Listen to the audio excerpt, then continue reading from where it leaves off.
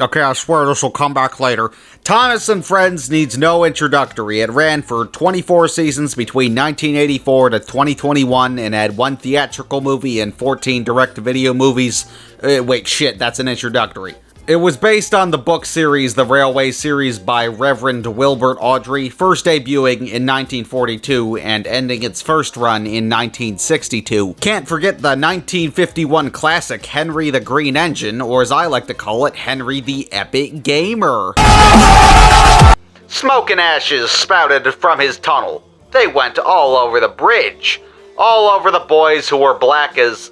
The first adaptation released in 1953, and it's worth noting that the original book stories were anthological, and this adaptation was based on the short story The Sad Story of Henry from the first book, 3 Railway Engines, and is a holy grail of lost media, but not even really a holy grail. In slang, holy grail implies that it's findable by the off chance. A word does not exist for how rare this pilot is, because it's a rare instance where it's reasonable to believe it will never be found despite its connection to a beloved IP. This is because it was a live broadcast with train models. It was a disaster according to the press. The franchise in its prime was highly acclaimed for its production values, and using modeled trains, you're not gonna get everything on the first take. Allegedly, in this 50s live adaptation, trains went off the tracks and like fingers and shit were noticeable, and the narrator ain't too good at improvising. Oh no! Dear James flipped over and squished that kitty cat. What are you supposed to say in that type of scenario? It was also the 50s, so it's not like you could just record the live broadcast at home. Now, I don't know exactly how they filmed this thing, but it's safe to assume since it was a live broadcast in the 50s, it most likely utilized kinoscoping, aka a long-ass tube hooked up to a broadcast system. Further, aka not physical film that could also be destroyed. On top of the fact that it was broadcasted by the BBC, which is notorious for not caring about media preservation, most Doctor Who lost media is a product of it being a BBC show that debuted in '63, meaning that most likely if this live performance adaptation was well received, it would probably still be lost, but its bad reception makes it all the more desired. Coincidentally, after I started writing this in June of 2025, what is rumored to be the model for character Gordon in the 1953 adaptation has turned up, which is a really cool find if true, considering the impossible to recover nature of the disastrous live broadcast. This broadcast is so notorious that there's tons of fan-made reenactments of it, the most notable being this user, Sodor's NW's R. Steam, who did a great job with the precisely shitty recreation with no intention of deception. But look, it's raining hard. Henry won't like that.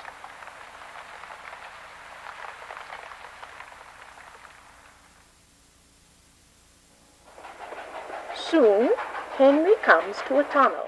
Awdry disliked this adaptation structure on top of the disastrous live broadcast, but that didn't stop audiobooks on vinyl from being made between 1957 to 1979. But in the 80s, this vintage book series was given life to a new generation, and a life grander than ever, thanks to documentarian Britt Allcroft, who coincidentally came across the book series in 1979 when researching locomotives for a documentary. So it was her mission to get an adaptation of this somewhat forgotten book series from the 50s off the ground, and she was correct in her assumption that it would make a great show for youngsters. Hell, around the same time, the original The Railway Series book series was even revived by Awdry's son, Christopher, in 1983. Coincidentally, around the time of the Thomas and Friends test pilot Down in the Mine, a pilot that was never publicly released until 2025 by the Mattel toy company that owns the entire IP, to commemorate the 80th anniversary of the Railway Series, not long after Britt Allcroft's death on Christmas of 2024. The Down in the Mine pilot was a holy enough holy grail for the owners to give it the restoration it deserved and widely release it, but regardless, this adaptation took off. The original Thomas and Friends series was well made enough to appeal to young kids and be very respected for its quality craftsmanship by adults. It apparently peaked internationally in the late 90s and early 2000s, but is an 80s classic only to the British, Thomas's home country. Thankfully, the late Wilbur Awdry did get to see his property become a smash hit for generations later, Awdry passing away in 1997. However, the quality throughout the franchise history is debatable. What else did they do wrong? Oh yes! They defy the laws of realism! Look at this! The engines can jump and turn around without the need of a turntable. They use wheels as hands and legs. They bounce off around the nearest track. The engines have no side rods, no crew members. Rolling stock, like coaches and trucks, can move on their own. Make obstacle courses, anything! But it's not just defying the laws of realism, oh no. They also defy the laws of physics too! My fellow Americans and fools, as a nation, we must segregate the Republicans from the Democrats in the Thomas the Tank Engine fandom. Even though the engines are canonically British, they will stop using the model trains made for 4-year-olds for their own political gain and exploitation, and they will be taken care of. God bless America and John F. Kennedy for leaving this lifetime supply of Cuban cigars behind.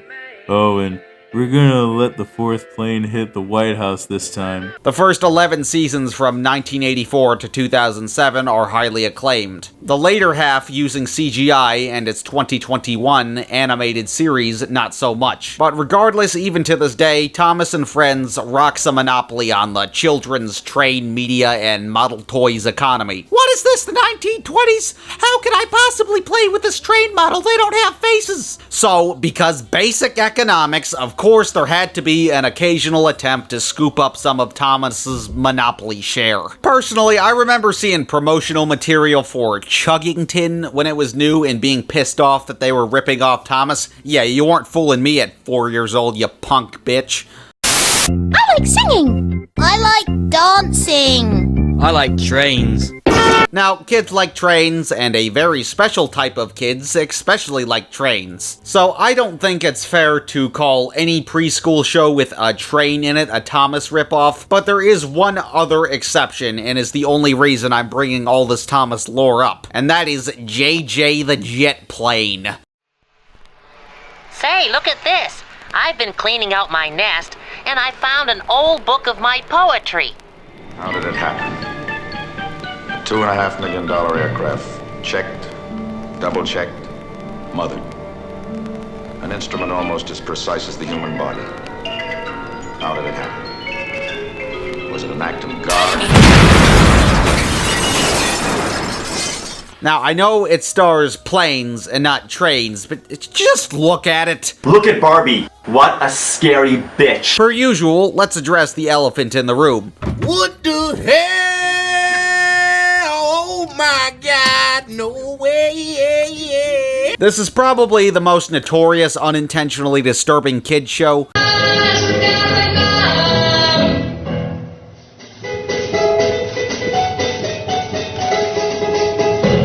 It's not the scariest, but it's probably the most well-known for the wrong reasons. Most kids shows that can classify as unintentionally disturbing fade into obscurity because it's scary to children and, they're not gonna remember it positively. Or, it's gonna do really poorly in ratings or sales or whatnot because it appeals to nobody. Not JJ though. Anyone who saw JJ back in the day remembers him for the wrong reason. Look, it's not a super well-known show, but I think way more people know about it than most things it could be compared to. Piggle, that light was very important on that pole.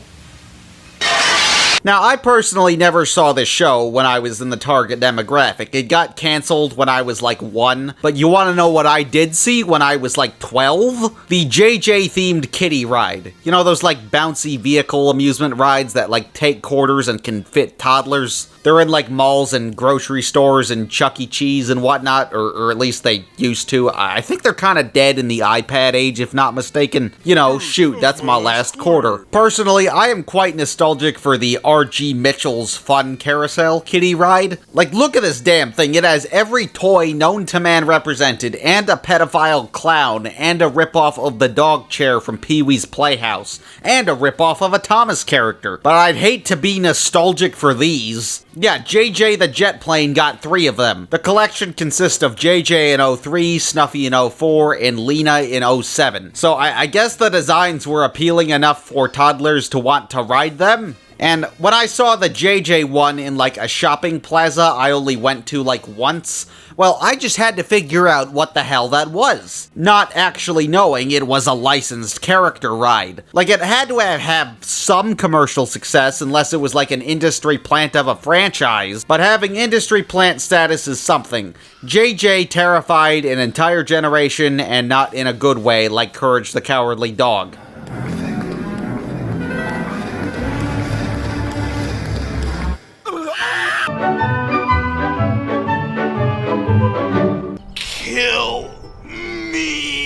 Now, over the years, I've seen a ton of jokes targeted at the expense of the Thomas and Friends character anatomy, and I get why some people would find it creepy. It's morning time, Thomas! I touch you while you sleep. Now, me personally, at any age, I never did. Like, yeah, it'd be some Freddy Krueger hallucination shit in real life, but you know, it's toys or a cartoon. It's not disturbingly realistic.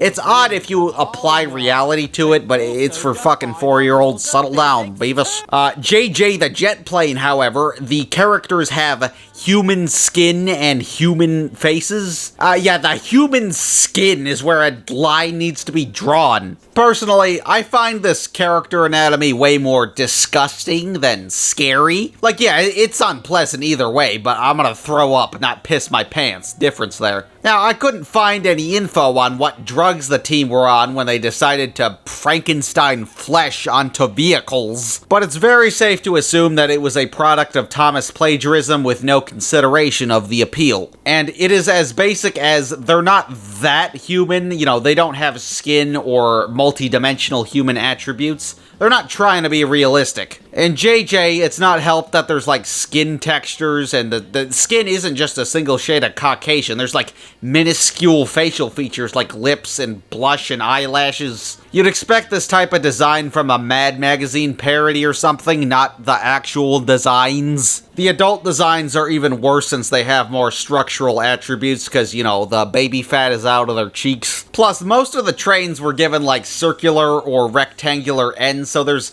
a simple shape that allows a simple face that can be latched onto. It's not a realistic bald human head. In JJ, the way that the faces are attached to metal is some like Wes Craven jumping out of the TV horror type shit.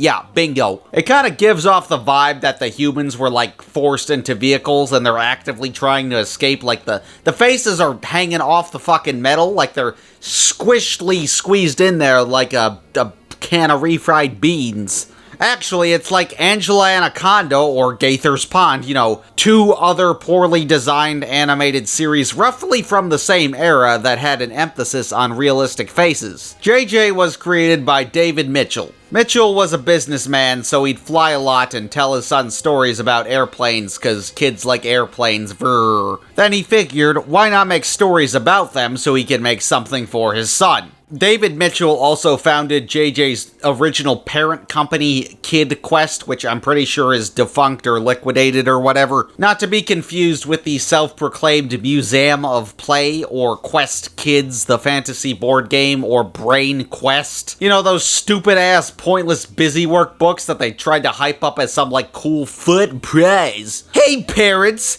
You want your kids to do homework during the summer? Your kids will definitely call you on the holidays when they're big and strong. David Mitchell had no prior experience in showbiz, but he did have experience in biz. First, he was a Methodist pastor, then he was the president of a medical consolation company. So, essentially, he managed to make a corporate slop pilot despite being independent. Bro think he vizzy pop? So what happens when a guy that had no experience in entertainment or any form of art tries to make a show from scratch? Well, you get these designs. The fact that this got past quality control was a part of the fact that Mitchell was the quality control. The non-artist, the non-cartoonist, the non-entertainer of any kind. The creator was like literally just somebody's dad and nothing else besides former Reverend. Somebody's dad who probably didn't even mind his boring office job. It's not like he's ever gone on record saying that he hated being a medical consolation company president. You know, he didn't make JJ to get out of the hood or anything. So I guess he was motivated to make a show to entertain his child, but he had so little of a vision, but he did it anyway because he had a medical president salary. He could fund a show because his salary allowed it. So with an extremely vague idea of stories with airplanes, he probably just turned to what was cool with the kids involving vehicles, and that was Thomas the Tank Engine. Being an exception to most shows with extremely vague ideas don't get made. Like, why did Butch Hartman's Uncle Duck pilot not go anywhere? Because the entire premise is that Uncle Duck is crazy. And don't do anything crazy. Me? Crazy? No way! Let's do something crazy! That's a one-sentence premise. It's a show with episodes. We need a ton of stories out of these characters.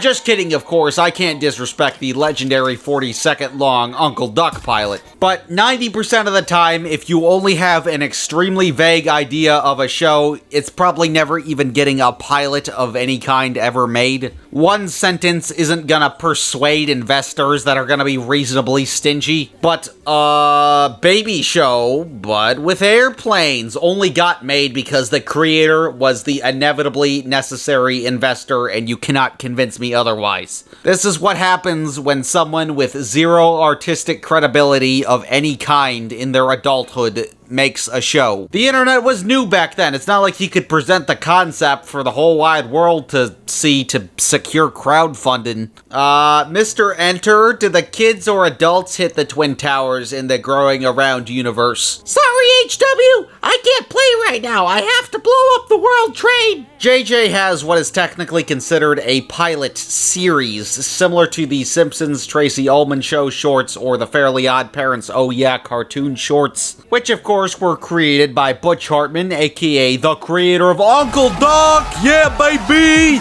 He's fucking crazy! JJ's first home media release would be a 4-story anthology named after the first story, JJ's First Flight, released in December of 1994, just in time for Christmas. Guys, wouldn't it be crazy if Uncle Duck bought JJ the jet plane as a Christmas present? The success of this home video would be followed with 2 more anthology pieces, Old Oscar Leads the Parade and Tracy's Handy Hideout, as well as The Best of JJ the Jet Plane, a compilation that featured 10 cherry-picked stories. Except each of the 3 anthologies has 4 stories, so they made a compilation but excluded 2 episodes. You know, I get it, VHSs didn't have a ton of storage, but still. It's like making a Miss Lauryn Hill Greatest Hits album, even though she only has 1 solo studio album. Oh wait, that got made. The pilot trilogy was obviously done with models, just like a certain very cheeky engine. But it's actually original because the protagonist is red. The stories are also narrated, which I know is extremely standard for preschool shows. That's fine, but it's not really helping the plagiarism allegations.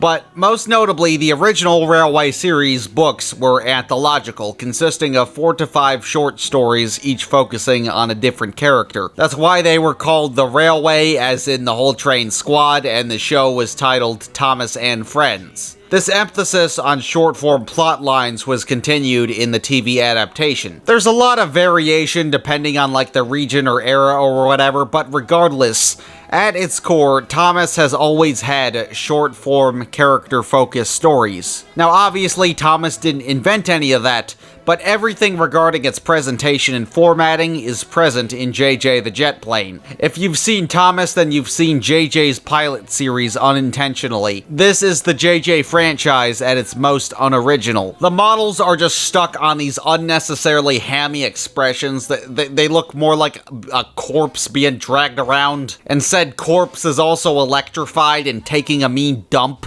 They smile so much.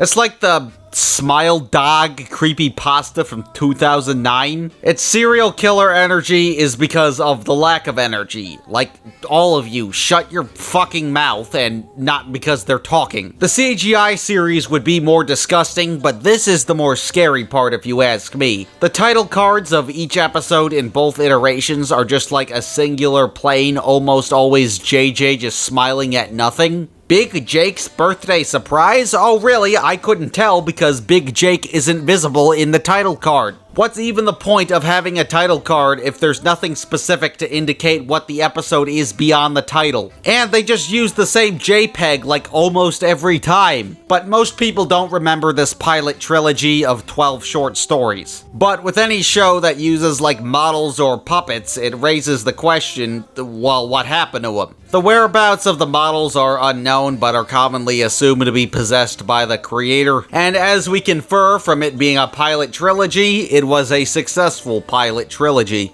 Because I guess it was similar enough to what was highly acclaimed, and it wasn't too scary for kids, or perhaps something else. I think my initial reaction was panic.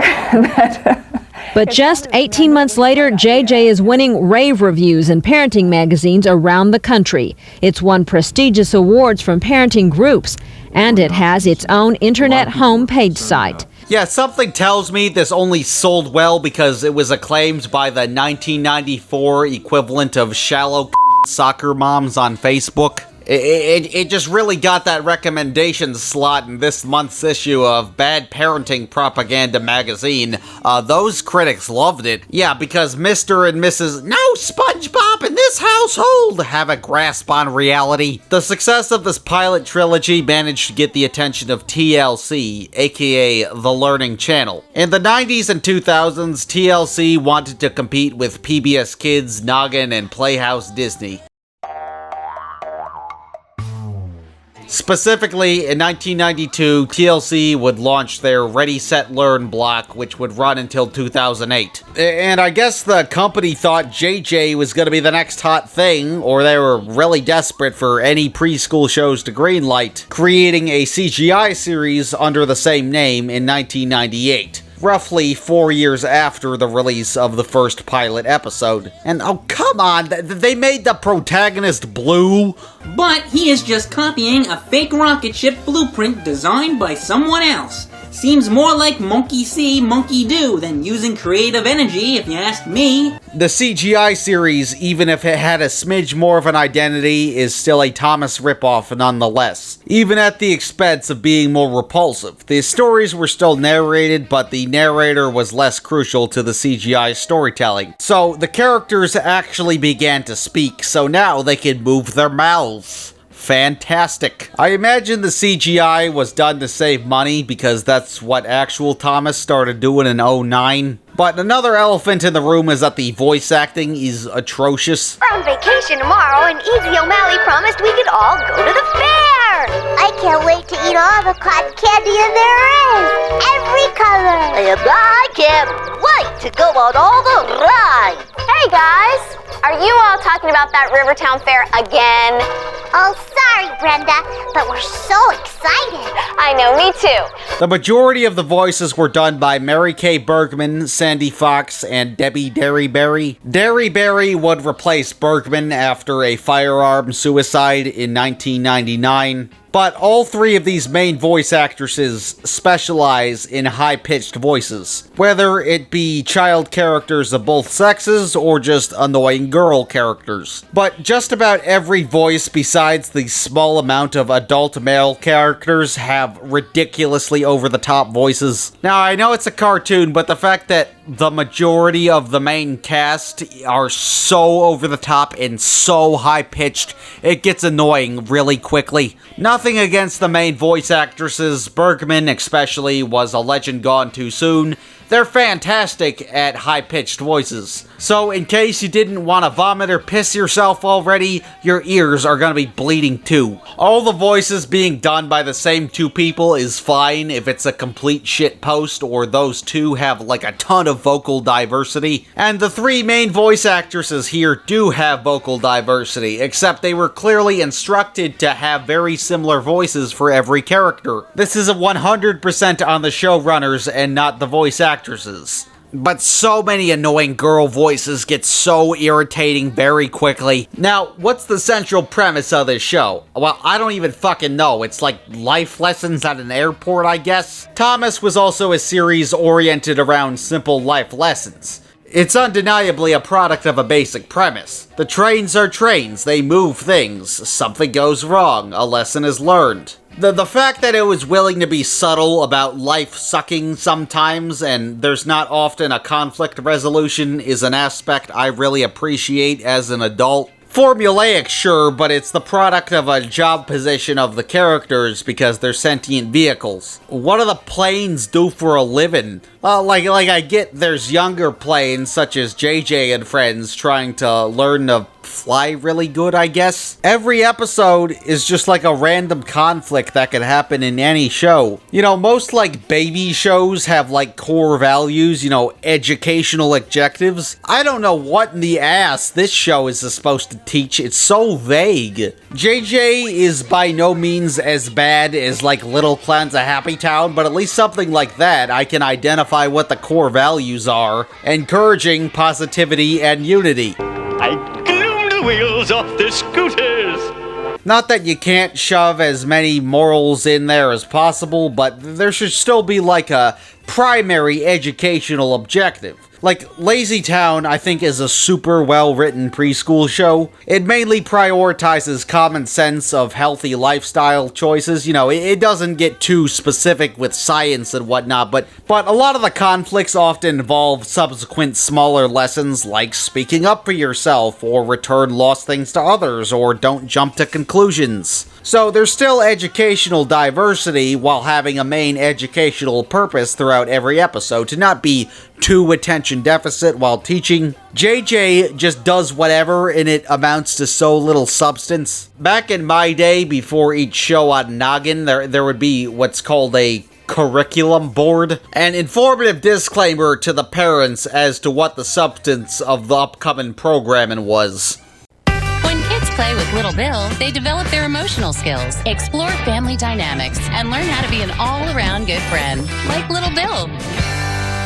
Now, JJ never aired on Noggin, but PBS would release these learning goal sheets which indicate the primary objective of each program. I don't know exactly when they started releasing these frequently, but regardless, I can't find any proof of what JJ's educational objective actually was. And I don't mean fan interpretation, I mean the publisher's interpretation. And that's just a testament to how uneducational the show actually is. There's so little of a point for the characters to be planes in most instances. I'm not saying it has to be logical, it's a cartoon for 3-year-olds, but why do the conflicts have to involve aviation? In Thomas, the objective is to teach kids tough shit, kiddo. JJ is clearly afraid to make the viewers afraid, so it can't communicate that life sucks, so the lessons are hardly lessons. That element was poorly copied, assuming that was the point. This applies to just about every episode. Let's look at some. Snuffy's first day of school. The episode is trying to do something with, like, academic anxiety. Snuffy is afraid to go to school, but then he runs away, but is found by mentor character Old Oscar and decides he has nothing to be worried about, I guess. But why'd he stop worrying? If there was any severity to the life lessons, it would actually show him at school being worried over something. Is it separation anxiety from his parents? Well, no, the planes don't have parents. Is he getting bullied? Is he gonna fail a test? What's the matter, little guy? Tomorrow will be a great day for you. You're gonna be going to the Michael O'Terry School. That's where Tracy and I went when we were little. But I'm scared of... Oh, okay, he's afraid because exposition dump with zero severity. Fantastic. That's really fucking down to earth for youngsters. Thomas's severity is bare minimum, it's for babies, but it is willing to be severe. And as somebody who watched the original show at a young age, probably the most famous story from the Railway series is the sad story of Henry. It was famous enough to be chosen for the stupid-ass live pilot and a vinyl record, and to be the 3rd episode of season 1, or sorry, series, because it's British. If you know the plot, you can probably remember it just by looking at a single book illustration or frame from its adaptation. In case you need a refresher, Henry is left to die in a tunnel because he didn't want to work in the rain. Actions have consequences, a life lesson with no happy ending. Simple but effective, but not disturbing, but not sugar-coated either. Perfectly balanced as all things should be. And he does get let out of the tunnel literally in the next episode. He's not actually left there to die for the entire show. That's a common misconception, which I don't blame people for mistaking.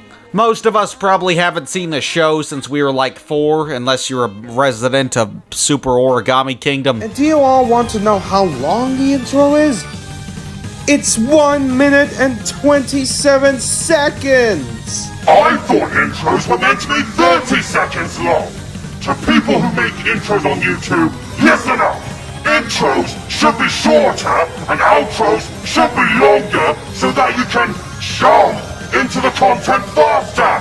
Got it? JJ's lessons have so little substantiation that they're presented in the most happy-go-lucky bug-juice nature as possible. The episode JJ's Winter Parade involves JJ trying to throw a light parade, but the weather delays it, so the town decides it should be an ice-themed parade. So is it like trying to teach the weather, or like give back to your friends or family? Well, only 2 of the seasons are acknowledged, technically. Well, no, it's not teaching anything, it's just noise. Like, surely if you wanted to teach the concept of respecting one another, they'd have somebody be disrespectful. Like how Thomas had a handful of antagonistic figures such as Diesel 10, Spencer, and the Troublesome Trucks. They're not really flat-out villains that are heartless! But, you know, they're just kind of like crew members that are kind of a dickhead sometimes. But for conflicts like these, what's even the point of saying that actions have consequences if you're gonna pussy out like a bitch and hardly show consequences? There's zero effort in putting the characters in scenarios that could actually be, like, shocking for its target demographic. Like, how the fuck did you forget that life can be scary when trying to teach life lessons? In all seriousness, some of this show's content came after 9/11, in which tons of media, especially children's media, edited out any references to anything resembling the World Trade Center or vehicles flying and crashing, even if it does something as harmless as an establishing shot in the NYC and Home Alone 2 Lost in Trump Tower. So, mainly towards the end of the run, post 9/11, maybe they were a little too cautious, and the very possibility of the team being a little too sensitive over flying vehicle injuries kind of derails the morals, at least in presentation visuals, to substantiate the lesson. In Tracy's Candy Catastrophe, Tracy has a candy obsession, and she has a nightmare where everything she touches turns to candy. Then she wakes up and realizes that too much candy is bad. But no, we can't have a conflict the fault of our own character's life choices. That could remind our kids that life can be scary. We don't want kids to be scared. Well, despite the fact that they're ripping off a show famous for its frightening for baby show standard moments. Just about every episode is like this, just random life lessons with an unwillingness to demonstrate the bare minimum of difficulties from consequences. For the actual characters, there's a large emphasis on role models, so the characters can be divided roughly by their age category. And of course, the role model characters, the adults, just step in to say something that makes the bare minimum of conflict even more sunshine and rainbows. For the kids, there's JJ himself, the everyman with like no flaws whatsoever. From what I could get my hands on, there is like one episode where JJ has a flaw of having nightmares. A lot of the time he's just there to help resolve the issue despite not having any issues of his own, which is just unrealistic. Like, obviously, Thomas the Tank Engine got focus stories in Thomas and Friends, but, you know, that's because they were willing to have a protagonist with good and bad qualities. Then there's JJ's girl copy-paste Tracy, who's smart and reads books because pink and girl is pink. She's got like the Donald Trump spray tan. Hello, you people know a lot about trucks. Yo, yo, yo! China. Bing, bing, bong. Snuffy is just Millhouse and has a fat fucking poop nose. I don't even know what the fuck Herky is supposed to do. He just spazzes out like an idiot with his exaggerative accent. Turn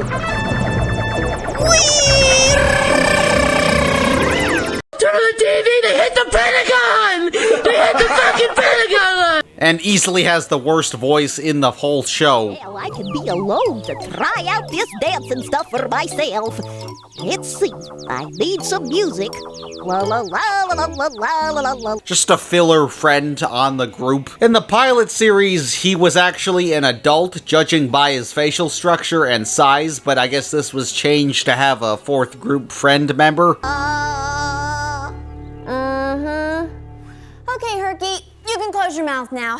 As for the adult characters, why is the lesbian so realistic? There is one live-action human part of the main ensemble, Brenda Blue, the town's mechanic, even though she wears a red hat sometimes, so hurry up and pick a favorite color, lady, goddamn. There's Big Jake, JJ's mentor, Savannah, Tracy's mentor. This could have been one character. At least there was some thought to have a positive role model for both genders, but they're still the same character. Old Oscar is an elderly role model, and I don't think his age is ever actually important to anything. It's just a design choice. He can fly around like fine. This isn't a respect your elders character.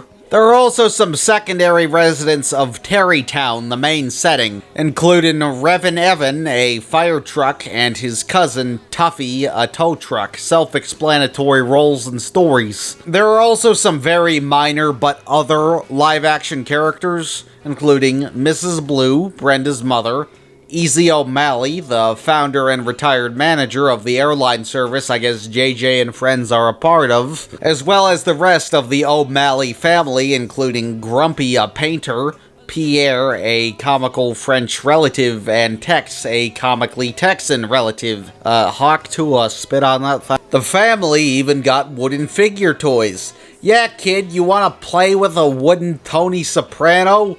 I'm so glad we got adult characters that will just maybe sometimes step in and not enforce any form of discipline of any kind. JJ was also one of those preschool shows that had separate international versions for other English-speaking countries. This American English-speaking show having a British English dub. This is often done to accommodate language development or cultural representation. For example, the worth of a dime or a language function unique to a country will be accommodated for international releases. Probably most famously, Sesame Street has a ton of international re-edits and international reimaginings that are still in English, but not as distinctly American as the original, such as Canadian Sesame Street, which removes useless American lessons for its demographic, and reimaginings like Canada's Sesame Park or the UK and Ireland's Sesame Tree. Hell, even Peppa Pig had an American dub, which is mostly lost media because it was super short-lived.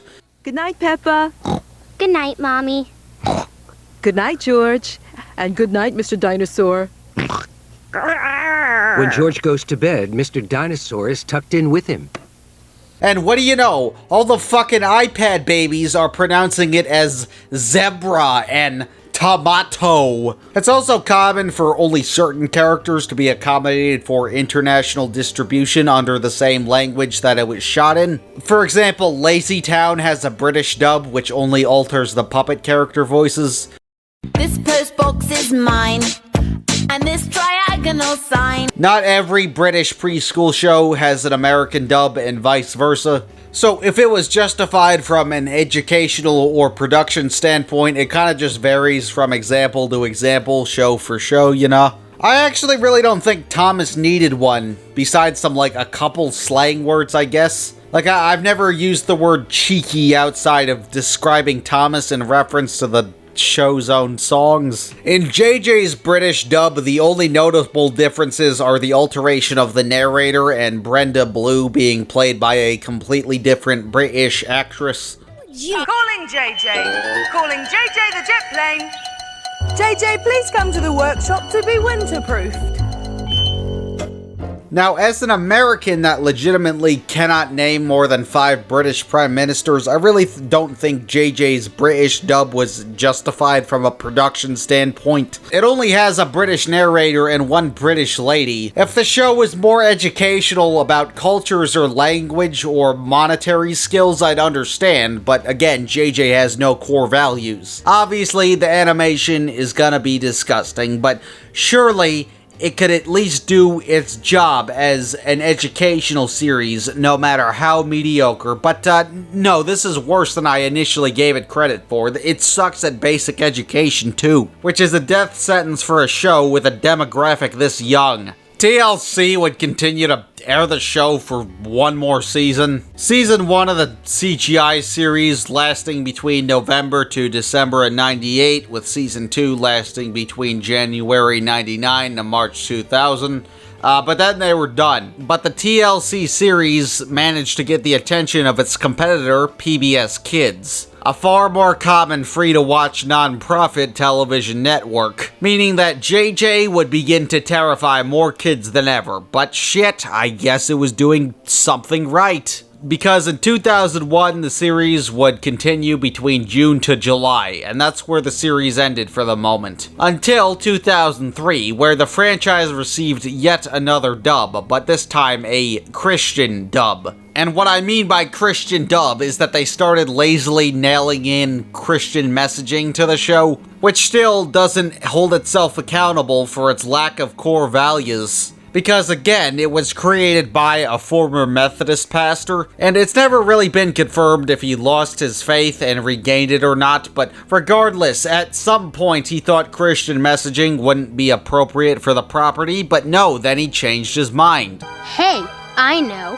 Let's go sin. Yeah, I like. Now, I don't think it's fair to call all religious media besides VeggieTales exploitative, but I think it's fair to call the majority of Christian media besides VeggieTales bad. Well, because it is. I may look happy on the outside, but I'm not very happy on the inside. How come you're not happy on the inside?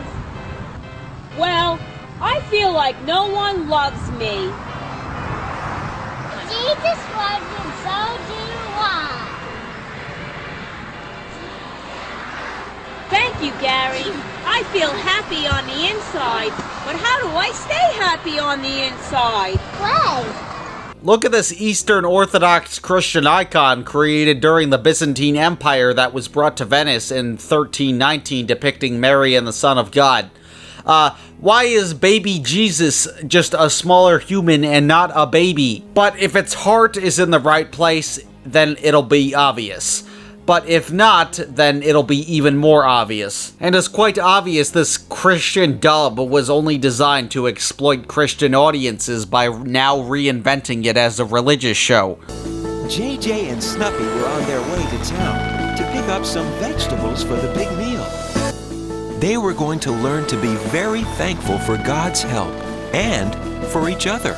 In fact, I don't think I've ever seen a more blatantly exploitative Christian kids show than JJ the Jet playing the Christian dub. Like, at least God rocked its industry plant donkey diarrhea. It's a dub, so they just randomly inserted religious references into the narrative and apparently removed instances of characters wishing, as well as words like gosh and golly. From what I could get my hands on, the Christianity is incredibly vague and the narration is the main thing with alterations. It almost always has to do something with God, and I mean literally just the existence of Christian God. There's no Son or Holy Spirit, just the Father, which is odd, because why have one without the three? How do you make a Christian show and hardly mention Jesus? Even Treasure Attic was a more Christian show than this, and we don't talk about Treasure Attic, if you know what I'm saying. No Matthew, no Mark, no Luke, no John, no story, no motive, no reason, and no background checks.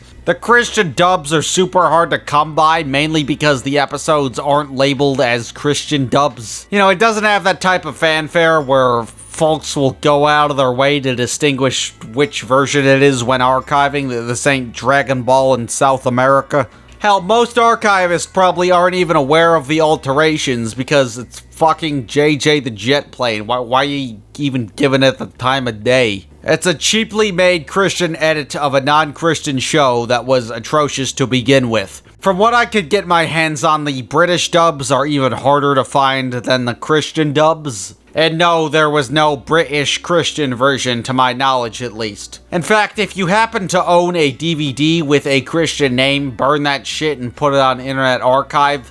It may not seem like much on the surface, but you physically possess rare media. The Christian dubs would be released straight to video between 2003 to 2010 with such episode compilations as Persevere with God, God's Awesome Design, God's Premise. What happened to Jesus?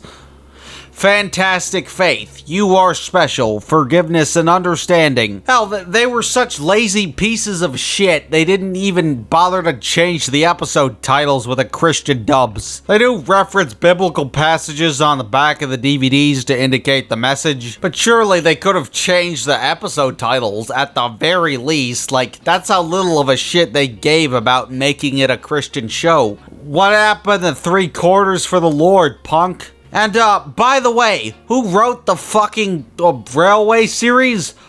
Reverend Wilbert Audrey.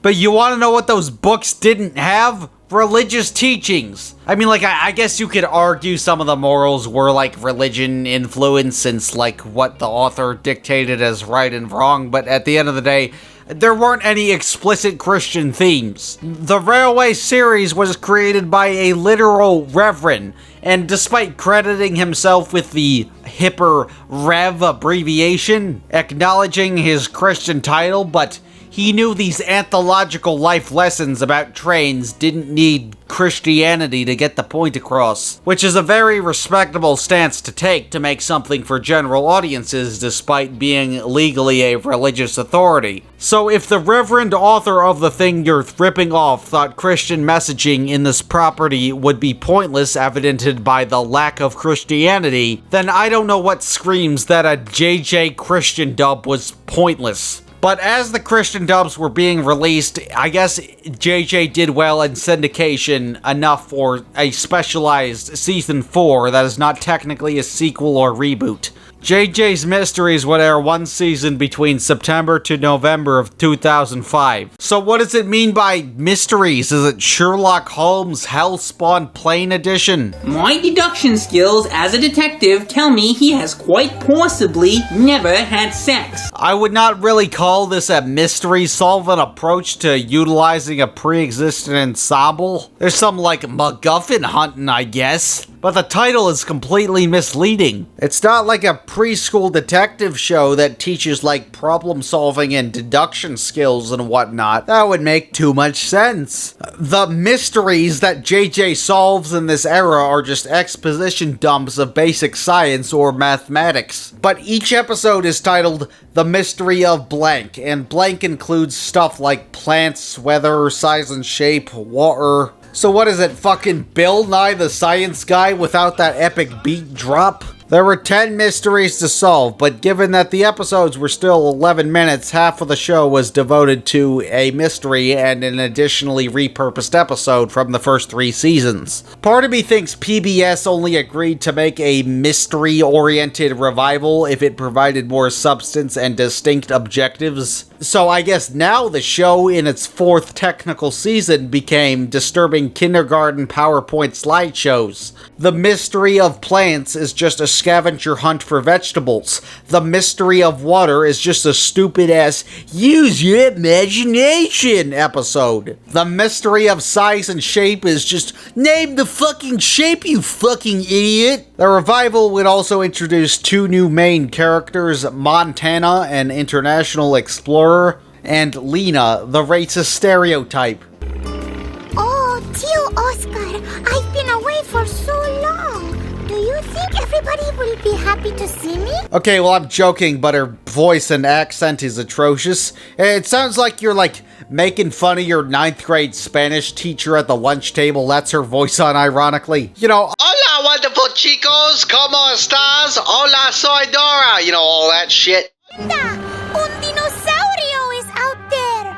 Lena, why do you think a dinosaur is after you? Which is perfectly fine to encourage multiculturalism and teach the basics of foreign languages, especially one common in the US as a second language. But Lena was just an incredibly overdone approach to this type of subject matter in American media. Like, why the fuck should I watch this grotesque talking plane show to learn Spanish when I could just watch Handy Manny instead? Dude, fuck, man. Dora is a better option than this. I am applauding Dora the Explorer. Fucking Dora. You know, that punk bitch misbehaved at Burger King and got grounded.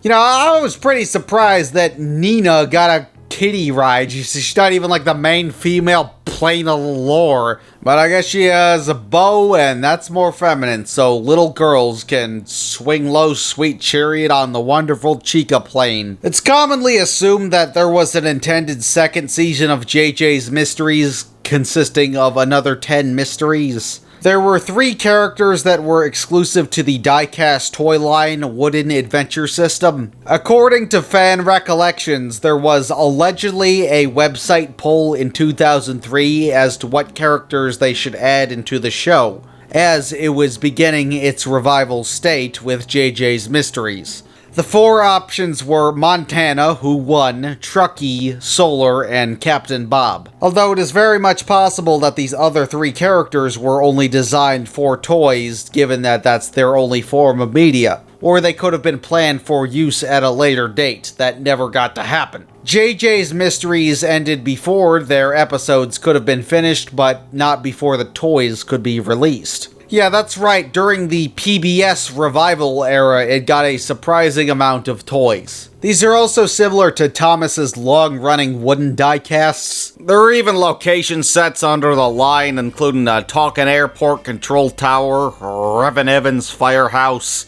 Herky's Hangar, the Big Hangar, the Kids Hangar, and the Easy O'Malley Barn. There's also what's called a touch-and-go starter set, which I guess has some sort of launch feature with a runaway water tower. And of course, the wooden dolls of the human characters, which even include JJ's Lore's Glupshido equivalents like Brenda's mom. There was also a deluxe gift set that included the big hangar, an exclusive storage case, and the whole main squad plus Tuffy. The sculpting on the die-cast is too damn accurate, which is a bad thing because it's disturbing. It's really giving that corpse taking a mean dump energy of the original model series. I don't think they sold very well, not that it's really measurable, but we can at least infer that the merchandise sales weren't good enough to get more content made from PBS. Content that possibly could have included the more toy-exclusive characters. But PBS's joint venture, Sprout, would take over JJ's syndication. The Sprout network was intended as a replacement for PBS Kids. PBS Kids as in the 24-hour separate channel, not the early morning block on the main channel or the brand. PBS Kids took the opportunity to team up with Comcast, Sesame Workshop, and HIT Entertainment to distribute as much content as possible with this 24-hour replacement. But out of a combination of legal factors, Comcast acquired full ownership of the Sprout network in 2013 and rebranded it to Universal Kids, as Comcast also owns NBC Universal. But on the contrary, PBS would relaunch a proper 24-hour PBS Kids TV station in 2017, still on the air today. But regardless, all of these companies were dumping just about everything they actively utilized their syndication rights for on Sprout. Although this excludes the PBS-created JJ's Mysteries miniseries / season 4 whatever. I don't know if it was a distribution complication or having to do something with the limited episode count, but there is currently no proof that JJ's Mysteries ever aired on Sprout. Early Sprout promotional material features the protagonist of all of the shows that were first syndicated on the network in its infancy, and these promotional pieces look like Pooh's Adventures. And what do you know, Thomas and JJ are together. Cats and dogs living under the same roof, punk. But JJ's syndication would span multiple programming blocks, the first of which was Musical Mornings, dedicated to musical-oriented shows, intending to start your preschooler's day in an upbeat manner. Oh yeah, I forgot, JJ had musical numbers, only on occasion because I forgot, because they suck. Eat a chum as sweet as they come. I want a bubble gum. But even if a special occasion, still cliche crap. The second was the birthday show, which was actually just a temporary programming block to simply just be a commemoration release to the 1-year anniversary of the Sprout Network. Taking the opportunity to educate young viewers on the concept of a birthday and years and whatnot, you know, time. Now, there was even an event on the website where kids could get their network anniversary artwork showcased, like the Arthur interstitial bits.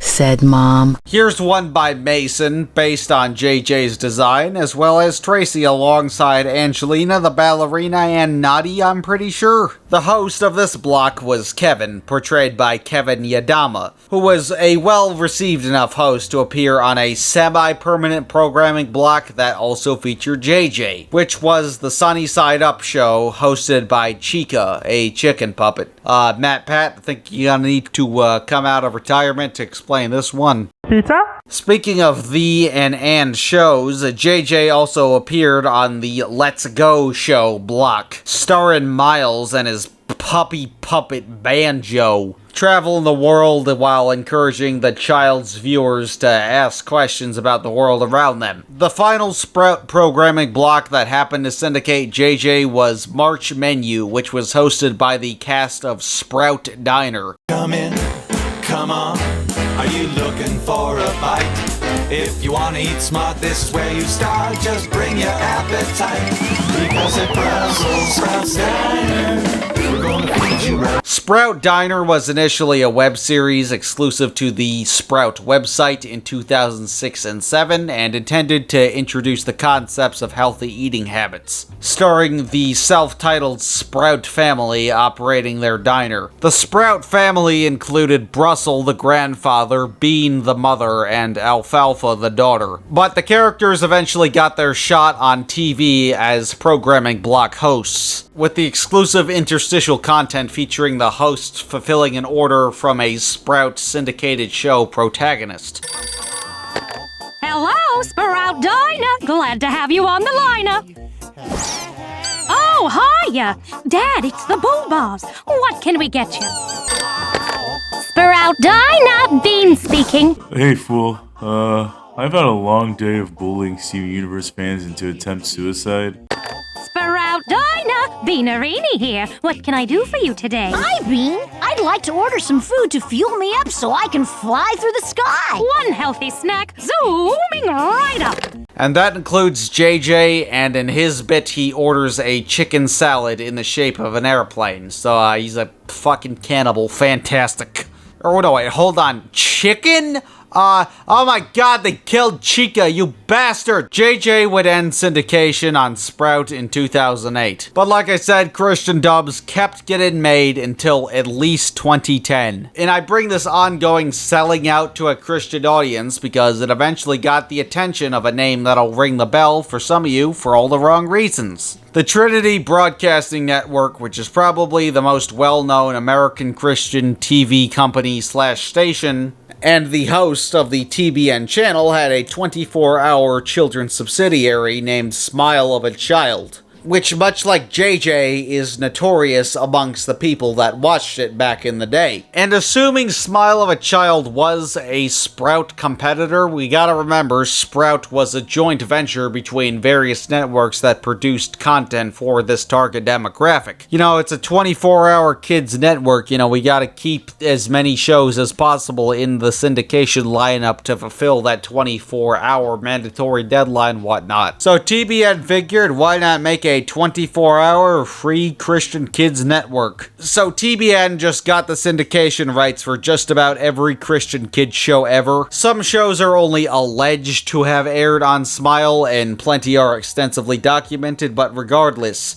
if you saw a weird Christian show you can't exactly put your finger on in the 2000s-ish, then it probably aired here. The majority of Christian shows are weird and cheaply made.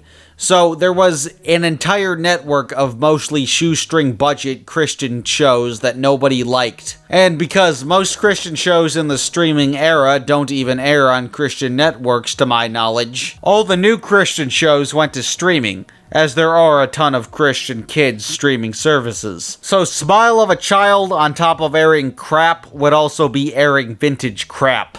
I know you're upset. We all are. But Jeannie, why did Grandpa have to die? Well, he's not really dead, Eugene. Just don't think of him as being dead. Well, he is dead, Jeannie. He's not alive anymore. Now, wait a minute. His spirit is alive. His spirit? Yes. You see, inside of each and every one of us, there is a spirit. And Grandpa has a spirit. And because he had life in his spirit with Jesus Christ, Grandpa went to heaven. And the farther away from 2005 we got, the more uncanny valley discovery it became to the general public. Now, I didn't watch this network growing up. I discovered it in 2023. But, hey, JJ had Christian dubs. It's weird, it's bad, it's from the mid-90s, so why not start airing JJ the Jet Plane in 2021 on our children's network that nobody gives a rat's ass about anymore? JJ is perfectly on brand with the rest of Smile of a Child, and that is 100% an insult. I'm pretty sure Smile would have aired the Christian dub and not the standard because it's a Christian network. Unsurprisingly, I could not find any TV recordings of JJ the Jet Plane airing on Smile in the early to mid-2020s to confirm which version was regularly airing, although the vast majority of Smile programs were syndicated religious shows. But there was some non-religious programming, which included acquired programming from PBS, which may or may not include JJ. Allegedly, there was a syndication policy that it didn't strictly have to be religious, but it had to be very safe. You know, something you'd find in a Christian show that treats kids like complete idiots. If it was close enough, I guess it was allowed. And that PBS-acquired programming included the Dooley and Pal show, which also had a Christian dub, which was subtitles as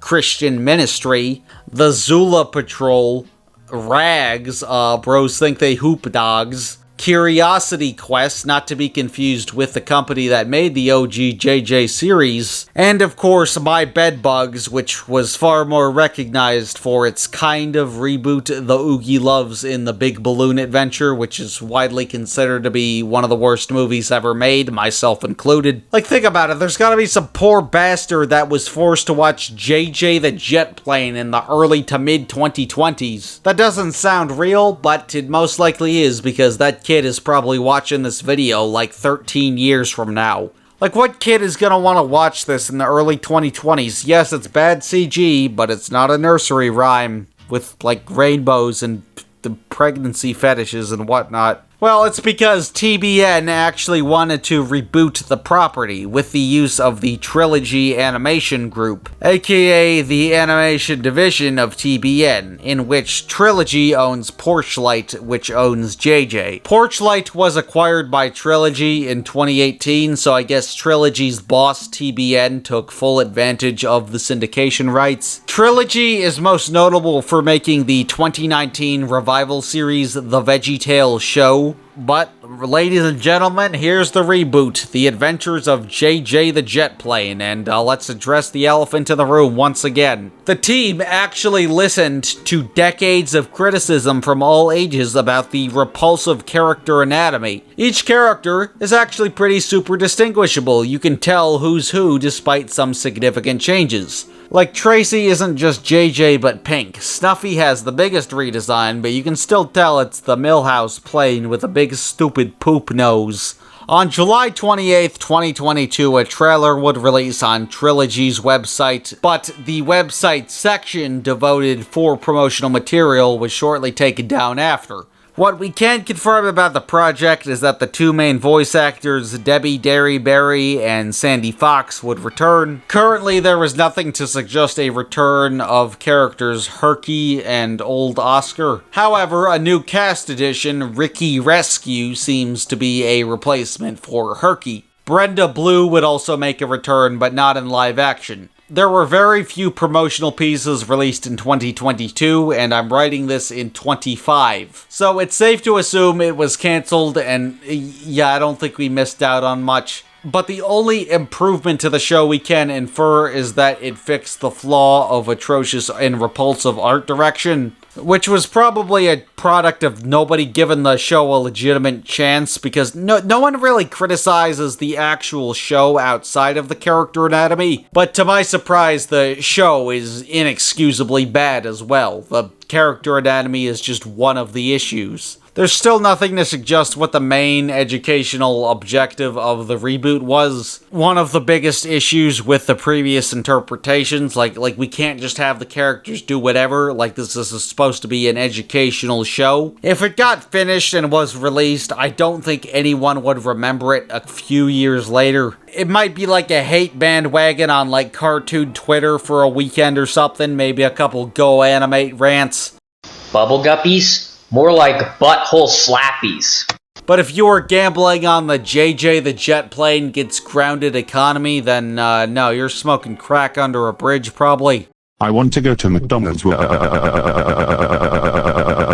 And why? Well, because at the end of the day, the unintentionally disturbing nature was the only identity JJ ever had. So without the weirdo Jeffrey Dahmer shit, it's just kind of filler. Look, I am all for reboots of bad shows. It's a perfect opportunity to course correct and not technically a cash grab unless it's like super hated. From what we can infer about the presumably cancelled reboot, the New Adventures of JJ the Jet Plane only course corrected one thing, which I don't think was enough for it to justify its existence. And eventually that clearly became the consensus under TBN or whoever was considering making the show, because the subsidiary webpage is now down and we haven't seen it and it's been close to 3 years. It's not even something anyone at the company even bothered to give the time of day to even officially cancel.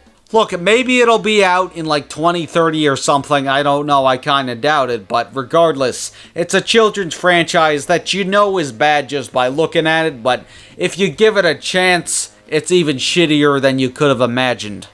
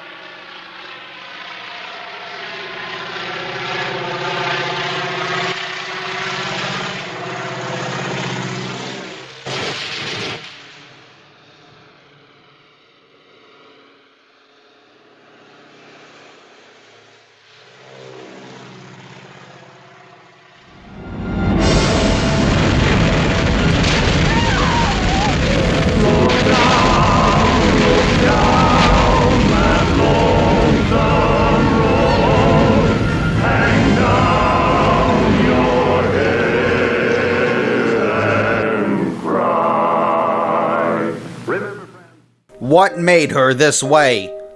What is the attraction? What keeps us fascinated? This is the story of Angela Anaconda. Again.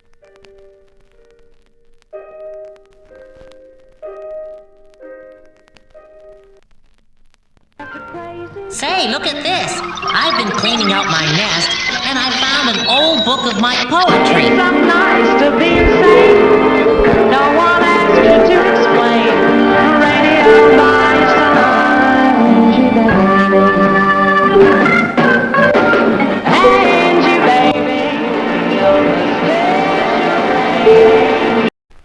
In 1830, Tanqueray London-style gin was released to the public. It is still on shelves today as a top shelf booze, meaning that the British must have thought this was the greatest thing since lighting the White House on fire in 1814. This drink was also around in 1994 because that's how calendars work. In 94, Tanqueray Gin wanted to give more dads liver poisoning than ever, so they introduced Mr. Jenkins, who is technically qualified as a spokes character, and not a spokesman, but not quite a mascot either, because it was only a picture of a face on a real guy with an illustrated body and environment. This ad was only found in prints and ended in 99. But that didn't matter because two ladies from the NYC, Joanna Ferrone and Sue Rose, thought this advertising was the greatest thing since Gary Glitter. The duo's first notable credit was in 1985, when the duo created the character of Fido Dido, or as the kids call him, Synth Cool. Dido was originally drawn on a napkin, but eventually was merchandised around the NYC. That's short for New York City, if you're an ancestor of the people who lit the White House on fire. New York City in the 1980s was home to many unorthodox art movements. Most notably Keith Haring, the dancing rainbow stick figure guy. Surely you'd recognize that.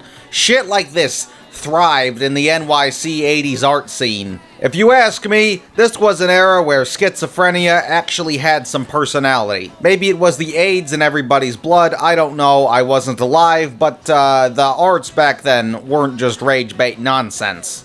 God damn, New York City, skyscrapers and everything. Only city in America where you can hear one of the Beatles screaming the N-word. Sign me and the rest of America up. Even if Fido Dido was a cartoon character amongst an era and decade most recognized for the practical arts, like, he fit right in. He ain't that different from, like, Versus Medici. Same vibe, and genital pain. The character was also included in a self-titled comic strip. And by 1988, the character was amusing enough to be licensed for 7-Up advertisements. Even though they already had a mascot at the time, Spot, who was discontinued in 97. Hell, I even talked about Spot's NES game in 2017. Really nothing to say here. I mean, like, what you see is what you get.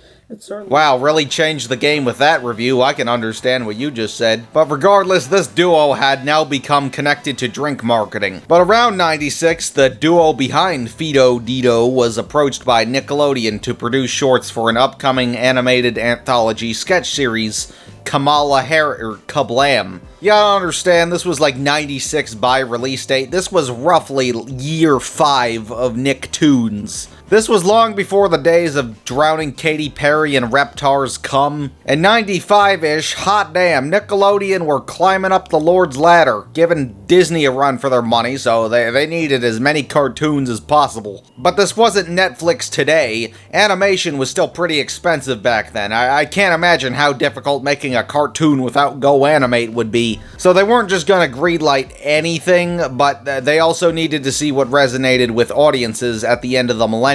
What does Disney have? 101 Dalmatians? Well, what if we have one dog that's also a cat? Yeah, suck my yarmulke, Walt Disney, you anti-Semitic piece of shit. Yeah, that's right, we tolerate Jews in our organization like Dan Schneider. Oh, by the way, Good Burger 2 released on the 60th anniversary of the assassination of John F. Kennedy. What are they hiding? Did they make Good Burger 2 to distract us from what they did to Kennedy that day? They gotta be hiding more to us than Dan Schneider. Perhaps all that is meant to be said in the past tense, as in all that childhood fucking trauma to the children they molested. Kablam was very open to just throwing anything age-appropriate at the wall, and it was very appropriately titled as a nonsense onomatopoeia. If you were banned from watching MTV, this was not a bad secondary option, even if less edgy than its emo cousin Liquid Television.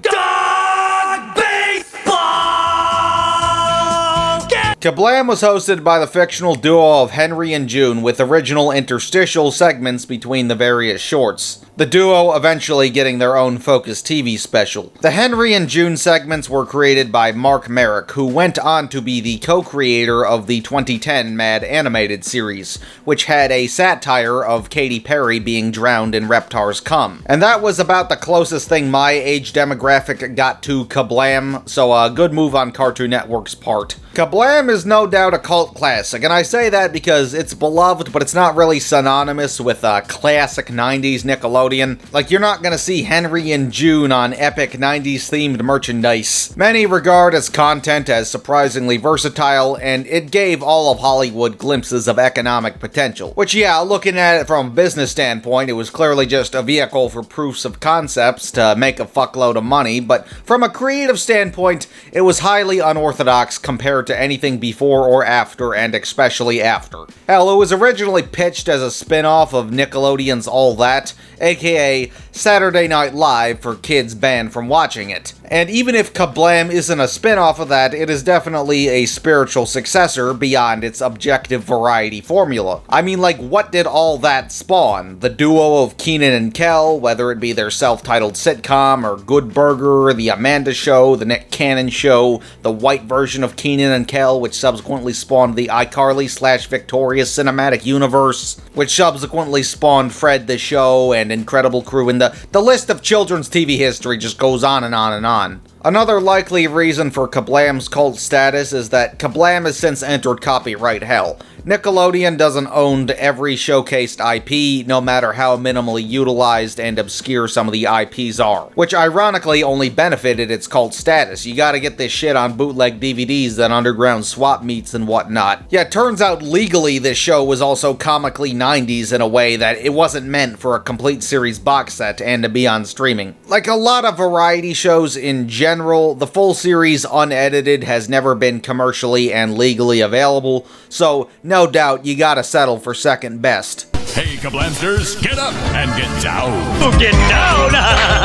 That didn't stop some releases here and there, like select episodes on Paramount Plus at a point, and a Tombstone Pizza promotional tape, but it's not a show you can binge easily. Like, guys, you'd have to use NordVPN and ExpressVPN while drinking Soylent to track it all down. It'd be easier to not burn your mouth on Tombstone Pizza than to binge Kablam legally. But any legal nightmares didn't diminish its street cred and pop culture, but street cred and pop culture doesn't mean it gets a vintage neck tease. You don't see it on Old Navy cookie cutter radically 90s merchandise. Yeah, ladies, I'm pulling up to the crib with the Mountain Dew logo.jpg tee. So compared to everything else it was surrounded by on its fellow network, it's not synonymous with the era, but Henry and June will never be forgotten. But since there wasn't a SpongeBob SquarePants to take up 80% of the fucking schedule, Nickelodeon was actually open to unorthodox show concepts and presentation decisions. Like, you're telling me this sponge lives in a pineapple under a sea and takes pride in his $6.55 an hour fast food job? But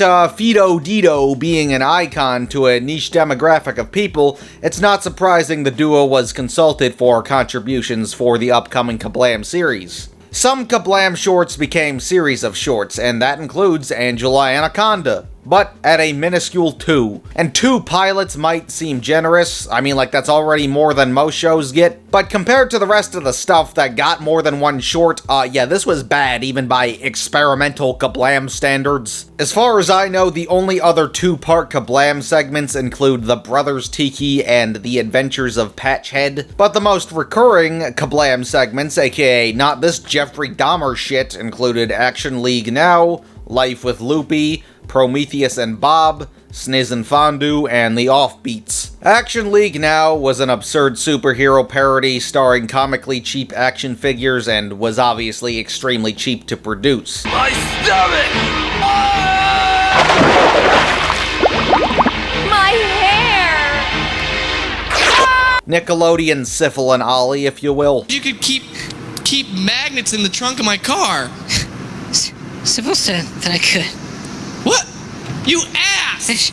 And it did get a full compilation series, with the segments being compiled into roughly half-hour full episodes. So due to the sheer quantity from low budget, it technically became a full show, but only through compilation. And a live-action Prometheus and Bob movie was apparently announced at some point, but was eventually scrapped. But the 2010 Gulliver's Travels adaptation starring Jack Black for some reason reused a bunch of the script, allegedly. And no wonder the movie bombed. It's an obscure Nick series of shorts mixed with a public domain property. I didn't bother watching it, but it just looks like a stupid-ass exploitative modernization of the public domain, while being completely indistinguishable from any other PG comedy of the era, like Zookeeper or the Shaggy Dog remake or Mr. Popper's Penguins. Okay, take that with a grain of salt, Mr. Popper's Penguins, the movie nation. I haven't seen it in like 14 years. So in the end, outside of a canceled movie that was repurposed,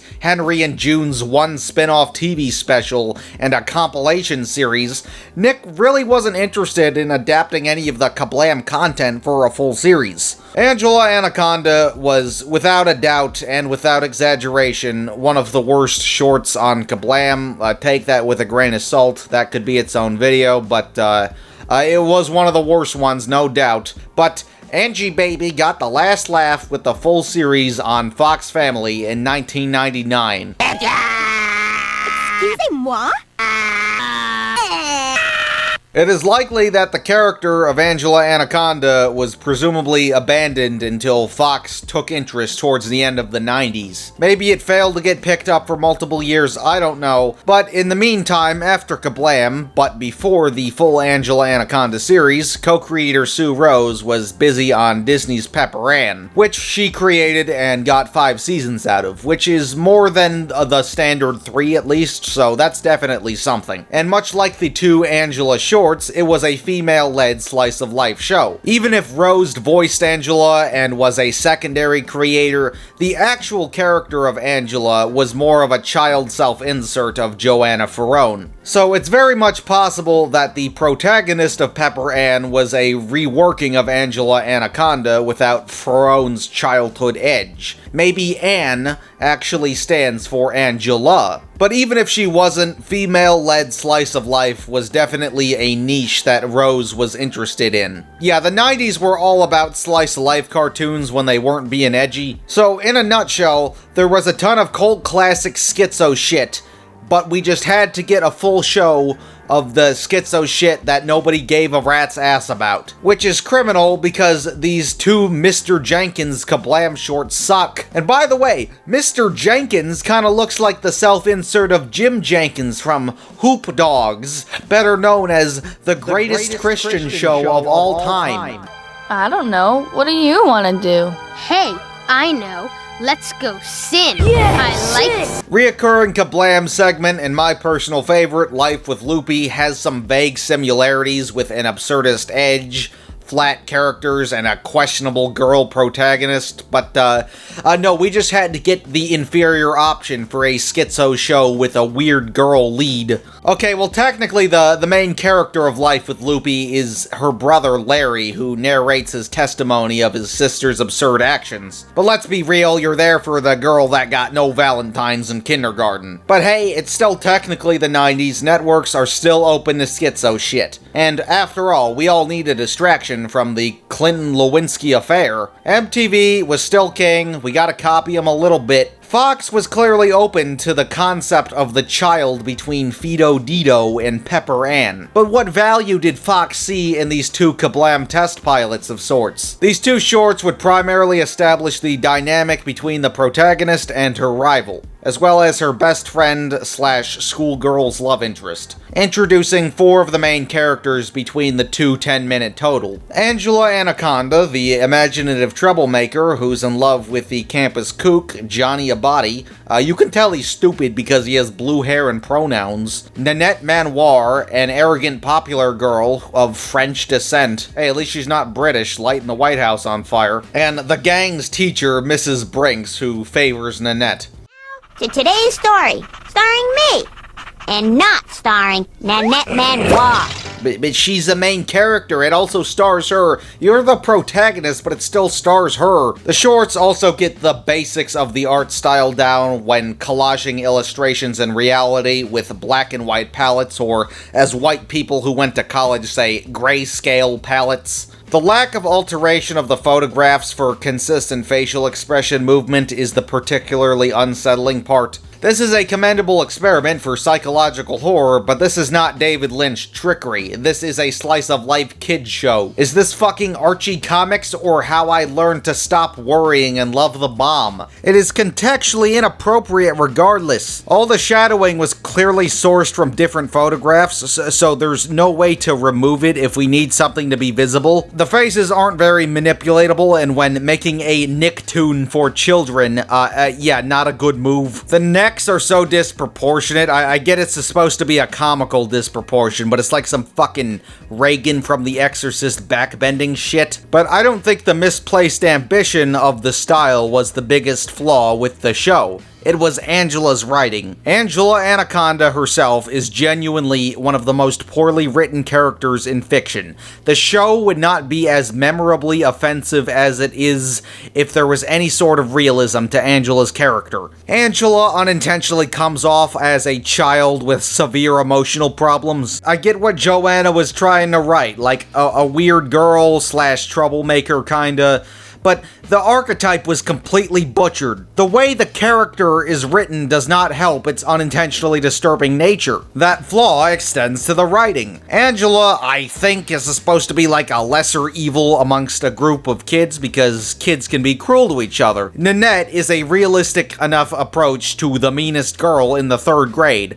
But Angela is the underdog we're supposed to be rooting for. Angela never stops complaining about how Nanette is a bad person. Like, obviously you're gonna have to establish that the duo doesn't get along, but Angela's non-stop mentioning of Nanette appears unintentionally dangerously obsessive. Another aspect of the writing is that the dialogue's common attributes include comically repeating information. It's 10 minutes before 10 minutes of 8. And unless a chipmunk shorts out the school bell again, my school starts at 10 minutes of 8. Thinks of a good one. A pet wash for pets. You mean like a moon rock? All the way from the moon? That's my hunch. I'll do a project about rainforest food from the rainforest. You know, Angie, I bet your creators remember the New York buildings from New York. And this also applies to all the kids referring to each other by their full names, which, yeah, that's how kids talk. I'd like to help you, Angela Anaconda, but I kind of had my eye on that quarter-pound chocolate bar. But that's 12 weeks old, Gina Lash. How about you give me your stars and I buy you a brand new fresh chocolate bar after... George Bush doesn't care about black people. You get like 1 and maybe 2 full-name characters. They might call him Charlie Brown, but Chuck doesn't call the rest of the crew Patricia Rightheart, Lucille Van Pelt, Franklin Armstrong, because that would just be a fucking mouthful. Constantly being referred to as Angela Anaconda does not have a nice ring to it. You know, I get it. Anne. But what the fuck was wrong with her being nicknamed Angie or something by your friends in universe? Especially if it happens in every scene. Like, do you think the audience is that stupid? Do we have to constantly reintroduce the cast? I don't think it's trying to, but that's how it comes off. I assume it's supposed to be a comical explanation of basic concepts, but it gets really annoying quickly. And obnoxiously repetitive dialogue is the last thing a character with Angela's annoying voice and unpleasant look needed. He doesn't like except me. On account of today, we are playing Mrs. Brinks' Unscramble the Scrambled Flashcard Sentence Game. Dude, she sounds like the fucking girl version of me. Angela's non-stop bitching about Nanette is borderline Chris Chan and Michael Snyder, and what I mean by that is that Angela complaining about Nanette is just shoved into like every scene the main antagonist is shoved into. Is the show so creatively bankrupt that they have to spend so much time of the episode establishing basics? Like, there's always gotta be a monologue about how much of a bitch Nanette is, even though it's already been established 400 goddamn times already. Okay, Nanette is insufferable. Nanette is gonna slit her wrists and jump into the pool at her 17th birthday party. We get it. Can you shut the fuck up and move on already? Like, once an episode would be fine to introduce the antagonist for someone who's never seen it before, because it's an episodic show. But why reestablish this like every 2 goddamn minutes? But no, Angela has to be firing insults left and right whether she's in the room in universe or not. But the worst part is that similar to Nickelodeon's Doug, Angie's fantasies of our child protagonist are common in storylines. Angie's fantasies often involve the net or any relevant antagonist being injured or hurt or something. She doesn't explicitly say, I think Nanette should fucking die in a fire. But the fantasies often utilize unnecessarily violent concepts. The presentation isn't violent, but I thought this was a slice of life show. When you factor in the concept that this is supposed to be a real world setting with realistic images, but also presented oddly, it just rubs you oddly. Let's look at some of Angie's fantasies. Throughout the 2 pilot shorts, she pours bug juice all over Nanette. No, she literally says bug juice. This fresh-made bug juice will cool you. Okay, she pours a pitcher of like pink lemonade or something all over Nanette and attracts a bunch of bugs and lets her fall to her death. She also suction cups Nanette and Johnny to a jet ski and drags them around across the ocean, and also gives Nanette a life-threatening allergic reaction. In the Hanukkah special, she decapitates Nanette's entire family and hangs their heads on a fucking menorah. In the episode The Substitute, she has a fantasy about ordering people she doesn't like at a fucking restaurant. I'll have the crepe Nanette with a side of mashed Derrick and some macaroni and cheese. Like most kids, even if not the most responsible, don't fantasize about wanting to eat children. But no, this isn't a dark comedy. How the fuck am I supposed to laugh at this? In the same episode, there's also a fantasy involving Nanette and Mrs. Brinks falling to their death and drowning. But this is just a part of the format. This is just another day. Every episode has a hypothetical death of a classmate or family member or any possible antagonist. And it counts! This is a cartoon film, and it has more kills than horror movies. Like they're just some fucking average Joe because this is a slice of life show. She treats everybody like they sex traffic orangutans or something. But nope, someone she might live with or goes to school with just dies of a fucking vehicular heat stroke in every episode. They're fantasies of torture, not imagination sequences from a child. This isn't stealing Nanette's rainbow pencil or even putting a thumbtack on her chair. It's non-stop fantasies of wishing death. And yeah, you might not notice this as a kid, but if you watch enough of it as an adult, without exaggeration, Angela comes off as a threat to herself and others. Now, the obvious thing to poke fun at is the misplaced style of animation, but no, she genuinely has attributes of a serial killer. This is not like the Mr. Bucket commercial from the 80s where it's just your mind ruining it. That's right, I'm Mr. Bucket. I'm Mr. Bucket. Toss your balls in my top. I'm Mr. Bucket. Out of my mouth I will pop. Which isn't the point of the show, which is why it's bad. I also don't like Angela's voice on top of her obnoxious dialogue. If you insist, I will tell her. Although the show is presumably set in the present of 1999, Angela makes it seem like it's 1899 and this third grader has a smoking problem. Wait to get to school on account of I can't wait to show everyone my new New England coat that they have never seen. Her name is Sue Rose. Sue has had a lot to do with my success in a lot of different ways. She's the best. On account of without her, I wouldn't be able to even speak. As I said, she was voiced by co-creator Sue Rose, who was born in 1954, and the character debuted in 96, meaning that she started playing the character when she was 42. She was a little too old for the part of a child with a high-pitched voice, much like JoJo Siwa. I got it! Oh no! Get off the screen, you fucking whore! So on top of misplaced animation, bad child character writing, even the voice of the protagonist is unintentionally disturbing. So if you watch enough episodes, she starts to appear like a complete fucking monster. Like, it is school lunchtime for the school class. I hope there's ravioli with chunks of people in it. Oh, hot ham and cheese in a bag with condensation that is condensed? Well, time to light something on fire. This child needs to be locked up so she doesn't fucking leak Kanye's new album.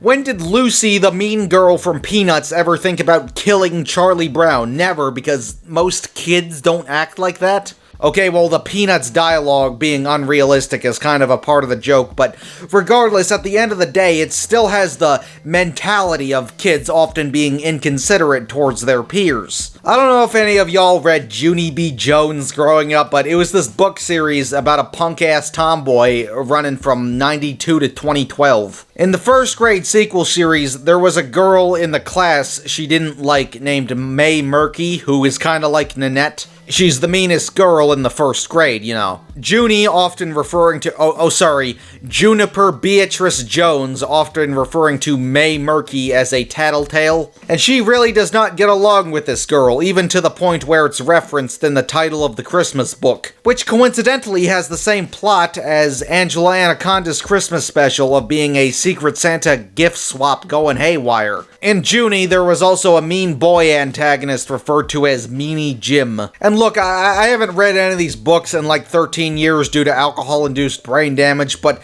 I'm pretty sure at no point does Junie even think about wishing death on Tattletale May and Meanie Jim. If that happened, that would be on like every top 10 darkest moments on shitty top 10 channels in 2015. Like, I'm not saying kids are stupid, but death can be a tricky subject, and it's not something they're gonna want or think about, given that often, they're not gonna understand it immediately. Which raises the question, why is this child constantly fantasizing about it? The full series would be more fully developed, no shit, Sherlock. And speaking of which, the full show easily has one of the worst theme songs of all time.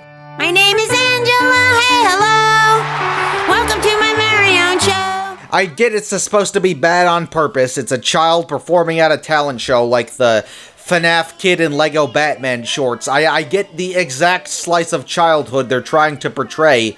It's supposed to be a talent show fuck-up. Five Nights at Freddy's. But it's sung in Angela's voice, which I can't sing to begin with, and it's supposed to be bad on purpose, so it's so nasally. My name is Angela, I'll introduce my friends to you. Now, this is likely referring to the context of the episodes where common information is constantly rehashed for comedic effect. But this is a theme song. Why should you be referencing the episodes regarding information far more fit for an introductory? And, a theme song is supposed to also be an introductory via jingle? The only character that is actually described is Nanette.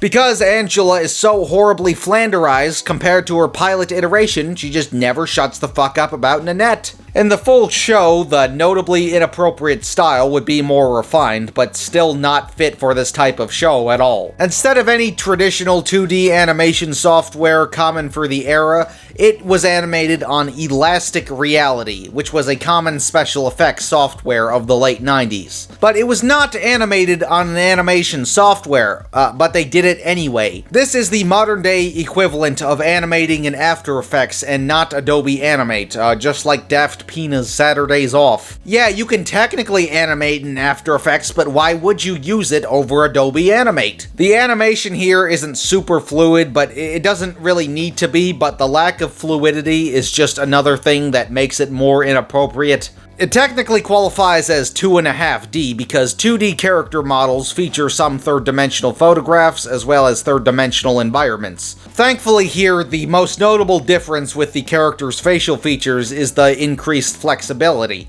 often being able to turn themselves around for more interesting framing when the framing demands such. It is an undeniable improvement, but for the 100th time, it's still contextually inappropriate. If you look at some of the behind-the-scenes material, look at the storyboards. It's not resemblant of the final product at all. And given that this was animated in a special effects software, it's likely that they just overly relied on the computer. They just went into it, which is not a good creative plan. The plot structure from the Kablam shorts would also be retained, school day adventures intertwined with fantasies. The main ensemble would also be expanded to introduce 2 extra friends. Oh my god, it's Weezer! Gina Lash, Angela's best friend, the voice of reason, who's also a fucking fat ass, and Gordy Reinhardt, the punching bag who's in love with Gina. Adding Gina was actually a pretty good move to separate the best friend from the love interest of our main protagonist in the ensemble's dynamic. Although Gordy's usage is very inconsistent. Sometimes he's the fourth friend, but sometimes he's also not very relevant. Allegedly, he was kind of a divisive character to use by the writers. Angela's home life is also established, and she lives with her mother Geneva and father Bill, and also has two older twin jock brothers, Mark and Derek, as well as a younger sister, Baby Lulu. Baby Lulu is the scariest fucking character in the whole show. Is this an allegory for how the Antichrist is already living amongst us? Yeah, probably. And this might seem like a nitpick, but none of the other Anacondas have Angela's accent. It all began when King ate my homework. Angela, you expect me to believe a story that begins with "the dog ate your homework"? And I wouldn't have noticed that if Angela's voice wasn't so fucking annoying. Angela's home life was a particularly underdeveloped aspect of the world building. The episodes are only 11 minutes, and yes, I know it's supposed to prioritize school day adventures the majority of the time. But despite this family living under the same roof, they don't get a ton of scenes together, even if it's not the point. You know, these are day in the lives, but we don't really get to see the day outside of school, but it's hinted to, and it's pretty unexplored, all things considered. It's implied that she doesn't like her dumb jock twin brothers, but I have no evidence to suggest a simple sibling quarrel, so I'm going to assume this is just a broken home. Bill did not have sexual relations with that woman. My mama once told me, give the protagonist siblings, but don't use them. I had to wear my brother's underwear, which I don't care, because today is our class picnic. A brother was mentioned in the first pilot, so the team actually decided to expand upon this one line of dialogue. And, you know, Baby Lulu is a baby. Babies don't do anything. Oh, she also has a dog that doesn't do anything because he's a dog. Nanette would also be expanded to have her own Mean Girl posse as an antagonist group, including her two dick riders, or I guess pussy riders in this context, January Cole and Carlene Trainer. There will also be some additional classmates that sometimes would have a role in stories, including Candy May, the dumb girl, it's only fair, Josephine Praline, the church girl, but I doubt the network would let them say church. So I'll just say spiritual consultant Angela hollers at when she contemplates her own morality, and Jimmy Jamal, who is straight gangsta Mac. I mean, like, look, he plays a Game Boy in the background sometimes, like, he's cool as shit. The main ensemble's respective families will also appear sometimes. Johnny Abadi's Uncle Nicky getting the most focus, often creating conflicts as an irresponsible adult. Angela might also have a cliche dumbass dad, but Angela's friend's dumbass uncle is the most prominent irresponsible adult. He's the real dumbass father of the show. If there's one thing a niche demographic of people would absolutely recognize the show for, it would be its promotional short for Digimon the Movie. As the title suggests, Digimon was the irate gamer of Pokemania. And what I mean by that was when Pokemon was in its prime, when it was new outside of Japan in the late 90s and early 2000s, it was a huge fucking deal if you weren't alive then. I wasn't alive for it personally, but I do have some 2000s Pokemon nostalgia. What do you like to play? Pokemon! Pokemon! And it was no doubt the generation before me's Five Nights at Freddy's. Keep in mind, it was international, so it was no doubt a bigger deal than Bill Clinton. Not even Pokemon Go to the polls in 2016 could top Pokemon in 98-ish. So obviously, with Pokemon up the ass, we were getting Pokemon ripoffs up the ass. But Digimon did well enough as a more futuristic spin on the concept of possessable pocket monsters. Much like the irate gamer, people knew it was a ripoff, but plenty didn't care, and Digimon is still around today, even if far past its prime, just like the thing it was ripping off. So when it came time for Tiger, Pokemon, walkie-talkies, there was also Digimon walkie-talkies. And when Pokemon the movie dropped in 98, there just had to be a Digimon the movie in 2000. Except Digimon the movie featured a theatrical Angela Anaconda short that was also found on home media releases. According to fan recollection, like, the Angela Anaconda short isn't even a bonus feature on the movie DVD, it's like flat out part of the movie. Like the home media distributors didn't give a fuck and just placed it before. The short consists of Anaconda's cast rushing to see Digimon the movie, and Angela fantasizing about utilizing the powers common in the fictional universe. And wow, Angela pretending to be an animal? Oh, finally, something actually childish. The short consists of a slightly tweaked animation and a couple dubbed lines from the episode Good Seats. And in the actual episode, it reuses animation from, instead of Digimon, they're rushing to get Good Seats from Interstellar Giant vs. Mechanic. And coincidentally, in the episode, the crew is also seen playing a Pokemon stand-in, likely satirizing what was cool with the kids as it was airing. Wait, Kid Colossus is the ultimate champion. Your kids are with your trading cards. Sadly, the kids weren't cool with Bill Clinton, but Bill Clinton was cool with kids. Hey, if you got molested by Stephen Hawking on that island, that's on you. That's fucking Stephen Hawking. Yeah, I guess it was a convenient reuse, with reusing a pre-existing Pokemon allegory and its in-universe movie for a Pokemon ripoff advertising piece. Did it save time? Yes, but the laziness also just makes a crappy short even worse. This short would also be crucial in the perception around Angela Anaconda being a complete sociopath, due to a viral 4chan thread from June of 2018 posted by an anonymous user, citing that the short was crucial for his parents divorcing. Let's read it. It's Fat Albert, and I didn't know at the time that my parents' relationship was rocky, and I begged to go see Digimon the movie, and my parents agreed, but I don't realize it's for them to spend some time together as well. So we go to the theater, and I'm excited about the Digimon flick, and we can even afford popcorn and drinks. My parents look happy, but then the Angela Anaconda short comes on, and my parents don't speak very good English, and my little boy mind just can't comprehend all the fuck going on. And my parents are utterly confused by this Canadian fuck running around in a Digimon suit, and I start crying, and they pull me out of the theater, and Mom and Dad start blaming each other for going to the wrong film. And Dad throws away the popcorn Mom wanted. Lots of arguing, and I'm still crying, and we get out to the parking lot and drive off in a rush, and we get into an accident in the parking lot, and then Dad moves out a month later. That fucking bitch of a whore, Angela Anaconda, ruined my life.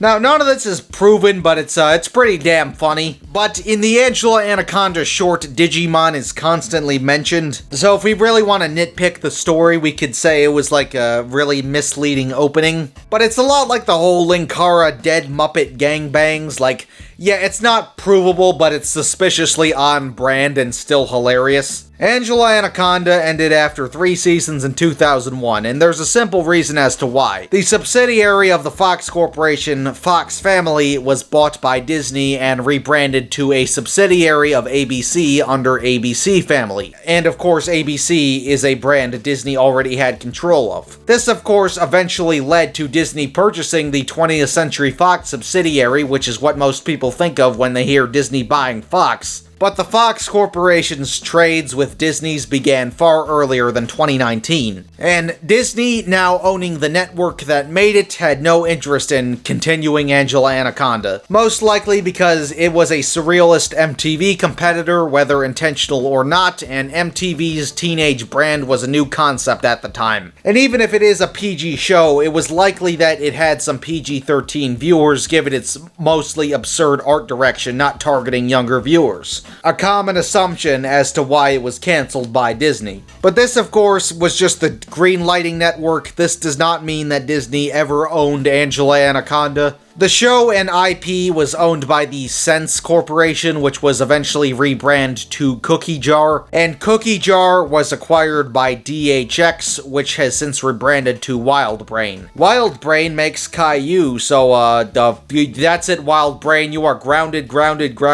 After Angie's cancellation, Sue Rose would continue to write and create other series, including creating the girly girl tween drama The Sleepover Club, the Nick sitcom Unfabulous, and writing on Kuku Harajuku, the animated tween drama, and Doc McStuffins, the Disney Junior series. And fuck Cock McDumb shit as well. She should be arrested for impersonating a doctor. Joanna Ferrone prioritized being an author, essentially leaving writing for television for publishing. She embraced her personal view of viewing herself as a writer more than anything, and once her show in collaboration with her TV friend got canned, the duo had essentially moved on from the character in general. But there was one fan who was hell-bent on getting the show revived. YouTuber Amazon Kane, who made an extensive amount of Angela Anaconda analysis, reaction, and revisionist videos between 2018 to 2023. She is still active occasionally today, but clearly ran out of Angela Anaconda analysis topics to commentate on. But she was able to get ultra-specific information out about the show from interviewing 3 of its most crucial contributors: Joanna Ferrone herself, Ed Chi, an animation prop designer, and Ruby Smith Merowitz, the voice of Nanette Manoir. And she would attempt to get a revival off the ground. It initially started with reading off written scripts, some of which were revisions of concepts for the original series within a combination of original storylines, and a hypothetical intro sequence was also completed, animated by Anthony Ward, aka Ant CGI, with Kane's heavy assistance and original prop designer Ed Chi returning, as well as some others, but a whole team was assembled for this intro recreation, presenting rigged animation as to opposed to animating and special effects software, and most drastically presented the characters in color, since the grayscale imagery was such a common criticism. Although it is very limited color of these skin tones, but it is still color. But all this animation did was present the possibilities of more fluid movement with a different choice of technology, and some character design alterations throughout a hypothetical intro sequence utilizing an instrumental rendition of the theme song melody, not really showing any other elements to improve upon its predecessor. But there was one big flaw in getting a revival off the ground. Hey guys, I got some bad news for you. I did hear back from Wild Brain, and they're not interested in rebooting Angela Anaconda, and they're not interested in giving up the rights. So, as of right now, the reboot isn't happening. And that was the lack of rights to utilize the Angela Anaconda property, whether it be through ownership or license. The expectancy of successfully acquiring the rights to use it as an independent party was an unrealistic expectation in of itself, despite the property's negative reception and obscurity. The copyright was a huge flaw in Kane's vision of being so hellbent on reviving the obscure and disliked IP. But for an Angela Anaconda reboot to be good, I think it has to improve on the 2 main things that it is in its core. Obviously, it's a lot more than that any show is, but it's a female-led slice-of-life show with absurdist imagery. Kane clearly had the determination of writing a female slice-of-life show, but not for the vision of unique absurdist imagery, which was likely why she was inspired to reinvent the show, not without being her own IP. And as far as I know, the move to just make the reboot a legally binding Angela Anaconda-inspired show was never taken. But I do think if Kane paired with the correct absurdist visionary, an absolute spiritual successor that is unique in its own right may be doable. Which is something for somebody. Kane at 6K subscribers is no doubt a cult classic within the Angela Anaconda fandom. Hell, there probably wouldn't even be an Angela Anaconda fandom without her countless revisionist pieces. If it was ran by the person who has extensively consumed and acknowledged the common criticisms of the show show and will defend it more than any other person on the planet, then production-wise, getting it made independently would still be a hellhole in of itself, but for copyright reasons, it just couldn't be Angela Anaconda. If potentially frightening imagery would continue to be a chosen route for the art direction, I think an adult cartoon that's not horribly edgy would be a good option. Like King of the Hill is no doubt an adult cartoon, but there's nothing edgier than Mike Judge's predecessor, Beavis and Butthead. Well, let's go tell Bobby he's fat.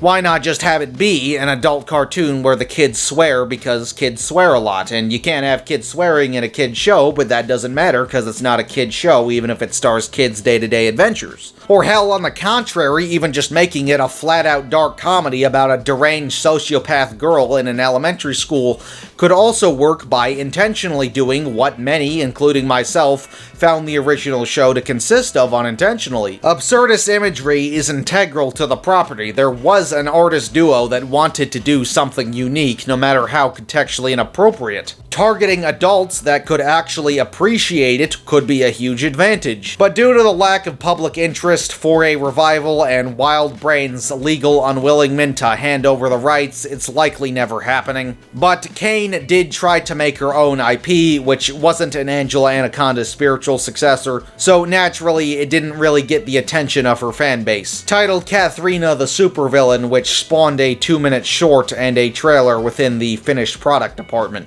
The short really only showcasing a character dynamic and not really a typical storyline, no matter how condensed a compromise to minimal resources. I don't believe there was actually ever like a full-length storyline pilot in development hell. It's been over 6 years since the trailer released, and the social media hasn't been active since 23, so it was presumably cancelled. And I think utilizing minimal resources to make a trailer for a series or a test pilot as opposed to a short story with the characters with a distinct beginning, middle, and end that could showcase the formatting structure, which of course could be expanded upon a later date, was a bad move. Kind of just skipping a phase of proof of concept. Just like the Angela revival, it didn't really go anywhere because from the creator of countless Angela Anaconda revisionist essays wasn't credible enough. And it didn't really involve absurdist imagery or real-world day-to-day adventures, so I don't think it really got attention from the Angela Anaconda fanbase the creator was a prominent name in. It wasn't a professional attempt by a credible name or studio, but it was a devotion,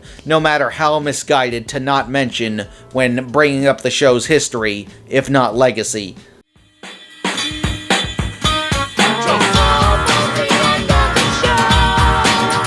So yeah, it's a show that could potentially be worth your time, but I don't think anyone's going to deny that it was misguided. But said misguidance can be appreciable. There are things I appreciate about it, but I can't call it good by any means. It's fucking insufferable at times, but it is misguided, and it is amusingly misguided. It actually reminds me on the Nutshack on the basis that there are some surprising redeeming qualities about it, but you have to dig into the show so heavily to find them that it's almost not worth watching, even if this is nowhere near as flawed as the Nutshack, and its biggest flaw was misguidance, no doubt.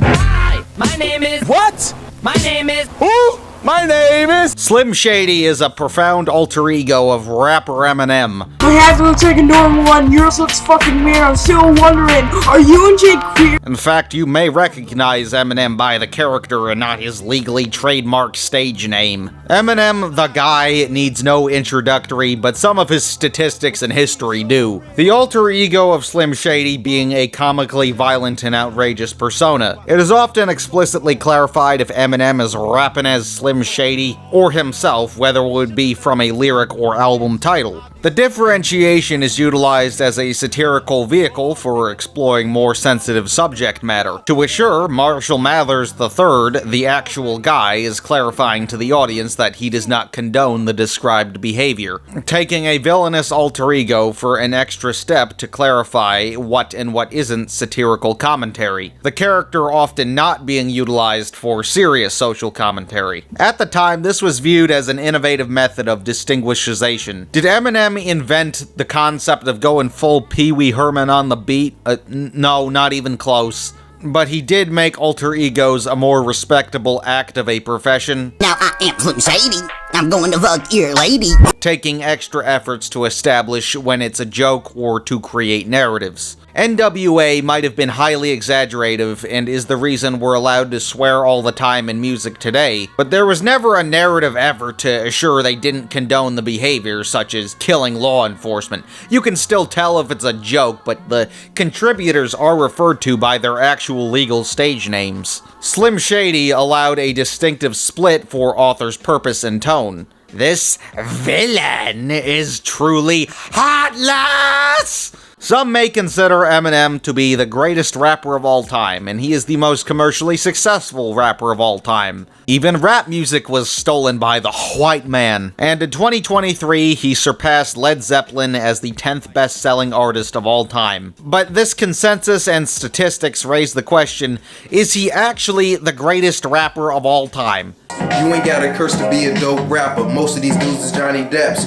Good actors. If you ask me, no, not even close. Not one of the best to ever do it. Not even top 30. That might have gotten you jumped 20 years ago, but I don't think it's that unpopular of a consensus today. Perhaps he was kind of a fad with substance for once, like he was overhyped in his prime, but not because he was bad in general, which is not common. Now, I'm gonna get some shit for this, but I personally do not consider him one of the greatest recording artists or rappers of all time. And I don't think it's an unpopular opinion to say that there is a massive discrepancy between good Eminem and bad Eminem. What could be considered good and bad is extremely debatable, but only the most insane dick riders say that he has no bad projects whatsoever despite remaining active. The most common consensus I have personally heard, and one I agree with, is that the second, third, and fourth commercially released projects were the great ones. Although the order is debatable because 1996's Infinite is not officially digitally available outside of its title track,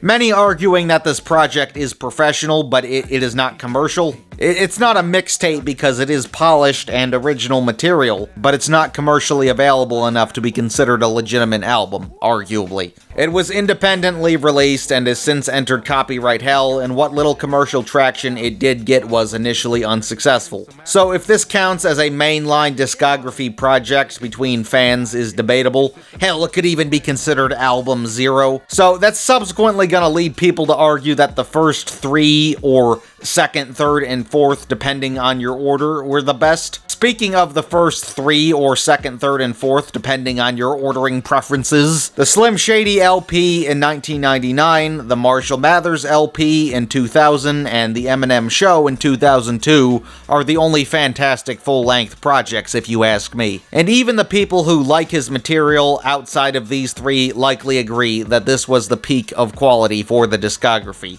Because not peak doesn't mean bad, but it's still not the best there is to offer. The rest of the discography is often regarded under varying levels of flawed. Hell, I've heard people say he's the only artist that has a definitive album for every letter grade, ranging everywhere from fine to how the fuck did this get past quality control, what the fuck? And I swear this perception around his quality as an artist is relevant because it was crucial to his public image. Whatever you personally consider good Eminem and bad Eminem to be, there's a good chance that the bad outweighs the good. And if you only hear the bad stuff, which statistically you're more likely to, just from sheer quantity, it might just leave a bad taste in your mouth in general over the guy. In fact, that used to be my opinion of him. I just hadn't heard any of his actually good material, because so much of it is dog shit. Now, I will admit I'm a little biased because I find fucking kidney stones more pleasant than Eminem, but this entire show... To suggest that he has one of the most stacked discographies is insane dick riding, but the good stuff is still good. And even if he drops another disposable project, whatever people consider good Eminem will always be cherished. But I don't think 3 unforgettable albums is enough of the quality and quantity balance necessary to be considered one of the greatest of all time, whether a rapper or a recording artist. Like, 3 beloved albums doesn't mean that he's bad in general at all, but to be the best of the best in an entire art medium or genre or history, Yeah, that's a stretch. Hey, that's still better than Snoop Dogg's one beloved album. He might be the most famous, but that's because he'll only do any random bullshit for money. It's impressive that with only 3 beloved albums and 9 other albums with varying reception that he gave Frank Sinatra a run for his money with his 59 albums and Elton John a run for his money with his 32 albums. But to reach that quantity and quality balance, it better be in the double digits or pretty damn close to it if you're crowning somebody. So despite having an exceptional prime, no doubt, roughly from 1999 to 2004, commonly argued, he is kind of a joke today. He is a mixed bag artist that eventually resulted in a mixed bag consensus of a career. Shock G's alter ego Humpty Hump will always be better than Slim Shady, and I will take that to the grave. Look at his nose. So yeah, Eminem is a deeply flawed artist, no doubt. How flawed? Extremely debatable, but undoubtedly flawed. Unless you're an insane dick rider. Well, what if this undoubtedly flawed artist was involved in a project so bad that only the most insane dick riders of insane dick riders defend it? And it wasn't an album. Say,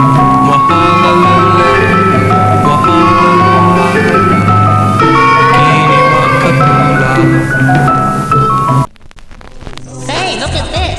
I've been cleaning out my nest, and I found an old book of my poetry. I'm Slim Shady, yes, I'm the real Shady, and look at Kim Shady, she just got degraded by some bird shit. Yes, bird shit, she ate it with her lips beyond. Well, you get the 2000 animated web series The Slim Shady Show, not to be confused with the 2002 album of the Eminem Show. The gimmick of the album being that the songs are presented as a public spectacle like a TV show, but on an audio medium of a rap album.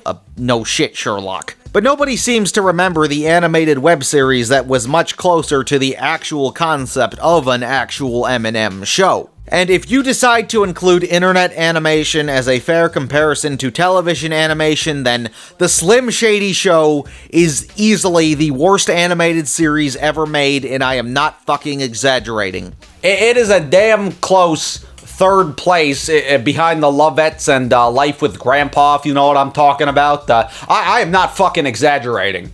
If you're like 70 years old, Marshall Mathers is Eminem's legal name, and it is a well-known legal name for celebrities whose professional stage name doesn't feature any of the same words as the legal name standards, I guess. The legal name of Marshall Mathers is often referenced in his music when attempting to be more introspective and not going full Pee Wee Herman on the beat, regardless of what the commercial stage name says. And yes, I know the Eminem references the MNM initials while also trying to hold an unorthodox spelling to avoid a legal complication and general confusion with the candy owned by Mars the Candy Company, not the planet or sailor. 5 stars, Linkara approved. It is worth noting that a childhood ambition of Marshall Mathers was specializing in comic book visual arts, even if he pursued the recording arts as an adult. Meaning that Mathers had a contextually unorthodox influence of comic book visuals. He didn't necessarily commit to it regularly, combining the two like MF Doom or its inferior ripoff he collaborated with Czarface. But throughout Eminem's catalog, there's plenty of inconsequential comic book references. But enough of his unprofessional illustrating work has surfaced over the years, and he no doubt took the Jack Kirby art replication process very seriously. Apparently, childhood favorites included Spider-Man and the Punisher. And Spider-Man often has an urban, or as the nerds say, street-level settings in conflicts, and the Punisher is a famously more violent, street-level anti-hero. And the settings and personalities of these two characters could have encouraged incorporating shock value in canonically low-class settings into his storytelling found on Eminem albums. There's also been a ton of inconsequential references both in lyrics and music videos, although definitely more Marvel than DC, most recognizably having an old-school Robin parody outfit under the alias Rap Boy in the music video for Without Me in 2002, and returning in Houdini in 2024. And given Eminem's street cred in pop culture, and not just actual street cred, he was able to collaborate with Marvel a multitude of times. Who could forget the stupid-ass Venom theme song? Definitely the second biggest joke targeted at Eminem in recent years, the first being his support of the NFT economy when that was still a thing. But Venom, Venom, Venom, Venom, Venom, Venom. That movie theme song is fucking hilariously bad. The greatest rapper of all time, folks. You might have seen an image floating around of Spider-Man standing in confusion in opposition to Eminem. Yeah, that's not a shitpost with a ton of time put into it. That's an actual comic book cover. Its shitpost status only increasing its worth as a collector's item on top of being a celebrity crossover. Hell, Eminem and the Punisher have officially teamed up, and Tony Stark even visited Marshall Mathers' childhood home. A lesser recognized female Spider-Man, Silk, is canonically an Eminem fan, and Gwen Z is trying to cancel her, clearly. Eminem, no doubt, loves old school superhero comics, and that's a love for a visual art, despite being a debatable master at a recording art. So it's not surprising at some point he wanted to or agreed to making a visual art, that being an animated web series in 2000, when Eminem was still arguably at the height of his career. The Slim Shady Show dropping in October of 2000, apparently, not long after the beloved Marshall Mathers LP in May. Oh yeah, some sources say that the show also came out in 2001. I don't know if that refers to the whole catalog or just some episodes, but regardless, Eminem was still at the height of his career unanimously. The show was created by Marshall Mathers III, but there are also some additional production credits for Paul Rosenberg and Stuart Parr.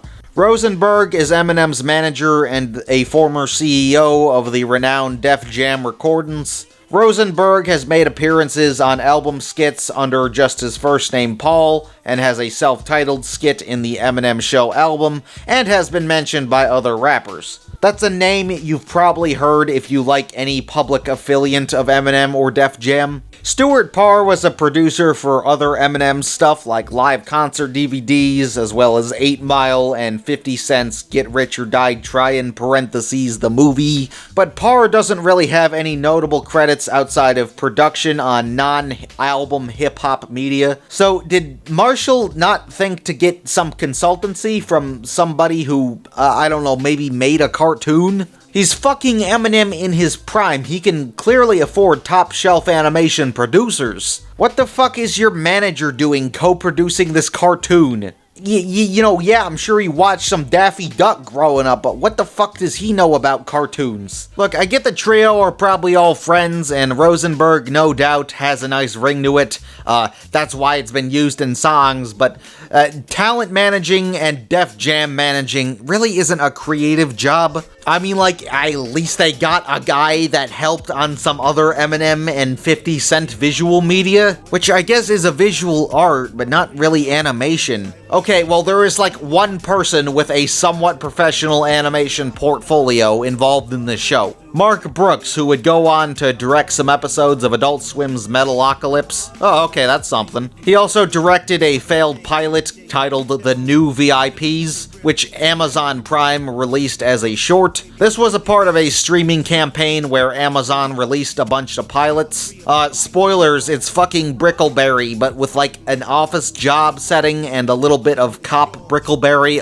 It fucking sucks. So I guess this animated show does in fact have an experienced animation director, except the director is just an executioner. And yeah, a lot of the time creators also write and direct and whatnot, but the only person with an animation background just directed and didn't lay the groundwork for anything else. Like, at the very least, Mark Brooks could have been a creative consultant. Due to the Slim Shady Show being an early internet show, a lot of its information has been lost to time or was just never available to begin with.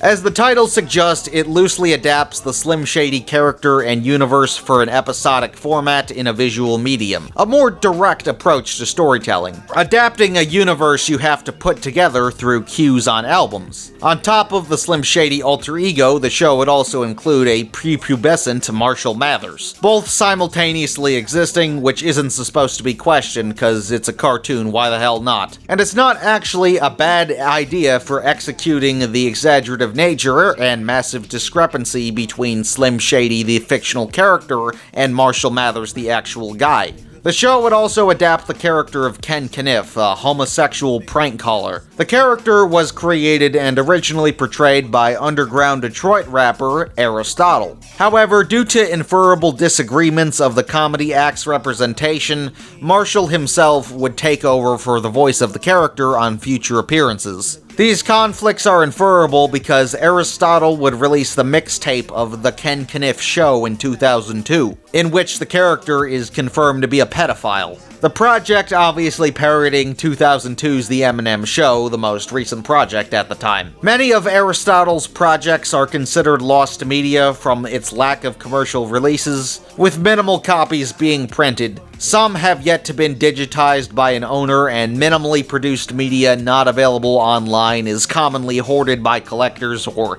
possessed by those unaware of its lack of digitalization or rarity. So I'm gonna assume Aristotle was only selling like underground tapes at swap meets. But this Eminem diss album hasn't been lost to time, and Aristotle is no doubt immortalized by his connections to a much more beloved figure. And obviously it is unknown if Aristotle ever saw the portrayal of Ken Kniff in the Slim Shady Show.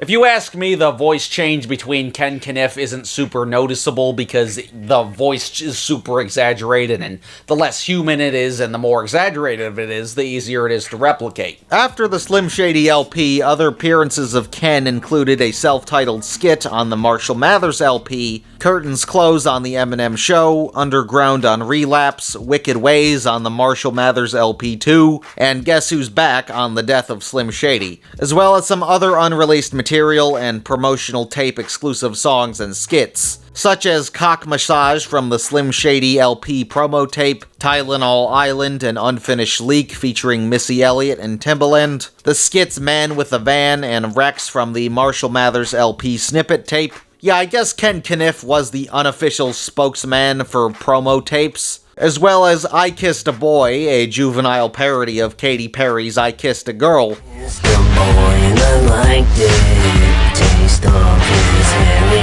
fat dick. I kissed a boy and I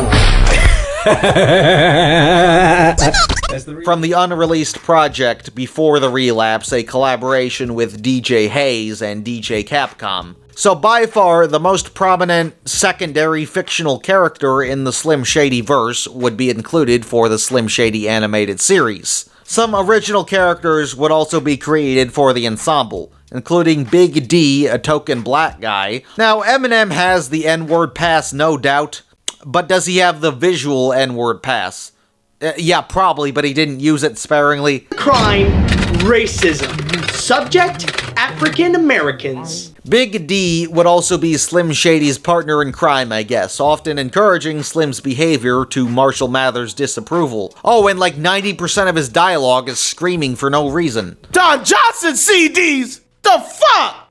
Throw that shit out! Big D also has a younger brother, mother, and father with like one scene each, and they're all the same character. There's also the token stoner Dave and the token girl, Susan, often nicknamed Sue. Yeah, you know, with like every animated series ever, I always feel like there's that one motherfucker that will not stop posting about that one female character. The fucking receptionist from fucking A Wobot's Christmas. Sure, okay, whatever. Sky's the limit when you don't give a shit.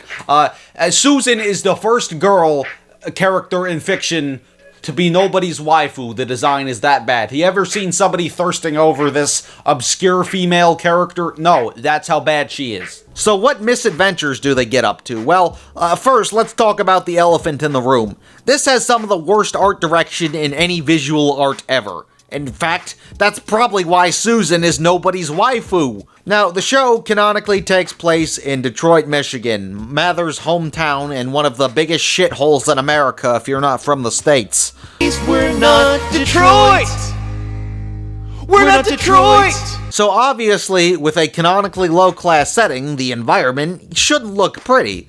Oh wait, it's a cartoon. It has to be strategically gritty, balancing the social class to get the point across, but still be watchable visually. But this show has zero strategy in being visually grotesque, and shit without strategy is just shit. Like, I cannot believe how repulsive this is. There's like 3 fucking colors. It's like gunmetal gray, puke green, and shit brown.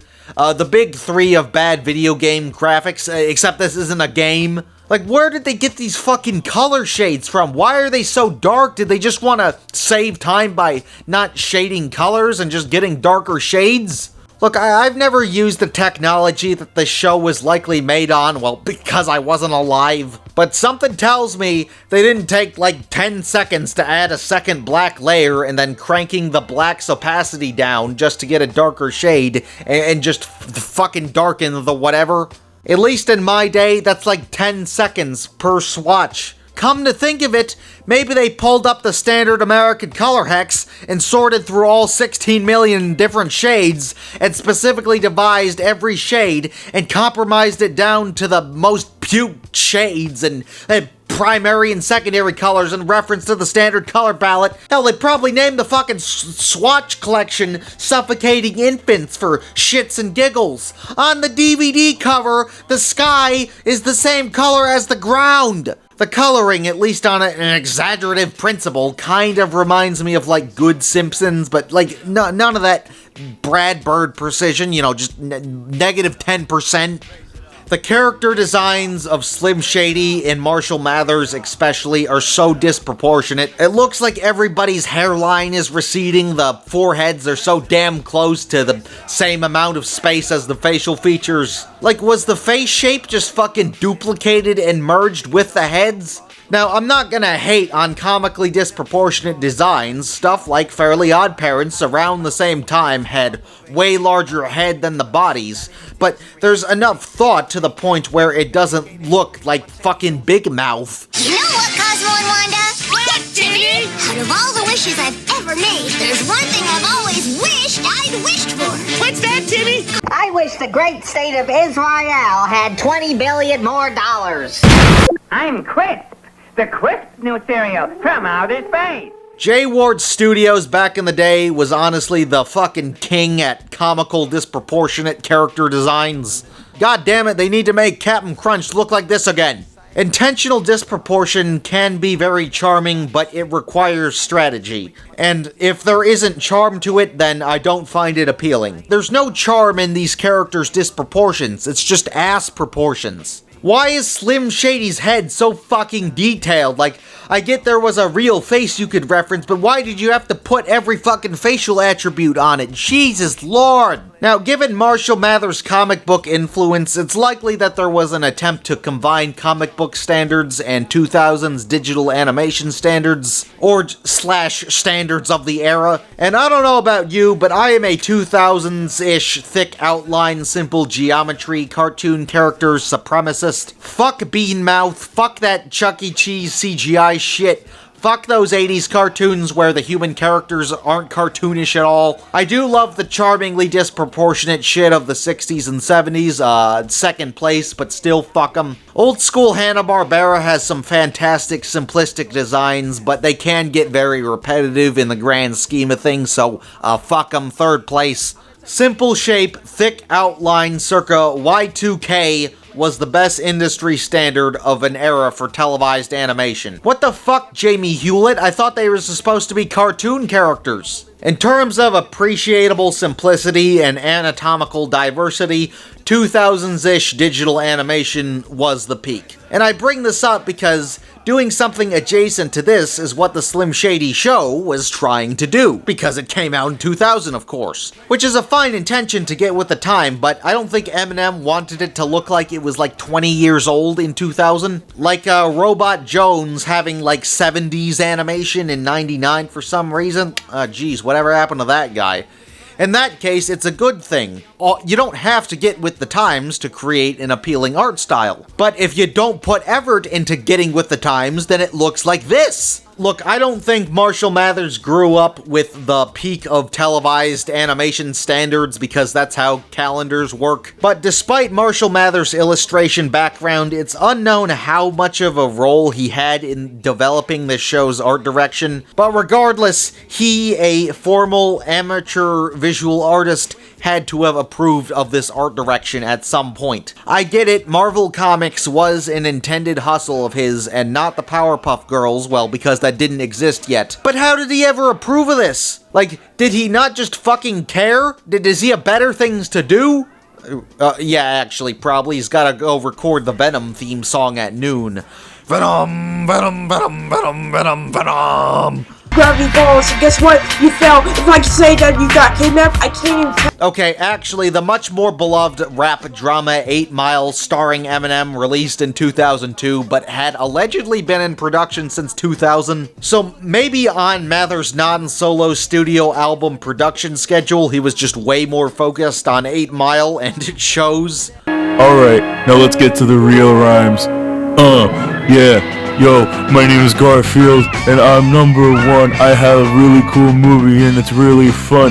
I like doing crack, cocaine, and bitches, and when I see crack, I get off my britches.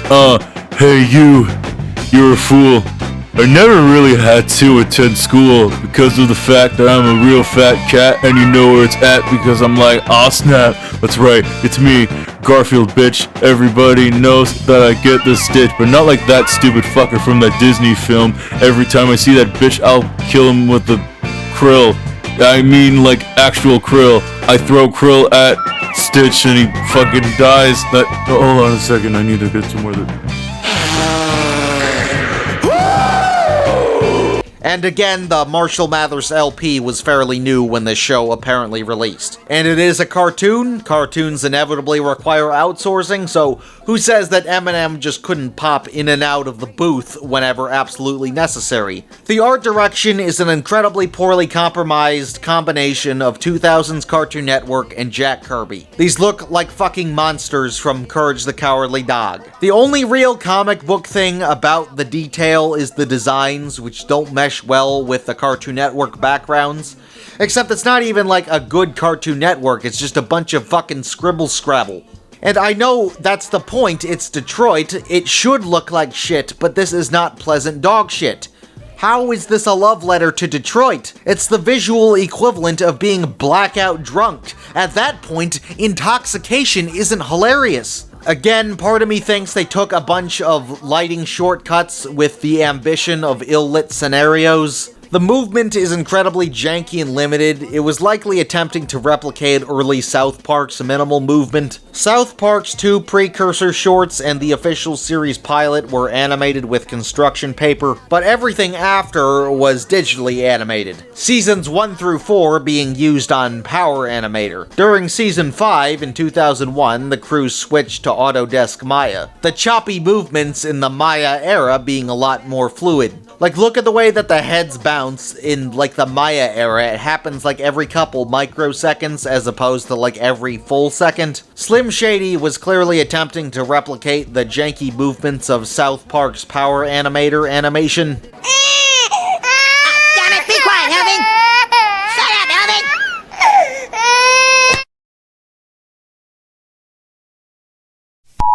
But South Park got away with looking like shit because it was pleasantly simplistic and ironic. Irony with effort. It was shit because it was overly and comically simplistic, not shit because it was trying to be grotesque without substance, animation style-wise, not joke-wise. Look at the rodents in Season 1, and look at the rodents, like, after Season 6. South Park's animation peaked in Season 1, Episode 2, and you cannot convince me otherwise. Like, what the fuck is this Season 27 art direction? Look, I am a diehard South Park fan. I haven't talked about it since, like, 2019, because it's been talked about to death by slop channels. There's lots of other characters if you don't like the Pixie Sorcerer. No, there aren't. They're all just the same with different costumes.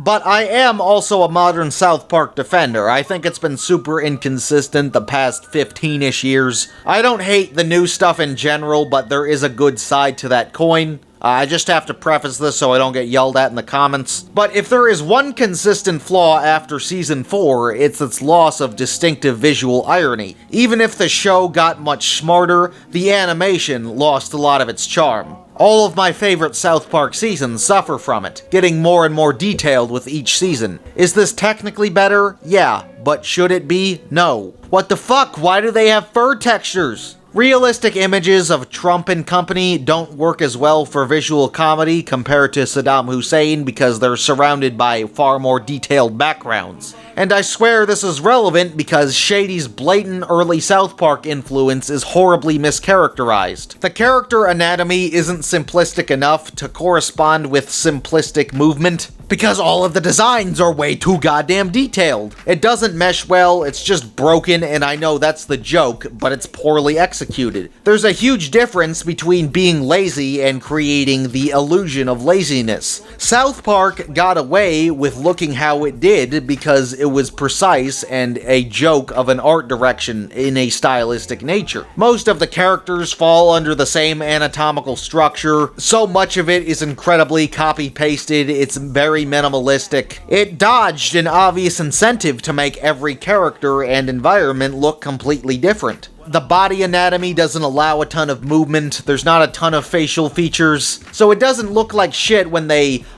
move their eyebrows or extend their arms. It's a precise illusion of laziness, when in reality, keeping track of oversimplified attributes takes serious work. That keeping track of laziness was something the show lost after Season 5, and on 27 is a huge issue. Early South Park got away with this art direction because it's not lazy, it's a funny look for a comedy TV show. The irony is delicious. Irony takes effort. Slim Shady has irony without effort. It's desperately trying to create the illusion of laziness, but creating an illusion ironically requires not being lazy. Being bad on purpose takes work to assure it's enough to be strategically shitty, but still visually pleasant. South Park didn't use scribble-scrabble stick figures on purpose. The designs are detailed enough to be minimally animatable. It's a funny art style because there was clearly enough effort in hitting a balance between having movable designs in spite of limited autonomy that others may pass off as bad and inaccurate.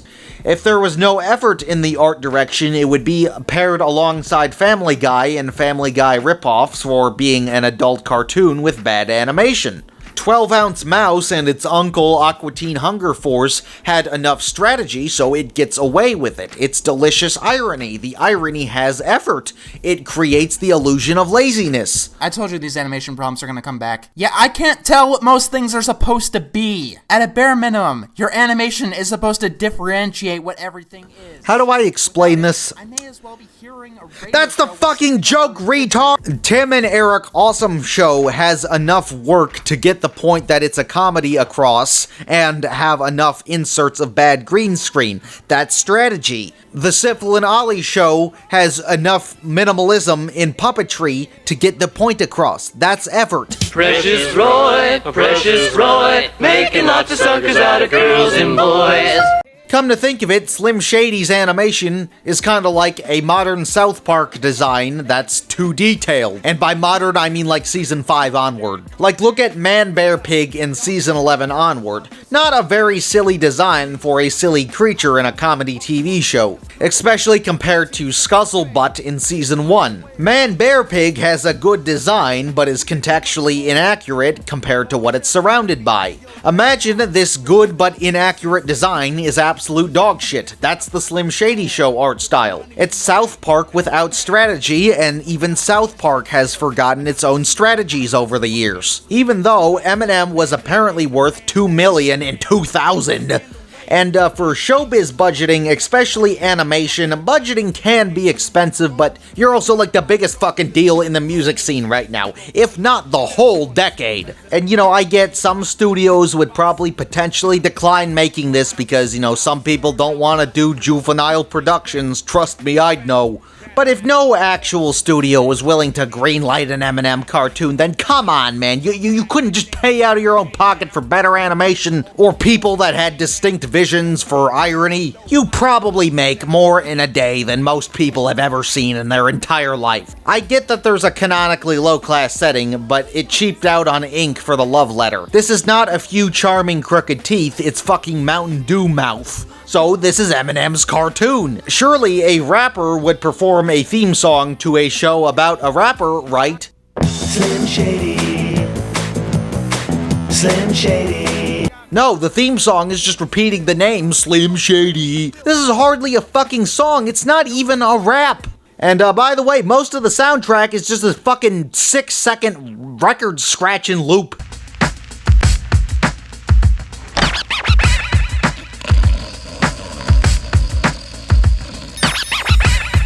It gets irritating as all hell and is just lazy from a compositional and production perspective. How was that even possible to fuck up? You figured it would have a cringe rap like Venom, but no, there's no fucking rapping. Despite adapting a fictional universe told in rhythm and poetry, what the fuck? It is incredibly difficult to tell where each story starts and ends. The shorts do have minor continuity, so if you were to binge them, it's kind of like a movie. But this is a formatting disadvantage, so, you know, they don't feel like shorts. If anything, the shorts are too connected, defeating the point of being short-form content. If this wasn't one of the most embarrassing things anyone has ever made, then there would probably be a fan-made movie edit because no such thing exists because it's fucking unwatchable. There's supercuts, but that's a compilation and not a contextual re-edit. The entire show with DVD bonus features is about an hour and 6 minutes, and yes, that show got a DVD release and some faithfully disgusting merchandise. So let's see what the storylines have to offer.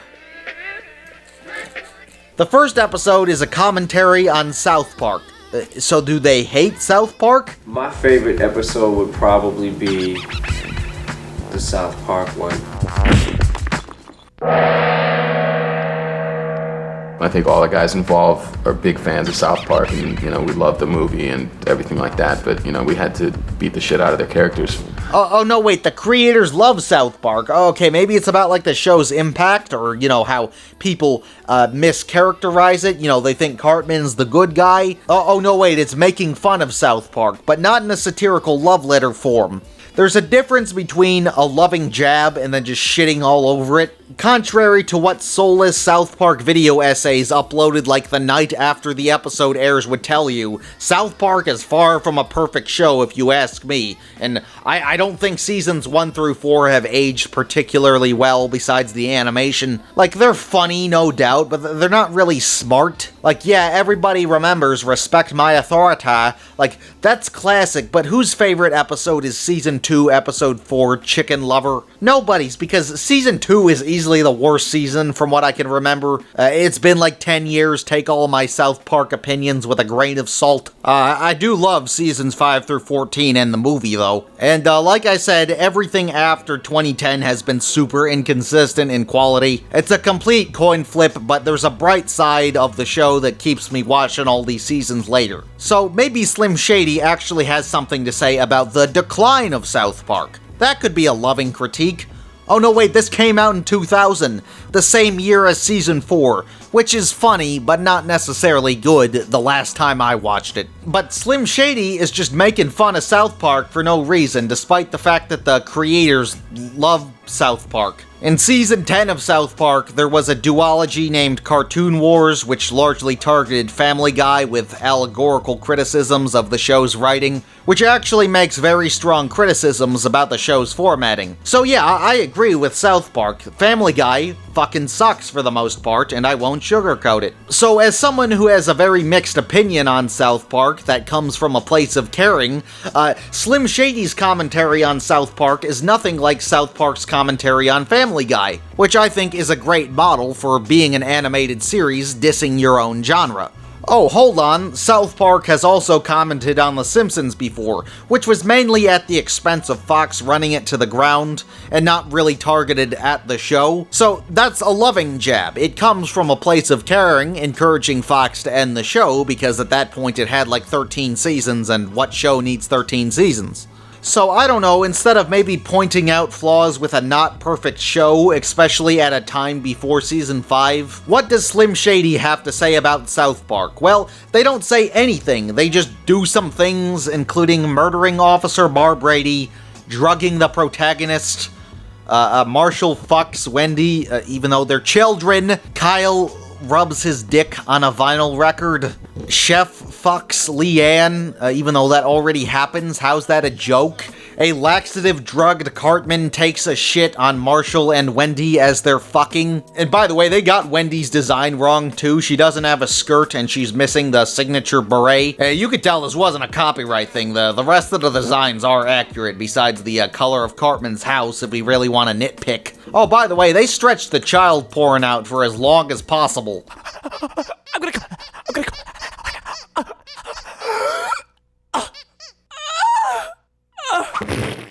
Ah, there she is. Wendy Testicle Burger. Look at those long legs, those curves.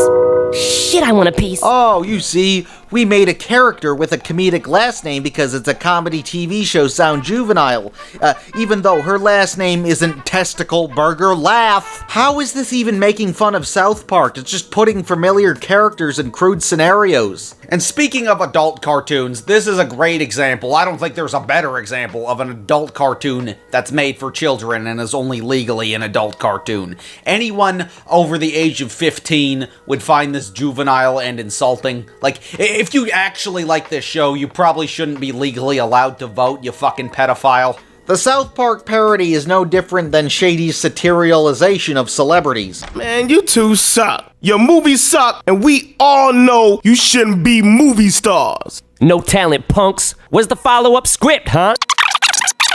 Produce this, ass fuck. The majority of the time, there's zero substantiation and mockery, like they'll just say a stupid thing and then they get beat up by Slim Shady and Big D. You know what? I saw you in that movie The Beach, biatch, and you suck too, motherfucker. Your acting sucks, and you look like a Titanic bitch. Hey, motherfucker, I'm gonna fuck you up. Ow! Hey, nigga, I'm gonna kick you. Shit! Oh, ow! And by the way, it's the same fucking 1940s Looney Tunes animation every time, because it's the same fucking joke every time. Hey, Neverlast! What happened to House of Shame, huh? Can't jump around with the fucking homies no more, can ya? Shit! Oh, ow! Fuck you! Ow! Hey, nigga, I'm gonna kick you. Shit! Like, how are we supposed to laugh at pointless violence? The show technically did contribute to 2 sagas of public conflict for Marshall Mathers, including his mother Debbie Nelson and pop star Christina Aguilera, except nobody remembers that this show could have played a role in lawsuits because it's such a fucking load of shit that nobody would watch it for long enough to realize that they were mocked in it. The show shoots itself in the foot when making fun of celebrities. There's so little substantiation that it makes Eminem look like the bad guy in a positive bias propaganda piece of his. In 1999, Debbie Nelson / Eminem's mama, who cooked da pasta, filed a $10 million defamation lawsuit against Marshall over the song in My Name Is What Chicka Chicka Chicka Slim Shady, in which Shady expresses shock over discovering his mother's drug habits. Nelson claiming that the song was both defamatory and created emotional distress, in which the case was settled out of court for $25,000 in 2001. But due to legal fees, Debbie only got about $16,000. Goddamn, Deborah, that's like a month's rent! The lawsuit would further inspire lyrics regarding a damaged relationship as well as reconciliation with his mother. But in the Slim Shady show, the fictional Marshall Mathers lives with his Auntie Sue. Auntie, where did you put my PlayStation? God damn it! I told your runt ass it was in the closet. Who is not explicitly clarified to be Debbie Nelson, likely to avoid potential lawsuits. Oh yeah, don't confuse Auntie Sue with Susan. I thought I initially heard the auntie's name, but no. The Wikipedia, made by some fucking meth head who loves this, took time out of their day, to clarify it to me 100% that there are two characters with some variation of Susan. Who is Susan and who's Sue? Make up your mind. Christina Aguilera has an allegory of Pristina Gagulera. In 1999, Christina Aguilera made a comment disapproving of Eminem's lifestyle. It further escalated into being mentioned on The Real Slim Shady on a verse I don't gotta recite for you. The feud quickly ended, clearly not being worth each other's time, evidenced by Aguilera presenting Mathers with an award at the 2002 MTV Music Video Awards. Speaking of which, the second and third episode, Pristina Gagulera is the focus of. And, oh, what do you know, there's finally some music in a show starring a rapper. A girl really wants it night and day. A girl really wants it every way. A girl really needs to... And yes, I know it's making fun of bad pop music on purpose, but again, there's no strategy, so it's just bad. It's not delicious irony. My Band by D12, which features Eminem as a member at the time, has select verses dedicated to mocking sellout boy bands, and it's actually listenable and the best part of the song, Fuck My Salsa, because of it's an intentionally bad song. Making fun of bad pop music while making music is something Eminem is capable of, but here there was just no effort. Any attempt at delicious irony in the show fails miserably, and if you fail at delicious irony, then it's just a pile of hippopotamus diarrhea. Who's in there? I don't know, but he's probably famous, so let's blow him, okay? Okay. Like, all the whores back at high school are gonna be so jealous of us. Dave, why is it that if more people see your face, like on a magazine or television or something, people think you're, like, more important all of a sudden? Yeah. I mean, what makes one person better than another person just because he's seen by more people? Uh-huh. I mean, most of these actors, models, they never went to a top college. They never do anything for anybody. Yeah. What about doctors, architects, fine literature? Why don't we value that? Yeah. Dave, do you like to suck? They made a statement about something in a social satire? They actually made a point? It's not just edge without substance? Perhaps this show is just, off to a rough start. Maybe they're actually gonna make statements about things because they're ripping off South Park, and South Park is a social satire. Damn, man. Oh no, it's literally followed with fucking child porn. You can't make this shit up, folks. In the fourth episode, we finally get the first instance of rapping in a rapper cartoon. And it's one of the worst songs in fiction if you can understand it. Most of these dudes is Johnny Depp's. Good actors, they Motherfucker! Check it out, chick! You motherfucking bitch! I choke you with a chain! Eat a dick! My style is the best! Big D forever! You fucking motherfucker! You still wearing leather? Nigga, it ain't cold! Motherfucker, stay cold! Wanna fuck with it, can you? And hell no! I'm Big D! I'm from the hood! Bitch, nigga! Fuck nigga, eat wood! I want you to shut the fuck up! I hate to admit, the episode The Slim Shank Redemption easily clears as the most watchable one because it has the most amount of plot, and it's shocking by comparison to everything else. As the title suggests, the crew gets sent to prison, which features an impersonation of Robert Downey Jr. Fucking Robert Downey Jr. Robert Downey Jr. was sentenced to 3 years in prison in 1999 following a 1996 cocaine possession charge. This aged poorly given Mather's near-death prescription drug overdose in 2007, and especially considering Downey's redeemed public image today. Also in the prison episode, we see Eminem, which is the only appearance of Eminem. Hey, Eminem, who's got the juice now? Yo, I ain't even supposed to be in here yet. I ain't been convicted. I'll see y'all in a minute. The coexisting adult Marshall Mathers in universe. Slim Shady does do some freestyling while in solitary confinement. I hate you, I can't stand you. I'll rip your titties off and then I'll hand you your... Somebody stop me! I'm smoking this crack. Okay, get Lois for some more crack. Poetry. Speaking of which, reoccurring collaborator Exhibit also makes a cameo as Knuckles. He is the only other rapper in the show that's at least credited or I can recognize. Yo, we got real cool when we was in solitary together. Knuckles, you know what you gotta do to be down. Word up. Kill Del Strawberry. He has 3 lines of dialogue. That's it. You figured he'd be the voice of Big D, but that would just make too much sense. There's an Ouija board episode, which is just bringing back dead celebrities for shock value. One of which is Kurt Cobain, you know, a fellow recording artist, and they start a band with zombie Kurt Cobain.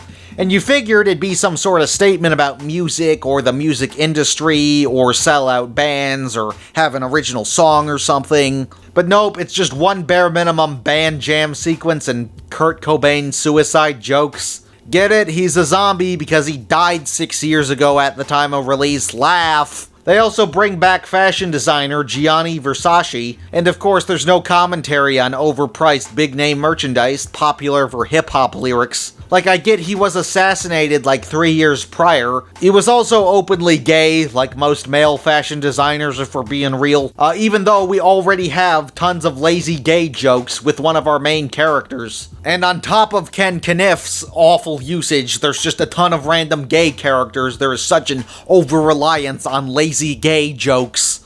Like, I guess they satirize, like, fashion on reality TV, which I'm pretty sure doesn't require an Ouija board / rock band plotline to make a story out of. Why are these 3 things combined? Come on, baby. There's gotta be a reason why you're married to John Stamos. Yo, he's got a big-ass dick, don't he? Big dick. Where? Hey, baby. Yo, John Stamos, you ain't shit. And Full House was cold trash. All you did was call Full House bad and not actually make fun of it, and that's a very overdone parody, well, because it is bad. But just calling a guy's show bad isn't a fucking punchline. It needs to be substantiated. 95% of the celebrity jokes are, "You think fucking sucks, fuck you!" And what's the conflict resolution to bringing back Kurt Cobain and Gianni Versace? Nothing, because there's barely even a conflict. They just fuck the Olsen twins. Yo, you got a point there, Stamos. Yo, you think you can hook me up with those twins? You know, them little girls? Yo, they look bad as fuck nowadays. Of course I can. They're total whores.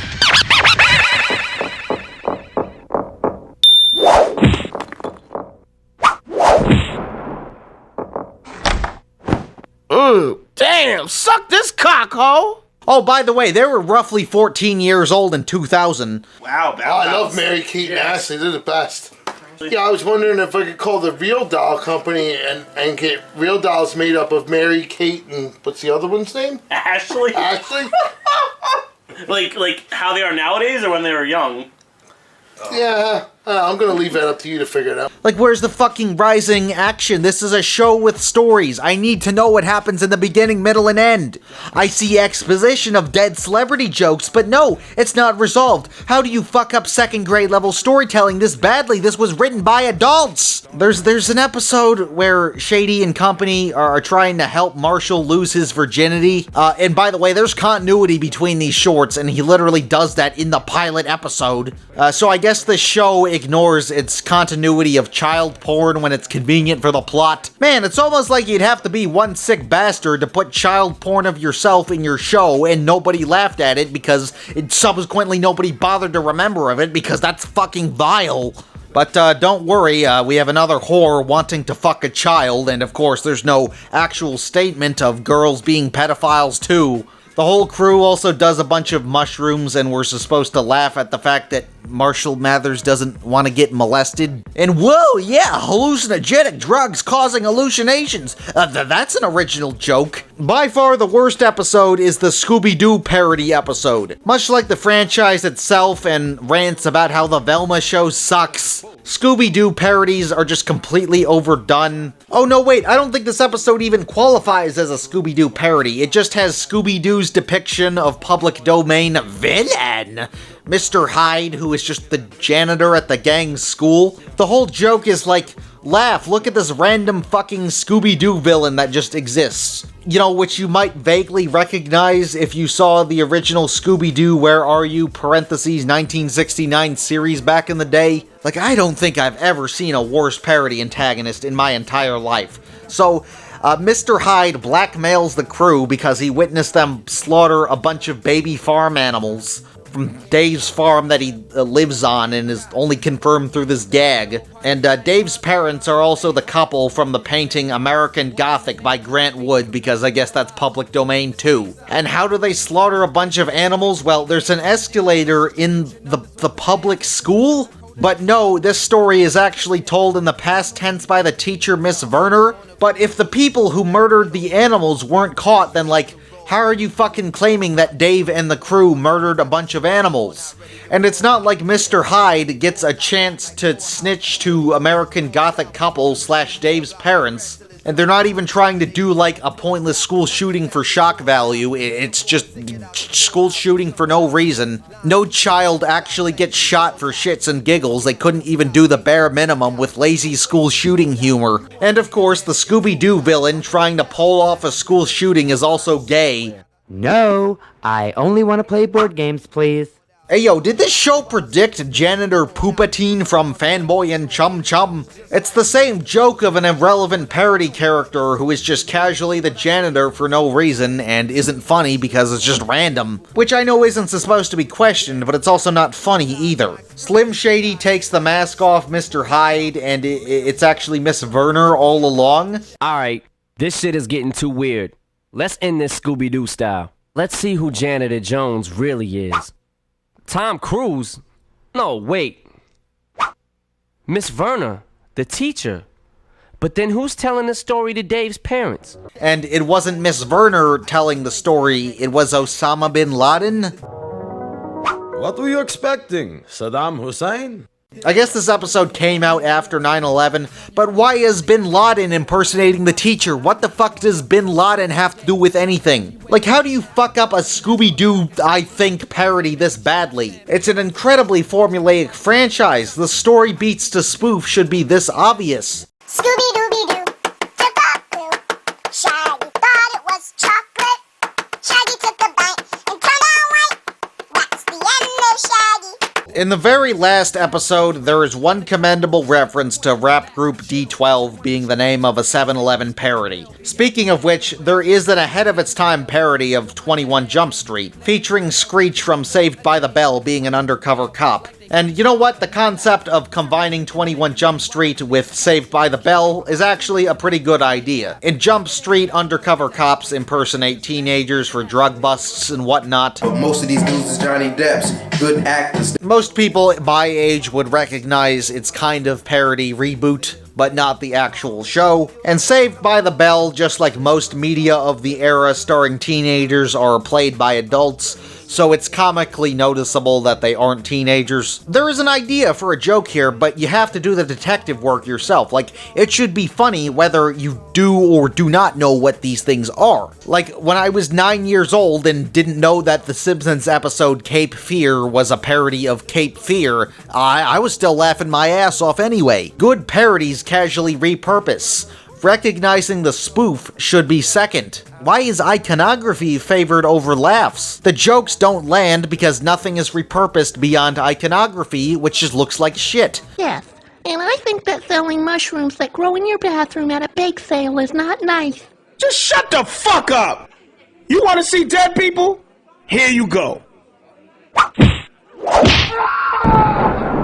And how are we supposed to laugh at child murder in broad daylight with zero severity? Look at the fucking chef hats on the characters. Like, look at the fucking disproportion. Look how little of a shit they gave. This whole fucking frame shums up the show's art direction perfectly. There's also a canceled episode which did eventually get released, acknowledging its scrapped basis. It just consists of Marshall and Dave arguing with his auntie, with like one scene of Slim arguing to the police. And it's likely that this plotline was repurposed for the Pristina Gagulera duology, which provides the same setup of going to a gay monster truck rally. I didn't mention it, it's not relevant, it's just filler. So elements of this non-canonical canceled episode were presumably repurposed in the second and third episode. The Slim Shady show was canceled by Shady World Productions after less of an hour worth of episodes. Oh no, wait, hold on. That's a company that's managed by Eminem and Paul Rosenberg. It was presumably a canned project because they knew they fucked up and it just wasn't viable because they didn't try in the first place.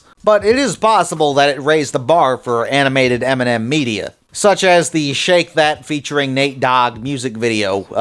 Look at the fucking outlines! This looks like an actual fucking show. It's not the most comparable because it's not trying to be ironic, but hey, Eminem and company actually spent money on animation. You see what happens when you dump more than 4 hours pay into your entire animated project and don't try to make it a shit post when you have no understanding of visual irony because you're a recording artist? As far as I know, it's the worst goddamn cartoon ever made. Somebody this famous giving so little of a shit is just that insulting. And it's this bad, too. But hey, it raised the bar for Eminem animated media. So I guess the moral of the story is if you're rich as fuck and you want to make a cartoon, spend necessary money that you clearly have. But hey, Mark Brooks did eventually move on and get his own animated project off the ground. The direct-to-video animated movie, Little Pimp. Which isn't a piece of Eminem media, but when the hell am I ever gonna talk about this?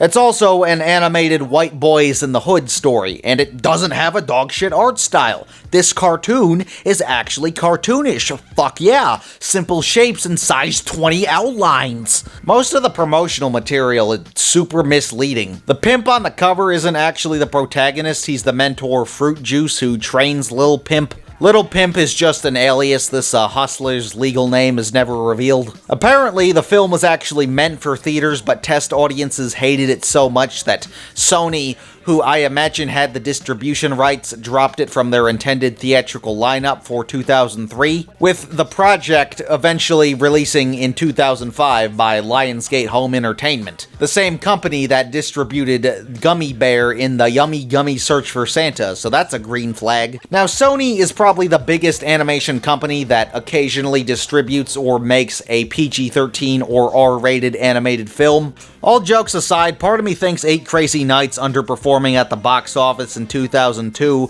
might have been influential for Sony not distributing or making another PG-13 or R-rated animated movie until Sausage Party in 2016. Right out of your fucking dingle. Did you hear what he just said? Am I watching Sausage Party or am I watching hentai? And Sony Pictures Animation made 2025's Fixed, which was distributed by Netflix, but hey, that's still technically Sony and R-rated. And what do you know? 8 Crazy Nights was also in theaters the same holiday season as 8 Mile, coincidentally enough. So maybe 8 Mile killed Little Pimp's chances at a theatrical release from Sony's prior lost interest in adult animated movies, at least for the moment. Oh yeah, the actual movie. Little Pimp isn't the worst thing ever. But I'm not gonna act like it wasn't a bad move for it to not get a theatrical release. Like, this is pure $7 DVD you'd get at the Record Exchange in 2009 core. You know how people are like, this looks like a fake show you'd see on the TV in GTA? Yeah, this is one of those, except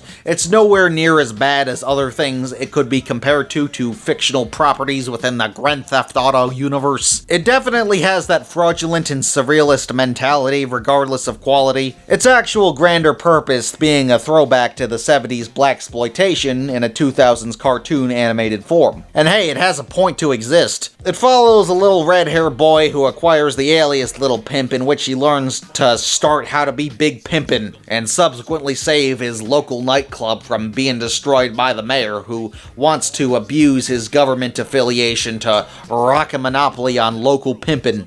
So it's the Mac and the Karate Kid and a Save the Rec Center story, but a parody. Little Pimp initially has no friends besides his talking pet gerbil Weathers. It's a harmless R-rated animated comedy, but there's really not much of a reason to watch it today. Like, you were supposed to watch this one time in 2000-something because your friend had it. And you know, it's like 5 in the morning, sleepover's up, we all gotta crash on the living room couch, just put on some random bullshit that's edgy, fuck it.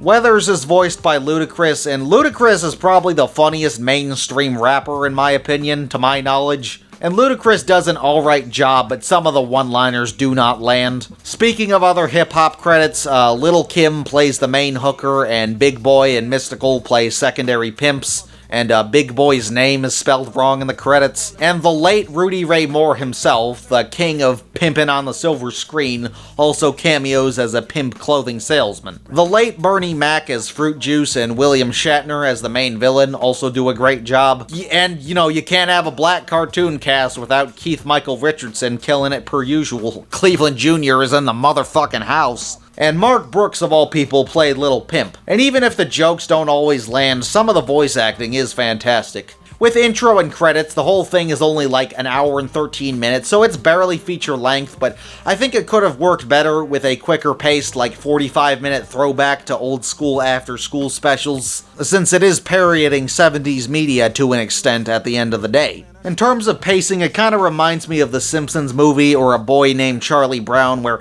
yeah, they're good movies, but there's just a little too much exposition in the first act. But unlike those two, I don't really recommend Little Pimp, regardless of the fact that the first act just goes on for a little too long. It is kinda desperate to get to that 1 hour, 13-minute mark, which was likely an incentive created by Sony's initial distribution agreements. If those are even true, that could be bullshit. There's an idea here, and there is some good jokes, but the writing is really where it just falls flat. One aspect of the world building I really admire is that the white suburbs are like comically 50s, but the black ghetto is comically 70s. It's a neat discrepancy to have different decades represent different social classes. It's over the top and works enough because it's a cartoon. And thankfully, Little Pimp's innocence never comes off as pedophilic, a trap it easily could have fallen into, just like the Slim Shady show. Like, obviously, a child is in proximity to pimps and hoes, but there's no real child porn in it. It doesn't taste disgusting. The hustlers in the universe aren't exactly valued as good people in this plotline. The whole thing is similar to the South Park Season 13 episode Butter's Bottom Bitch, which had a similar joke of an innocent child mischaracterizing prostitution. That type of joke was executed much better there, even if it has a completely different narrative purpose, Butter's Bottom Bitch not being an old-school blaxploitation throwback. This is a movie that's like on the cult classic shelf. It isn't a cult classic. It kind of has the vibe of it, but it really isn't one, but, you know, it just kind of got on the shelf anyway for some reason. You know, this is a movie I've known about for like 5 years, and, you know, I've been meaning to get to it forever, and, you know, I was obsessed with Rudy Ray Moore in my teen years, so it's not like I'm the wrong person for it. I do like the genre. I do like what it's portraying and homaging and whatnot. Hey, it's not fantastic, but it has an actual idea, unlike the Slim Shady show. Definitely one of the animated movies of all time. This is like 4 people's favorite movie, probably. If you think you could be the 5th person, then go watch this immediately. It's free on YouTube.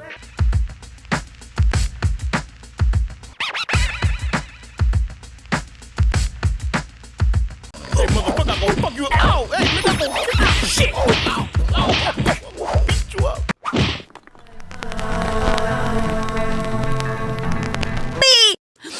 Gross! Now smell me! Sick! Yay! We reek! That means puberty is here! This is... In the 2000s-ish, funny internet videos was becoming an economy. Also, George Bush was caring about everyone, except for a certain group of people.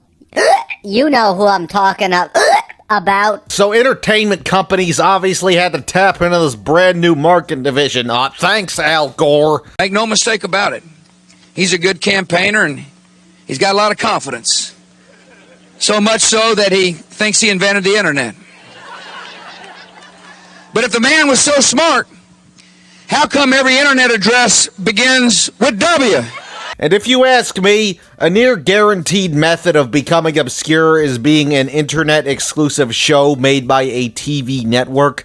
Because who goes to a TV network's website or social media to watch TV, as opposed to utilizing your mother's stolen cable? And if you're using YouTube, you're probably gonna watch stuff you can only find on YouTube. Yeah, there was videos to watch on Cartoon Network's website, but why would I do that when I could play the Flash games? I'm 9 years old. And if you were going to a TV network's website, well, you were probably going to want to watch stuff you already saw on television. surely watching Cartoon Network on your mother's stolen cable would be a better option for watching Cartoon Network than watching stuff on the Cartoon Network website. And yeah, back in the day, it was easier to watch pirated copies of shit on larger websites like YouTube. Hell yeah, pirated Cosby Show episodes in multiple parts per episode. Yeah, there weren't any videos above 15 minutes back then. But back in the day, people mostly watched YouTube for YouTube. TV companies making web shows was just too smack dab in the middle of the ongoing war between the internet and television for human control. I mean, your entertainment. It didn't really appease anyone's preferences. Another reason why these types of shows can fall into obscurity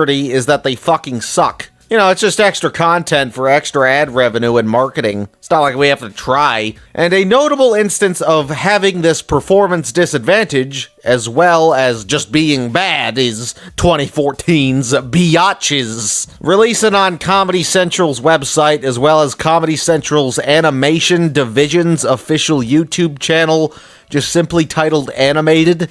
Which is extremely distinguishable, I must say. And I also gotta say, this was pretty late to the game for its niche. By 2014, most networks, including Comedy Central, just had official social media where you could just watch clips or even full episodes, if they were that generous, of their shows from TV. That's repackaging old content for extra ad revenue and marketing, not making internet-exclusive content. For easier reference, Biatches came out after Gangnam Style. So maybe Comedy Central actually had an idea that was best fit for short form content. You already clicked on the fucking video. It's fucking horrendous. God! Hey, look at this. I've been cleaning out my nest and I found an old book of my poetry. Oh, here's a poem that I've never finished. Let's see. It says...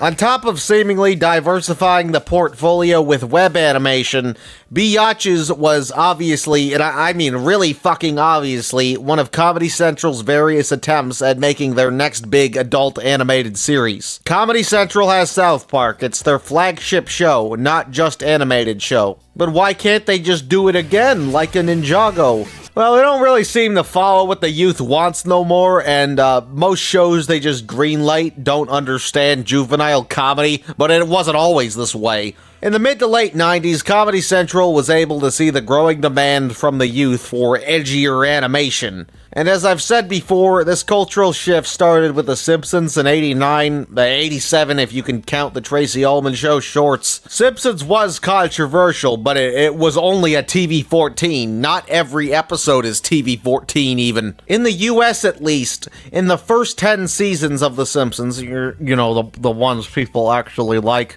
there's only 8 TV-14 episodes, but that doesn't mean all the other episodes are squeaky clean either. Plenty of drugs, language, sex, and violence to go around, just not to the TV-14 capacity every day. The Simpsons is what I like to call a barely PG-13 show 9 times out of 10. It is definitely not a kid's cartoon, but it's not the most adult either. It's somewhere in between TV Y7 and 14, although I couldn't tell you a number. There's not exactly a definitive age where you should be allowed to watch it. I got into it when I was 9 because child neglect. But the fact that 10-year-old protagonist Bart says damn and hell, that's still the Antichrist for 1989 boomer parent standards.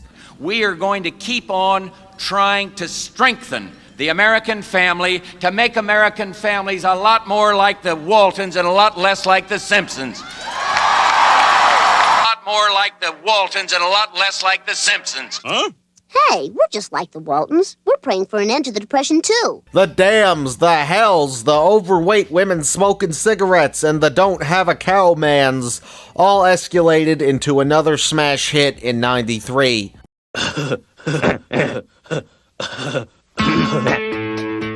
Beavis and Butthead. 92 if you count the Liquid Television shorts. Baseball!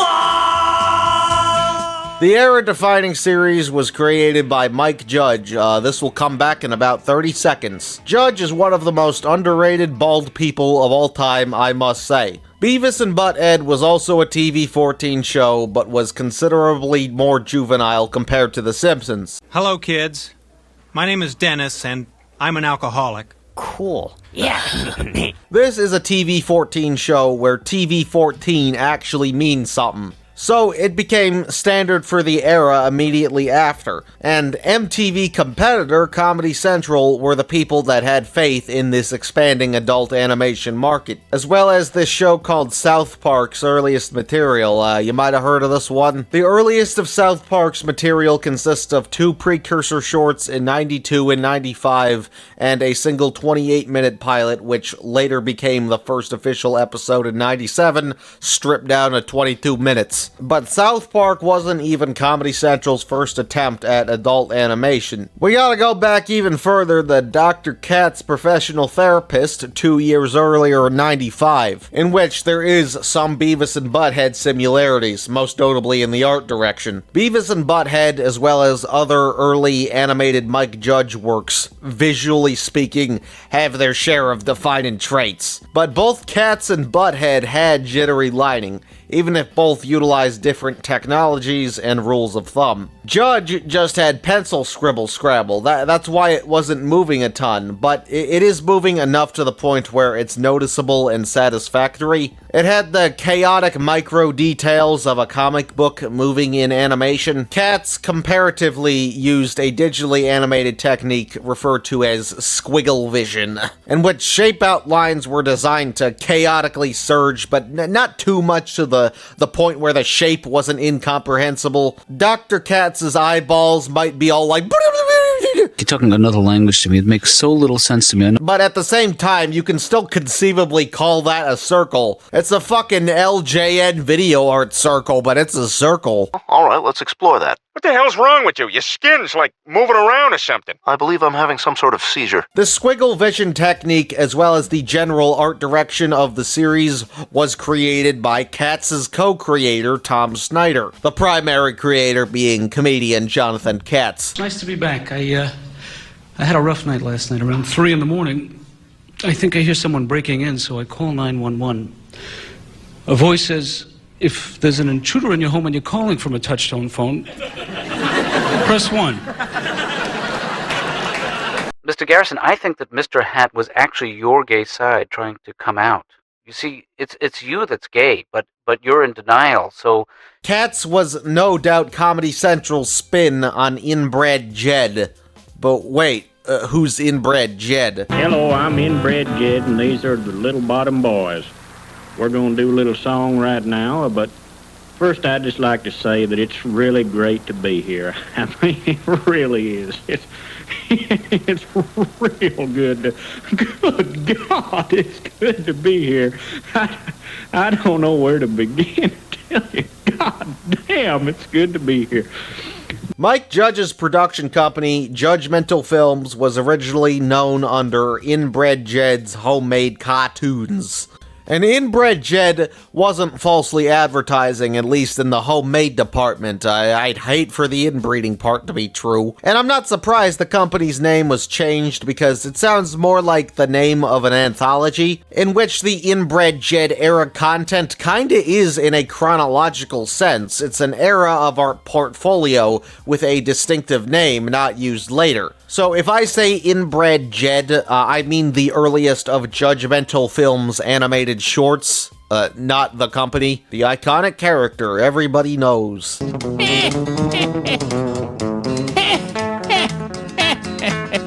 Where Inbred Jed was a little shaky, Katz went all out with its jittery lighting, the squiggle vision. But on a level that is still on-model enough to be satisfying. So when Comedy Central greenlit South Park, it was an even edgier animated comedy than Beavis and Butt-Head and Katz combined, as well as less standardly animated, which was exactly what audiences wanted, so it was a smash. South Park was such a smash that in following years, Katz faded from the public eye. It has 6 seasons, but is pretty obscure today. So it did well at the time, no doubt. It got more seasons than most shows, and 3 out of 6 seasons were concurrently airing with the earliest of South Park. Cats, no doubt, rocked its technically first and second place status. And hey, that might have had to do something with its cost-effective and rule-bending nature and lack of competition on its own network. No doubt, Dr. Katz was MTV enough, and as I've said before,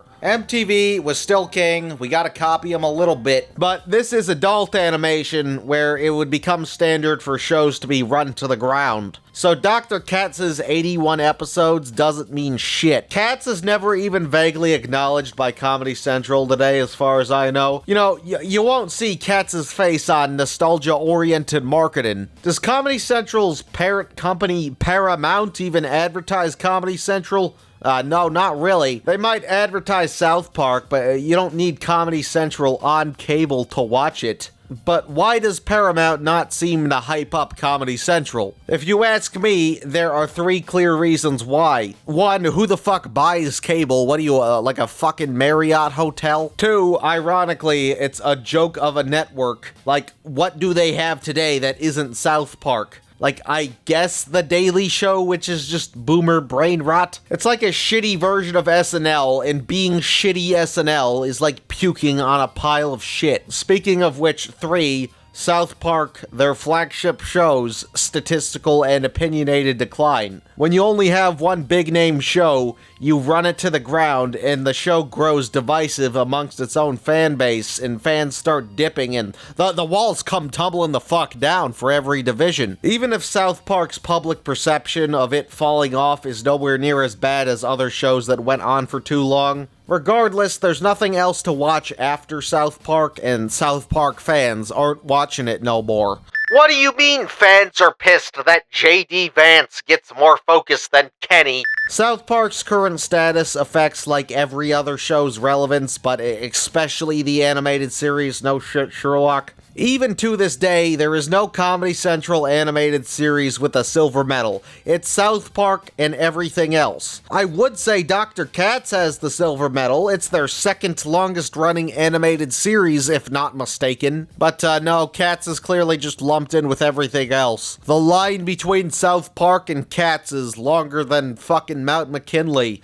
Google Comedy Central's schedule right now. I guarantee you it's South Park reruns all goddamn day, or reruns of things they didn't make, such as Parks and Rec, The Office, and the Cleveland Show, of all things. When it's not elder abuse o'clock with The Daily Show, of course. Go ahead, homie. Go and join the herd. Similar to how Nickelodeon is just SpongeBob reruns all goddamn day.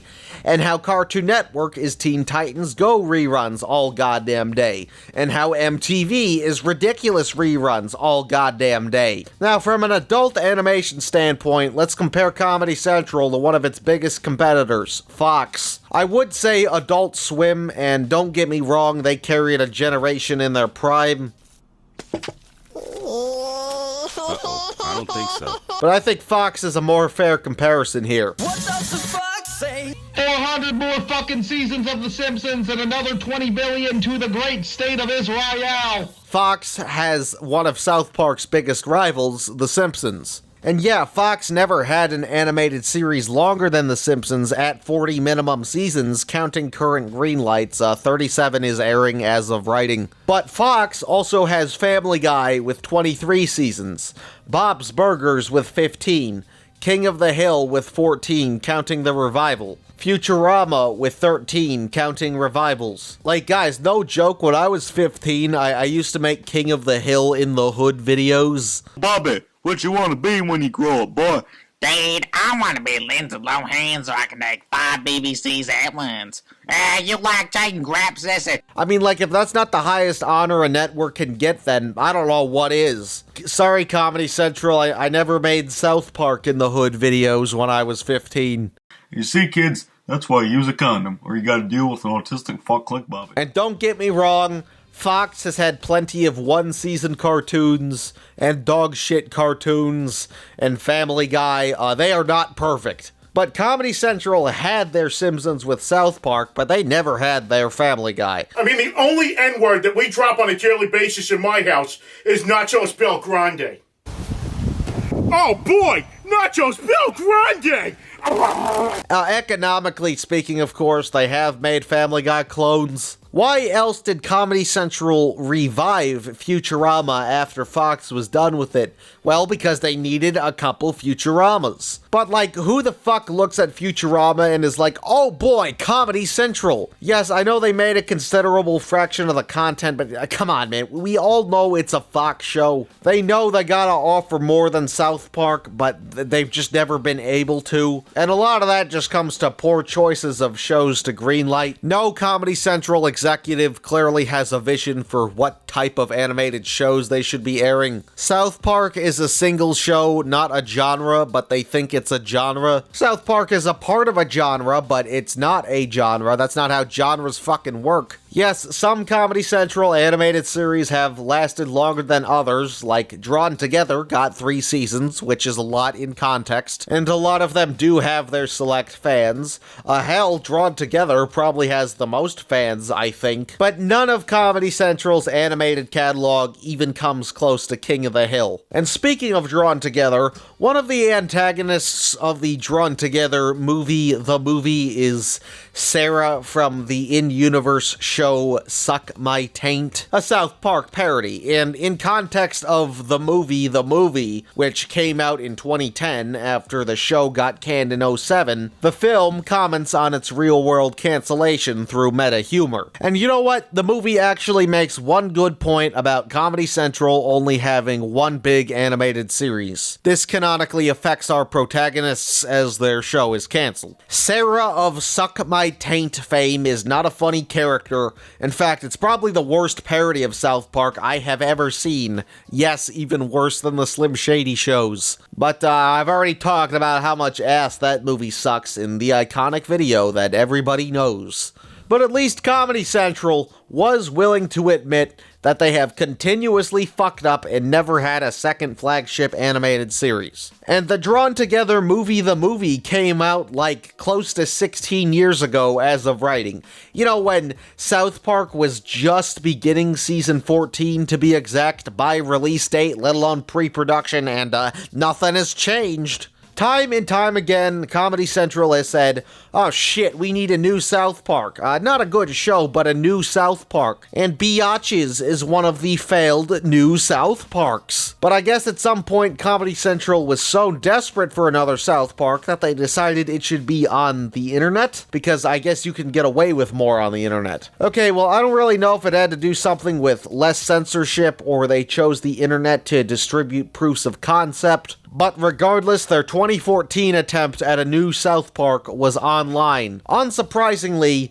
Biatches went virtually unnoticed to adults, the target demographic, I'd hope, between 2014 and 2025. Similar to how the Nut Shack went virtually unnoticed between 2007 to 2016, if you know your bad adult cartoons lore. Well, what's animated? What are you animating? Why the fuck would you name it this? No wonder nobody gives a fuck about your network. But don't worry, Biatches wasn't viewed by nobody.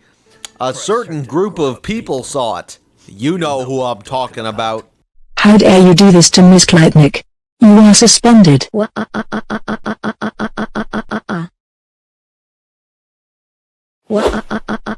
Because, of course, Usah's got a hold of it. Oh yeah, I say Usah a lot, but I've never actually established what Usahs are. And that's why most animals... Billy, get back here! Billy, stop running down the hallway screaming and line up with your class! This noise is loud like a prostitute. Make it shut up! You're either gonna know exactly what I'm talking about, or you're not.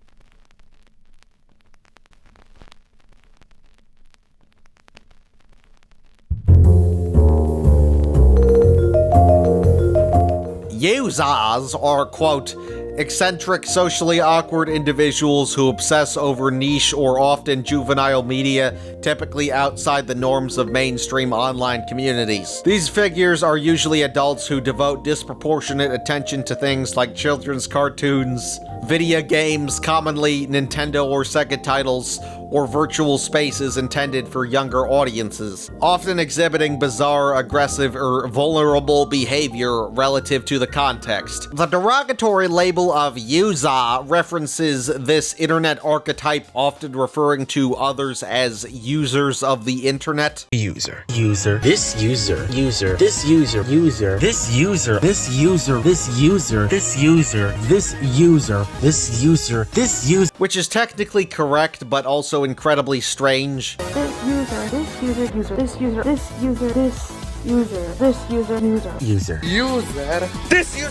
User is a statistical phrase. We're all statistics, everything is math, but we don't call each other by individual statistical claims. The most notorious user, Dogs Eating Dog 6, speaks in a comically British accent. Look at the posters!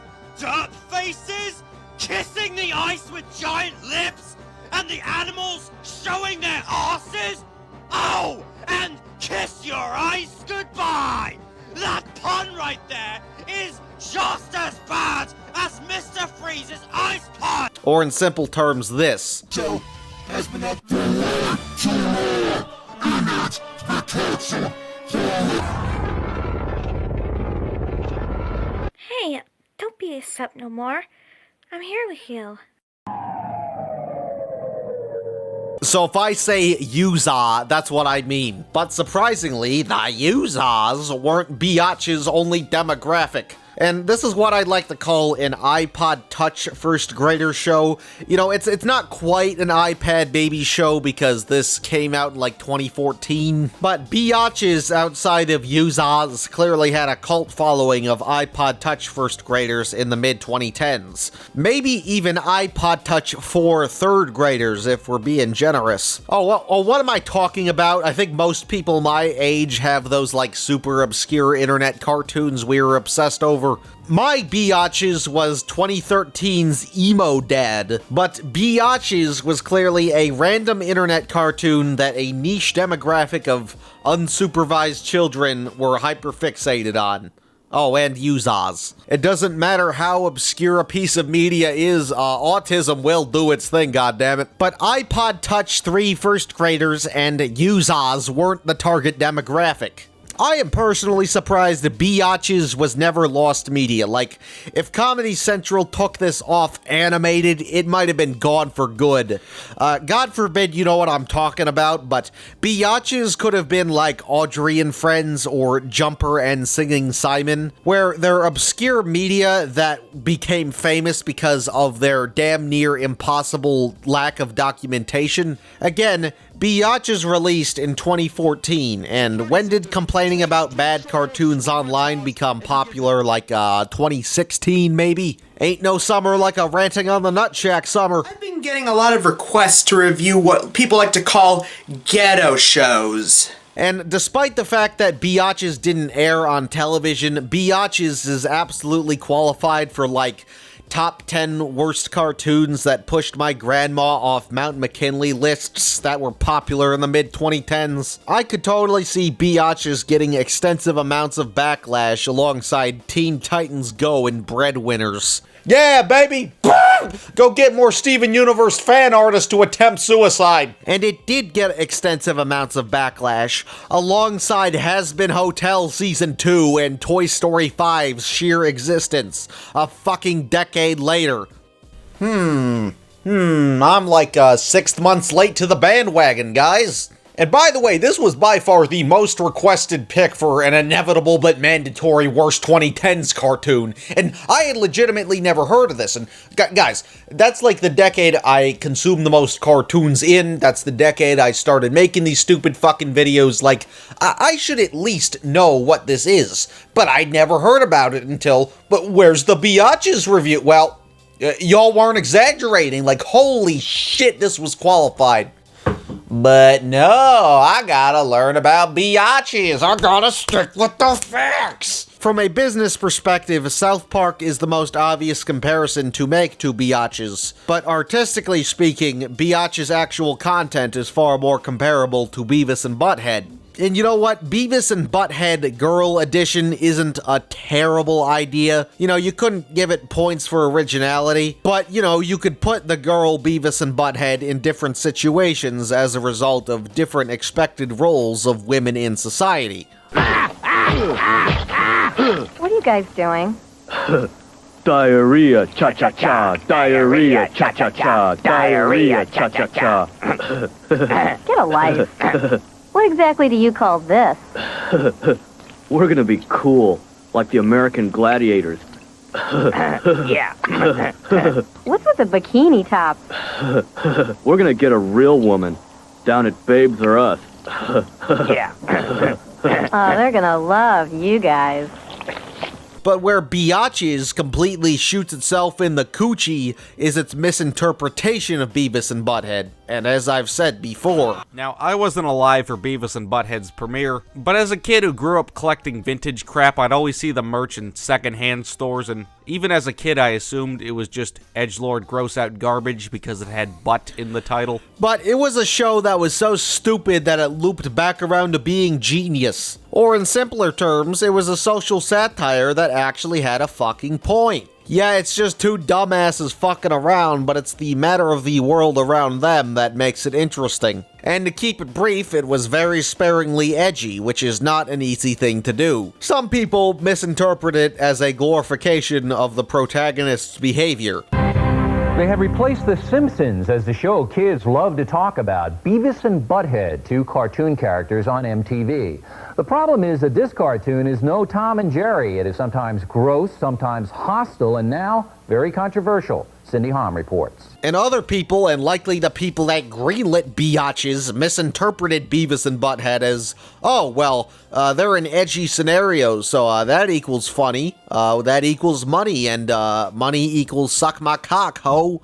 So this is another one of those shows that had no point in being vile and doesn't say anything about anything. It's one gross out joke that doesn't land after another, but I guess it's fabulous because biatches, get it? Female genitalia instead of male genitalia, despite the fact that male genitalia brought a lot more to the table than dick jokes. Another possible reason for Comedy Central making a webtoon in 2014 of all years is ripping off Beavis and Butthead's formatting. Now, in case you've never seen Beavis and Butthead, there are two main segments. Narrative segments and music video riffing segments. Both are self-explanatory. Within the 22-minute time frame, plots are intertwined with making fun of music videos. But as this is a variety show, it has inevitably entered copyright hell. On Beavis and Butthead home media releases, the various plot chunks from the variety episodes are compiled into shorts, displaying all the plot chunks consecutively. On home video releases, music video segments are often not included at all or are restricted to select segments as bonus features, even the earliest ones on VHS.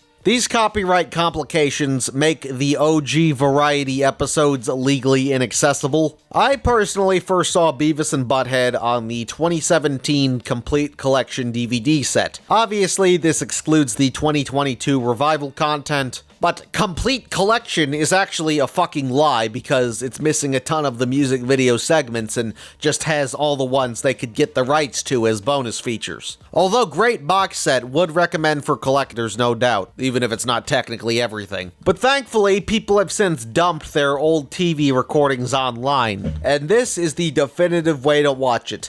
Not just because of the formatting, but it's one of those rare pieces of media where it's so synonymous with the era, you gotta see it in the worst quality possible. It's like a Charlie Brown Christmas or an Atari 2600 game. Another reason for Beavis and Butthead's short-form content is that the characters originated from two shorts of the Inbred Jed era. These two shorts first debuted on MTV by being repurposed for liquid television, aka Kablam, but edgier and like 5 years before Kablam. These condensed shorts of Inbred Jed continued into the whole TV series. Beavis and Butthead had short-form content because it was a variety show, an identity that has since been inaccessible to some extent due to copyright. But Beavis and Butthead wasn't short stories for the sake of shorts. Plots do in fact happen. And Biatch's formatting specifically copies Beavis and Butthead's home media releases of story segments. Biatch's was clearly designed under the mentality of, oh, well, it's shorts, let's just make it fucking noise, despite the fact that plots need beginning, middle, and ends. This is a show where nothing happens, and everything that does technically happen is just iPod Touch 3 first grader brain rot. It also seems to forget that Beavis and Butthead was a TV-14 show, so it's not as edgy as what would dominate the end of the 90s. The dude's name might literally be Butthead, but he doesn't even drop F-bombs. In Beavis and Butthead, the goal of each episode wasn't to make it as juvenile as possible, it was just interpreted by parents as the coming of the Antichrist. But Biatch's strives to be the Antichrist. But what Reddit Satanist would even watch this? It's so bad at being the Antichrist. Why would you even want to be the animation Antichrist? Biatch's never even became like a big brain rot show like a Annoying Orange, Yo Mama, Tobuscus Animated Adventures, Smosh Babies, the entire K-Lou Gets Grounded rabbit hole, etc. Okay, K-Lou Gets Grounded is both user and mainstream brain rot, actually. So if it only had a niche audience of kids and users, it likely failed at getting most children's attention. Even the title is a red flag. Like, are kids even gonna know what biatches means? All the title tells us about the show is that there is more than one girl and it does not have a nice ring to it. I'm pretty sure Too Short doesn't spell bitch like that. Biatch. Biatch. Biatch. Biatch. I said biatch, mother. On the contrary, Beavis and Butthead is a much funnier title because the two characters have similar names, one of which is considerably formal and the other one is just clearly not an actual name. Biatches is just a swear word spelled oddly. Hell, even the little amount of promotional material created for the show is a red flag. Like, the main promotional poster is girls pissing in urinals and giving the finger. Yeah, good luck getting that on store shelves. Okay, so, who are the biatches? The knee pads are no shit legal, but the bitches worse than Vanessa Del Rio. And if you decide to call Rick, we got the real on tape. The show stars the main duo of Dana and Julia. They are self-inserts of their respective voice actresses Dana Goodman and Julia Lee Wolof. They are most recognized for their comedy duo, Dana and Julia. The collective duo is most known for starring in the TV movie The Dana and Julia Show, and I can't even find a fucking poster for it. Like, I have no proof that this movie even legitimately exists. The, A Day with SpongeBob SquarePants the movie for ladies, am I right? So since show is in the title of this movie and it stars a duo, maybe it was like Wayne's World Girl Edition or something? Maybe it's like iCarly for your auntie 3 years before such a thing? Before Biatches, outside of this movie, Dana and Julia have wrote and acted in like random shit your aunt probably has on DVD, like The House Bunny, Bucky Larson, Born to Be a Star, and Freeloaders. You know, it's not quite mom shit, it's definitely not dad shit, but it's not quite Disney Channel tween shit either. It's that niche of aunt shit. You know, it might have like a couple string bikini jokes. It's not bland enough for your mom to love it, but it's also not unintentionally gay enough for your dad to love it. Aunt movies might get a little sassy, but nobody's getting called a donkey raping shit either. Dopey baby, she did it. What do you mean they're not actually having sex in a city? This niche is the audiovisual equivalent of a Bud Light canned lime margarita. Yeah, it's booze, no doubt, but only for women who live alone. Remember how I was so excited about seeing the movie American Pie that I couldn't sleep the night before? And remember that scene where the guy has sex with the pie? And even Dana is in on the whole aunt movie joke niche because her public social media handle is Aunt Jewy. Yeah, I'm your Jewish aunt. What the fuck you gonna do about it? Apparently, Dana and Julia got their start outside of aunt shit with MTV's Punk'd, which first debuted in 2003. Punk'd is one of those fake prank shows, bros think they daddy 05. And in the stupid-ass prank show, there's a position of field agents who disguise themselves and help set up cameras for the epic and definitely very real prank. What are those? This ain't mine. What are those? This ain't mine. What are those? Those are 38s. It's a bullet, but it ain't mine. Why are those in the bag? I don't know. The bag ain't mine. Edgy occurs when middle-brow, middle-aged profiteers are looking to suck the energy, not to mention spending money, out of the quote-unquote youth culture. So they come up with this fake concept of seeming to be dangerous when every move they make is the result of market research and a corporate master plan. Allegedly, both Dana and Julia got to appear as field agents in multiple episodes. Some sources say they appeared in Season 4, Episode 7, featuring our very special guests, Vanessa Carlton, Sierra, and Nicole Richie. And why'd I say apparently? Well, because Punk'd was a cheaply made reality show with 11 seasons, and cheaply made shows are often designed for filler. And even if you personally like this type of show, there's no way to sugarcoat it. It's fucking filler. And filler is often not well preserved. Like, there's a shit ton of lost game shows, too many to name, and only the first 2 seasons of Punk'd are widely available. Maybe because people actually liked the earlier ones. I mean, like, we got Malcolm in the Middle in the debut episode, I think. Hell yeah. The rest of Punk'd isn't widely considered to be lost media, however, it's incredibly hard to find media. Dana and Julia's alleged appearances on Punk'd was not something I was able to track down. It's alongside other doo-doo ass fall-off MTV background noise such as Diary, Road Rules, Dismissed, Silent Library, Undressed, Room Raiders, and none of these even sound or look like real shows.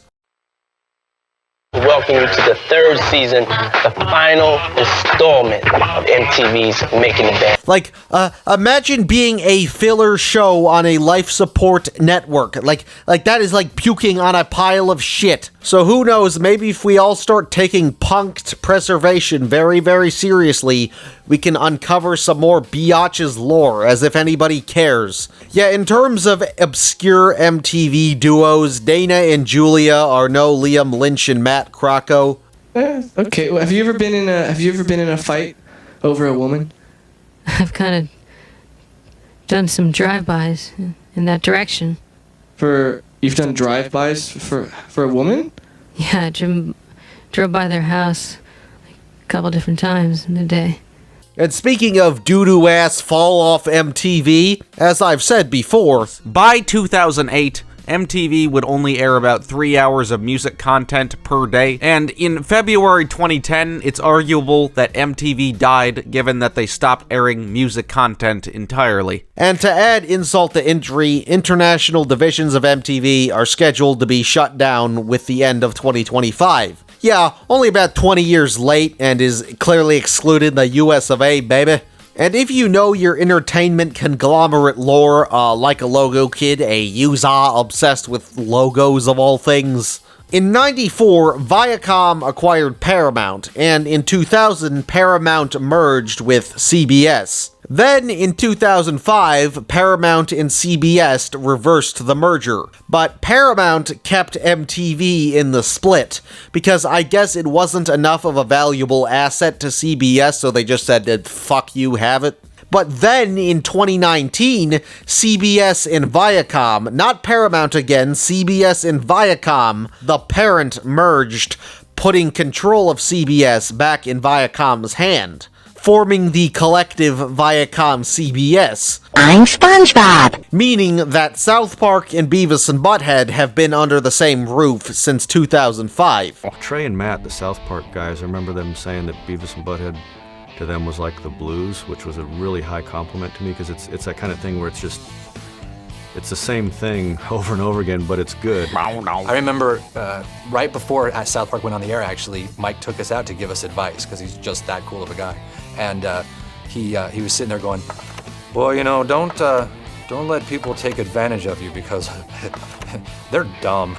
The point of the show, you know, was the great satirical look at sort of where a lot of teenagers in America were at the time. And it really was, I think, a very scathing, very harsh, and almost a very open your eyes people. And you know, now I know Mike enough to know that there was a lot more behind it, you know, and Mike is a very good guy and a very cool guy, and he actually, you know, was trying to say something, you know, that this is starting to be our youth, and if we're not careful, this is gonna be our youth. Something that's good, it doesn't matter how great, it doesn't matter how slick it is. You don't need Disney, you don't need these sweet graphics. If something's funny and something's good, you can have it look that crappy, and it inspired us in that way just to go, let's just do it ourselves. We'll do it with construction paper if we have to.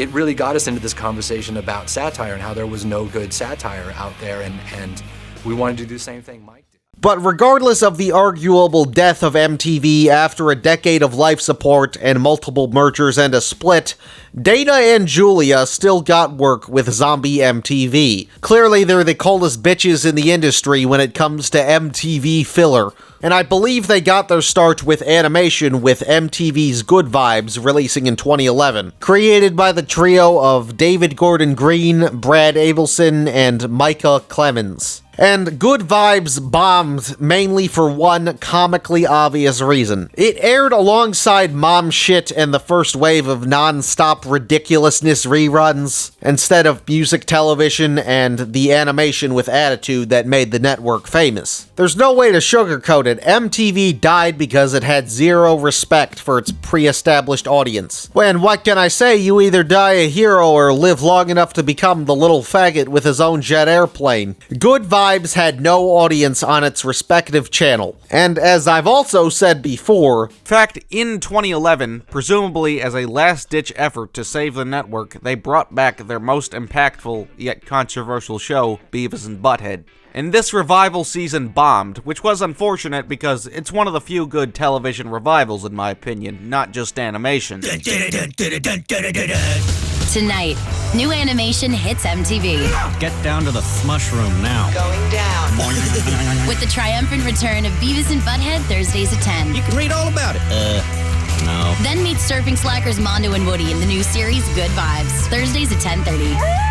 That's the sound of girls making bad decisions. So if Beavis and Butthead's brief first revival in 2011 wasn't selling, then there was no way Good Vibes was gonna sell good. Good Vibes is an animated sitcom about a duo of beach bums fucking off on the beaches of Cali and, like, also going to school in Cali, I guess. And get this, every girl has big boobies because I'm at the beach.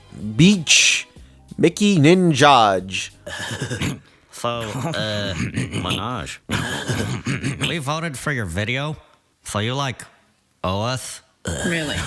And what do you want? That all depends, Minaj. The boobs are the only remotely MTV thing about this show. Oh, boobies too, gotta have those boobies. Okay, well, one of our main characters, Woody, kinda looks like the portrayal of Chris Tucker in Friday the Animated Series on MTV2, and that is not a fucking compliment. Good Vibes was originally pitched to Fox, and Fox produced the pilot. Then Fox dropped it because, well, it just wasn't very good. But then MTV picked it up. Well, why did this air on MTV, not Comedy Central? Holidays suck. There's nothing to do. Beavis, you dumbass. Have you not seen the bounty of television that Comedy Central has bestowed upon us? The truth and a lie are not sort of the same thing. The truth and a lie are not sort of the same thing. Comedy Central just became Paramount's go-to adult animation channel, which they've continuously failed at, but it is their go-to. But at the same time, MTV, you got yourself killed, and subsequently killed the show you got from Fox instantly. It probably blew $1 million on this shit. And as I've also said before, because with the rise of the internet, MTV became outdated. Why wait for your favorite Britney Spears music video to air on MTV when you could just pull it up on YouTube and watch it as many times as you please? Look, with the progression of technology, it wasn't unreasonable for MTV to not air music content anymore. However, it was completely unreasonable to ditch its one-of-a-kind cartoons mentality. Good Vibes has 200% bad Fox show vibe because it was meant for Fox and it's not very good, but it just couldn't find an audience on MTV because it was just too Fox and barely MTV for MTV. Now that I'm engaged, I've decided to slow down a little. 3 Diddy parties a week.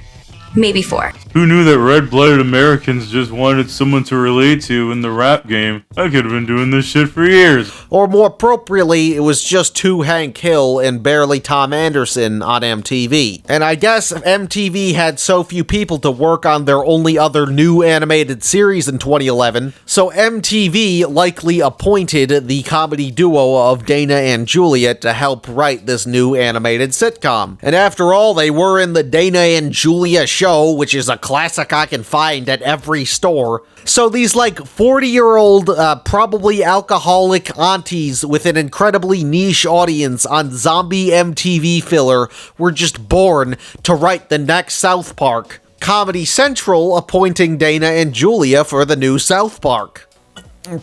You know when you're like 8 and your mom brings her friends over and they're all like cackling like witches at 10:30 p.m. and you just wonder, like, damn, what could possibly be happening to elicit that type of reaction?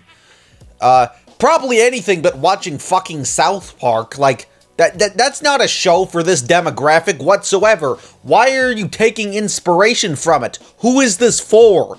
And, you know, the creators were pranking suckers on MTV's Punk, so they couldn't avoid Beavis and Butthead. It's the closest thing MTV ever had to a mascot. 3.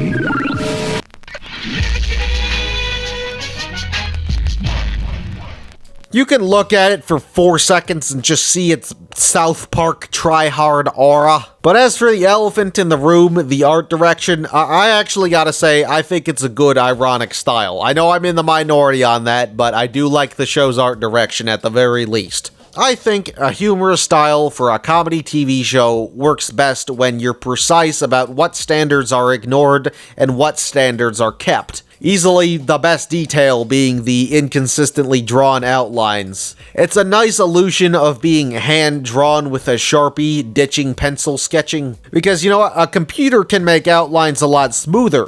That's kind of a time-consuming thing to replicate on the computer. You have to make that jitter. So it's actually fun to see a digitally animated show embrace the disadvantages of drawing by hand for comedic effect. Now, if this show's art direction looks familiar, it's because it's a precursor for the art style for Legends of Chamberlain Heights. Man, I look like Fat Albert.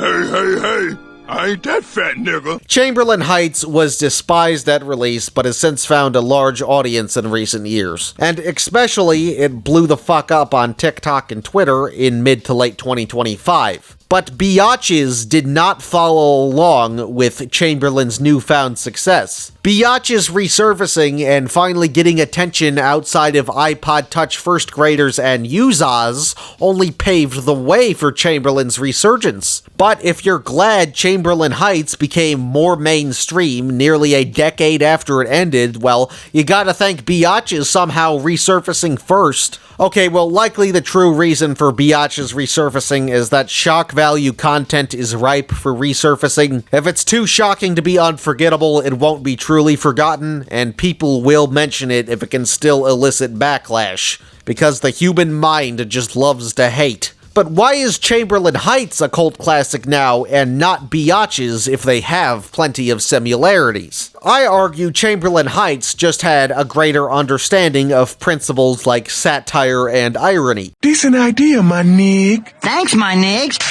And audiences actually moved on as a society and started picking up on very obvious sarcasm. I argue one of the benefits of 2020's animation is that you can bend rules in a similar nature to 90s animation, as well as 2000's less mainstream internet animation, which is inevitable with the passing of time. If you were alive for United States of whatever animation memes, I'm throwing dice in the alley. Officer Leroy comes up and he's like, hey, I thought I told you. And I'm like, yeah, what up? well, then you likely got your start there. What the fuck else were you supposed to do? And hey, where does that song of old internet fame come from? Well, MTV's The Syphil and Ollie Show. What's your problem, man? Isn't this over yet? No, it's not over yet. They still got the rest of the show to go. Whatever. That's so cliche crap, saying whatever. I can't believe you. Yeah, right. You know, it's just stupid. You can sit here and say whatever at me all show, and you may think you look cool, but it looks really dumb. Yeah, whatever, dude. I don't know. Whatever, you know. I got the tude now, you know. Whatever. I don't care, you know. It's like just whatever. I'm letting it happen. I'm freewheeling. Dude, if your attitude doesn't change, I'm just not going to do the song with you. Whatever. Most people don't know this, but that wasn't originally a dumb internet song. After MTV realized they couldn't just air music content and didn't spend the money to make adult animation to carry it for a new generation, it was up to youngsters with no resources to keep up the same vibrations. And like 50 years from now, the oldest people in the animation scene are gonna be the people that got their start in their United States of whatever. Chamberlain Heights might have been a full show on TV, but it was no doubt its own United States of whatever. But 2017's general public said whatever against this United States of whatever. But in the 2020s, whether it's old or new shows, we are in the renaissance of the United States of whatever. Chamberlain's newfound success being one of the biggest indicators of the comeback of rule-bending animation. A good example of shifted public opinion over Chamberlain Heights, as well as other shows of its nature, is Mr. Enter's now infamous animated atrocity review of Chamberlain. The comments from like 9 years ago agree with him, and the comment section from last week are dunking on him. And I just gotta say, this is the worst type of Mr. Enter video in my opinion. It's not one of those videos where he's not doing any basic research, or a video where he's just saying stupid shit, or a video where he's giving a single TV episode far too much attention as an excuse to review the entire show. But his Chamberlain review is just one of those videos where he's just complaining about shit he doesn't understand. You have to be actively trying to make something look this bad. And I think that might actually be the case. Yeah, that's the joke. Look at the outlines. They're not solid, randomly missing some spots here and there. This is impossible to accidentally do on a computer. And if you're drawing with actual Sharpies, you have to be able to see the missing holes. Yeah, that's intentional. That's the joke. It's hard to understand what anyone is saying. Yes, this show, like The Boom Crew, uses a lot of slang. Yeah, that's the joke. It actually reminds me more of 12 Ounce Mouse, though, because it has no cohesion or style of its own. There's a style that's distinctly South Park. This show doesn't have that. It's a... Yeah, take that, comedy TV show! You're not allowed to have a comedic art style!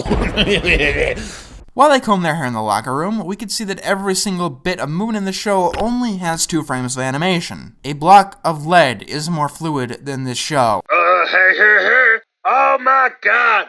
Like, what the fuck are they? Sock puppets? Why can't they be like Jim Henson's? The Muppets actually have body. The Muppets weren't made in 5 seconds. Man, Fat Abbott, I think that's the joke! Dumb. You're almost as dumb as Cartoon Network's Clara. What's with the powder? Like, seriously, I don't know what the joke is supposed to be. Are those drugs? Is this just a random drug reference? It's kinda out of nowhere and has nothing to do with anything, and they don't even make it clear that it's a drug reference. Seriously, I don't know what the joke is supposed to be. Seriously, I don't know what the joke is supposed to be. And then it's mixed in with jokes like this. Now when you have a baby, you need motherfucking insurance. That's why you gotta enroll these little bastards in Obamacare. Yes, Obamacare is a thing, and they're robots, so this is not how political commentary even functions. It's like, here's a senator, robot senator. Has there been any more booing when you played electric Oh, there's booing. You can't tell where the booing's gonna come up. Can't tell at all. It comes up in the weirdest, strangest places. And when it comes up, it's quite a thing in itself. Where is Cancellation Row? I figure there's a little boo and all that. And I know this video was like 9 years ago, but jump over to 2025 and not much has changed. Is that a fucking fedora background? A fucking fedora background. He gave himself a fedora background. Like, I'd like to make a well-intended statement regarding graphic design, but on a conceptual level, a fucking fedora background is beyond parody. If there's one thing you probably recognize Chamberlain for, it's the fact that it predicted the cause of death of NBA legend Kobe Bryant! Help me! Just pass me the trophies and we'll pull you out! Pass! Look, if you cannot remember where you were when Kobe died, you're not old enough to be watching my channel. I'm not going to explain the historical context behind that joke. If you don't get that joke and you're American, go do your homework.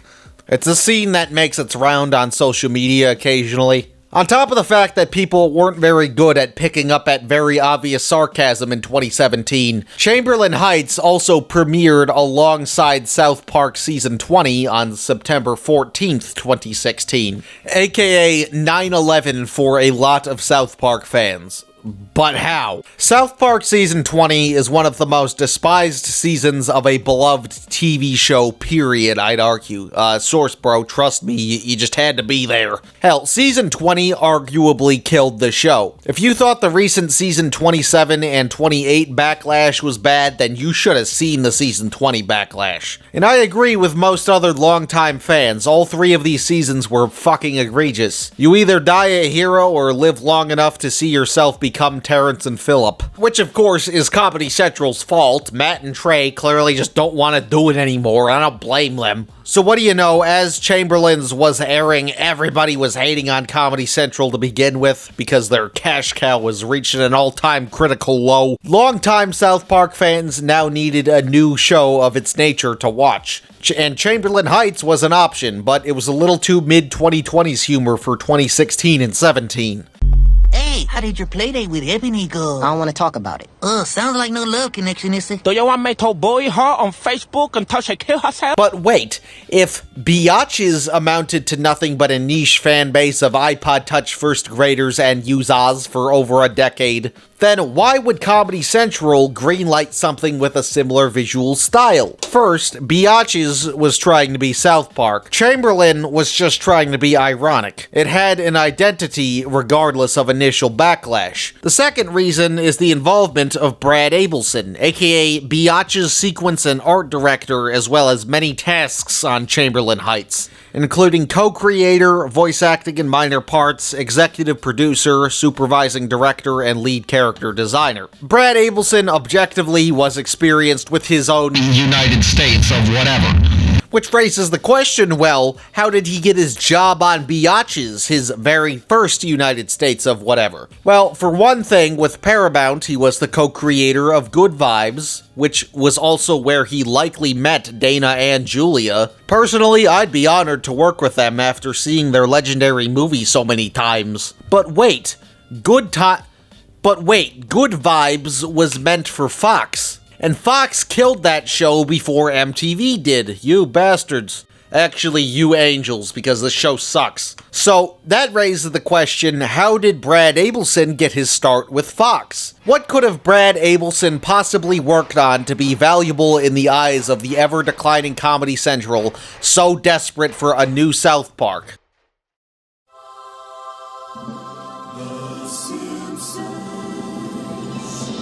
Yeah, not too surprising. On The Simpsons, Abelson is credited as a storyboard and character layout artist, as well as a storyboard revisionist. Sources are very inconsistent regarding all his Simpsons credits, but he was a longtime crew member, no doubt. From what I could piece together, he was involved for about 150 random episodes between seasons 7 to 26, which spans roughly from 1995 to 2015 by release date. And there are only 438 episodes within this 20-ish year period. You know, only half the fucking show. Abelson would go on to co-direct Minions: The Rise of Gru, so he's quite experienced with the color yellow. And he's even tapping into the color green as he is currently co-directing Shrek 5. But with Biatches and Chamberlain, what do you know, he put his storyboarding knowledge to use by being rough in the final product completely intentionally. Comparatively, Chamberlain Heights is a strong improvement of this ironic presentation style. They may be similar, but the most notable objective difference is also the biggest improvement in my opinion, being the use of a 3/4 perspective on Chamberlain characters. Contrary to the front-facing characters in Biatches, Chamberlain's more dynamic yet traditional perspectives in character designs allow far more fudging because, that's the fucking joke. If I made a fire out of all the cardboard used in the show, how long do you think it would last? That's the fucking joke. Chamberlain's mouths not being centered because it often utilizes 3/4 allows for far more diverse lip syncing, and you could see Abelson's Simpsons influence in the mouth shaping. Like, they have like a similar anteater mouth vibe. The fact that there's more motion within the autonomy for odd geometry is just a funny visual in general, which is a good thing because it's a funny look for a comedy TV show. And creating the illusion of laziness is funny, because if you want to laugh at the show, but it's sparingly ironic, you're gonna laugh along with the people that made this shit. They were just goofing off, so why can't the viewer join the fun? This comedic sense of engagement obviously wasn't a flex in 2016 and 17. With Legends here, all of the elements just attack each other and it leads to a train wreck. Even ignoring that, sticking around still follows the 12 principles animation. Legends of Chamberlain Heights decides to follow only some of them, some of the time. Biatch's most notable similarity to South Park, besides being R-rated I guess, is the default perspective of which the characters are constantly front-facing. And it doesn't do a horrible job at utilizing front-facing characters. But I do prefer the 3/4 angled characters in Chamberlain. For Abelson's sake, let's use The Simpsons as an example. The 3/4 perspective choice is often done for a sense of multi-dimensionality without full realism, and the more dimension presented in a default pose provides enough information as to how the character should look for consistency at other angles. Most attributes are visible at a 3/4 perspective, assuming there's nothing really exclusive to the back. Or in simpler terms, curvy lines just looks fucking better than straight lines. Would you like a normal or curly straw for your chocolate milk? But South Park bent this 3/4 perspective rule completely, and clearly succeeded with it probably more than any other piece of media. But why would South Park defy such a standard? All South Park media outside the 2 precursor shorts and debut episode were digitally animated to resemble construction paper, the specific influence being Monty Python's animated segments throughout the comedy group's various forms of media. And when you're building with flat paper, the angles have to be abstracted. You can't cut paper into 3D, it's fucking flat. Third-dimensional shapes are a really tricky thing to pull off. This is a part of why modern South Park looks like shit in a bad way. They're constantly showing characters at angles they were never designed for. The default poses of cutout characters or canonically flat characters often embrace its limited dimension.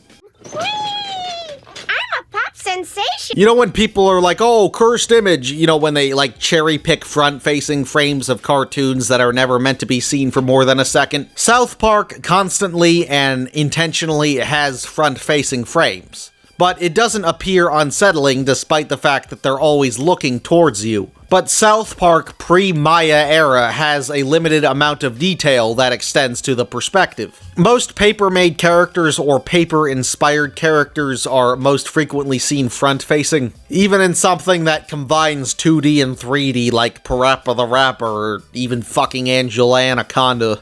I'm not sure if any of y'all are familiar with the 1961 Parent Trap, but in the opening credits with stop-motion characters adjacent to Rankin Bass, third-dimensional stop-motion puppets' shadows are stop-motion construction paper shadows, and that's a really neat effect because they're shadows, they have to be flat. Flat materials calls for flat measures. The flaw in Biatch's use of perspective is the digital South Park influence and not really construction paper influence. And it's not even a huge flaw at the end of the day. To me, nothing about Biatch's really screams construction paper besides the character's default perspective. Just like modern South Park, but nowhere near as inconsistent in its art direction. So Chamberlain Heights having a default perspective that South Park usually doesn't have is a huge improvement. Chamberlain and Biatch's are far more Sharpie marker, and you can be more third-dimensional with a drawing utensil compared to flat multicolored paper that you're not drawing on. So Abelson's ironic storyboard-inspired style works best when 3/4 perspectives are incorporated.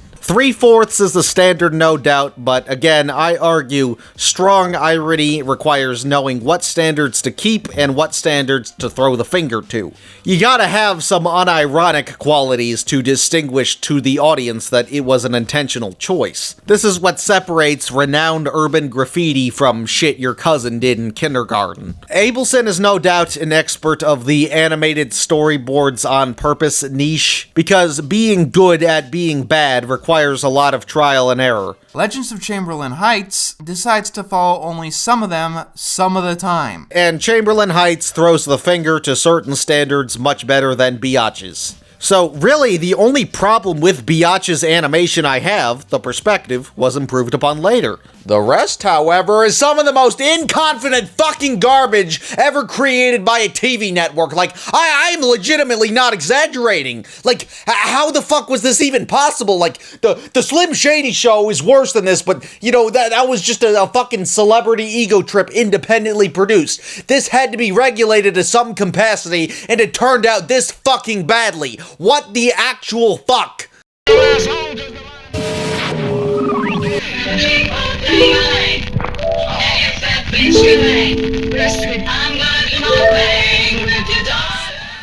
Okay, so like, what's the concept of Biatch's?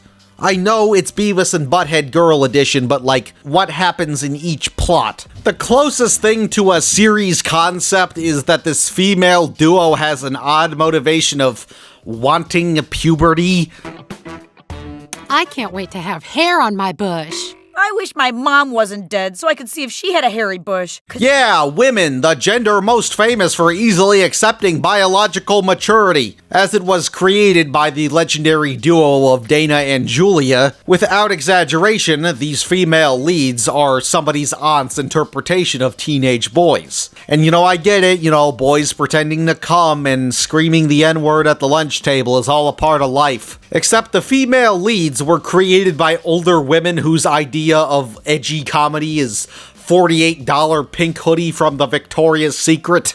I don't think they even wanted to make this. And why would they? They're 50-year-old women in 2014. Both Dana and Julia are no Joan Rivers, that's for goddamn sure. There's not enough differences between Dana and Julia's self-inserts contrary to Beavis and Butthead. Now, Beavis and Butthead are no doubt two minds of the same kind, but there are some slight differences in their characters. Butthead usually first influences the trouble and is the irredeemable of the duo. That is why he wears considerably darker colors with a darker hair color. And with the jokes involving injury, it's usually at Beavis's expense. Damn it, Beavis, you keep screwing it up. Beavis is no moral ground whatsoever, but, you know, he's a good kid deep down. He just has an extremely bad influence. That's part of why his name isn't related to genitalia, and he wears considerably brighter colors with brighter hair. The perspective that the duo is often portrayed at helps make the characters more distinguishable too. For Abelson's sake, This is the Simpsons equivalent of doing this. But Beavis and Butthead, for a duo with similar facial attributes, that unorthodox presentation decision clicks completely. It helps distinguish the similar duo beyond their hair and clothes colors. It may not be obvious on the surface, but Beavis and Butthead do have differences both in actions and presentations. Dana and Julia hardly have any differences. Like, I guess Dana is a little rowdier. Julia, you have to take your underwear off so I can get to that hair. Yeah, I'm not like other girls. I put child porn of myself and make myself a sexual predator in my own show. And I guess she's the Butthead ripoff because she has pink hair, wears black, isn't wearing a skirt, and has a nose ring. Contrary to Julia, who wears brighter colors and has a skirt, which, is more feminine, and, Beavis and Butthead's gender sometimes matters. Now, I know these tired old eyes ain't seeing two able-bodied young men just lollygagging. Can you, shut up? Since conflicts often arise from failing to comply to social norms, which can extend to their expected role of being men. And in Beavis and Butthead, a lot of the humor, at least in the narrative segments, often comes from the duo comically failing at social expectations. If anything, Dana and Julia's natural hair colors should have been the other way around. Julia should have blonde hair if she's the lesser evil. But maybe that was just by accident and there was no intent of color-coding the designs of our protagonists we're supposed to distinguish. Some of the reoccurring characters within Biatch's cast are similar to Beavis and Butthead's. And you figured the supporting cast would be used for similar purposes, but again, there's hardly a plot. Speaking of plot, I don't know about you, but I personally dislike animated shorts that are just jokes. Like, the mentality of, oh, well, it's a short, isn't a good excuse for the lack of a short story, if you ask me. If you're only gonna tell a single joke, then, confine it to a single scene. Inbred Jed shorts are a single scene. Hell, even the recent Smiling Friends smiling shorts are a single scene. If you're only gonna tell a series of jokes with no glue, for me at least, it's gonna fall apart easily. Beavis and Butthead excels with short stories, and how long is each story segment? 2 to 3 minutes, maybe 5 on some instances that aren't multi-parters. And 3-ish minutes, yeah, I'd say is the perfect length for an animated short. It gives you about a minute for a beginning, middle, and end. But Biatch's doesn't even have the most basics of storytelling that a fucking second grader could at least outline. Biatch's is one of the worst offenders of bad, just jokes animated shorts. There's no comedy in failing to comply to social norms, it's just fucking around doing juvenile things. Biatch's reoccurring characters don't have their own sets of individual social expectations, so when they're around Dana and Julia who are fucking off all day, there's hardly conflict. Biatch's most notable reoccurring cast member is Michael Jackson. Ew, Michael Jackson, were you listening to us? Michael Jackson is what I like to call the unofficial third amigo, similar to Stuart from Beavis and Butthead. Stuart wets his bed, da-na. Stuart wets his bed, da-na. Or even Butters from South Park, albeit the unofficial fifth amigo. That's me, yeah. Stuart from Beavis and Butthead is the only other kind of friend the main duo has. He doesn't really agree with the main duo's actions sometimes, but he'll stick around, even if they're an asshole to him. Michael Jackson is voiced by Lavelle Crawford. He was probably the biggest name attached to this show. Dude. But Crawford would return for Chamberlain Heights, voicing Janky and Ladante. Come on, blood. Is my insulin in there? And Randy gets paired with, oh, come on. I've already talked about how unfunny this brand of joke is a while back. It's not that the joke is offensive, it's just that it's so easy to make and so overdone. If you're watching the show, you, the audience, you have seen this joke before, especially if you're watching Comedy Central. So if you're not Mr. Enter, thank Michael Jackson from Biatch's for Janky and Ladante. Sit your monkey ass down. the rest of the characters are just tokens with no social expectations. Dana and Julia have the same love interest of hot, hairy Croatian, just a token sexy foreign exchange student. Miss Klitnik is just a teacher who's black and Jewish and farts a lot because minorities. You figured the public educator would have the most motivation for social expectations of our main duo. Okay, let's all calm down for a moment. Now, Beavis, Butthead, because next week's standardized test is so important, we're going to use all of our best resources at Highland High School to help you prepare, okay? It's a waste of time. They'll never get it. They're morons. They have the worst grades I've ever seen. The other classmates are no doubt diverse, so you figure they'd have different morals and subsequently different social expectations of Dana and Julia, all being irritated or disappointed in the main duo, all for completely different reasons. But no, it only has livelihood diversity for the sake of minorities. Bub is big and dumb and speaks Spanish and only says swear words in Spanish because minorities. Levi is a redneck because, well, I guess we have to make fun of white people too. Shelly is disabled and has a huge wreck. And you know what? Shelly could have been a funny, edgier disabled character or even a more multi-dimensional character, because she's for the most part incapable of performing the thing she wants to do, cheerleading. But it just feels like they dressed a disabled character in a cheerleader outfit because school archetype and not for conflict. None of the characters' ideologies ever really clash. Like, you figured the redneck would be discriminating against the disabled and Hispanic because he didn't grow up in that type of place, so subsequently his social perceptions got turned to mashed potatoes, but that would make too much sense. There's so little conflict from conflicting social norms. I don't think there was even an intent to have conflicting social norms despite ripping off Beavis and Butthead. As for some reoccurring elements of the kind of plots, each episode has a distinguished intro sequence that directly intersects into the conflict. This is similar to Good Vibes. I mean, like, if you've storyboarded enough Simpsons couch gags, why would you not want to make your own?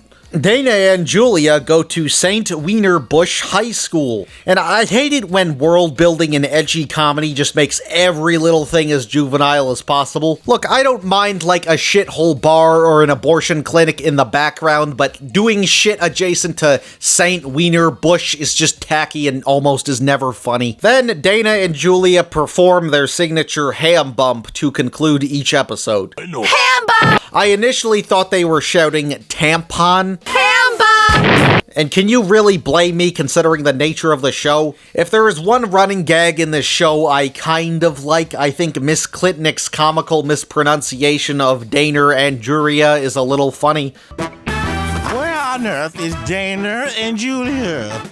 And to applaud the littlest things like that is a complete fucking stretch. I guess Comedy Central is like, hey, it's ironic we need a no fucking South Park close enough. This web show made by a mainstream TV channel was so bad that it transcended the definition of bomb to go nearly unnoticed for 11 years. Like, this show was so bad, it committed suicide the first day of its existence without any pushback. So, in the 2020s, when all the knacks of the 90s are finally coming back, Chamberlain Heights got what it deserved, and Biatches especially got what it deserved. Accountability for making this something fucking horrendous. But in 2023, Dana and Julia would make their grand re-entrance to adult animation.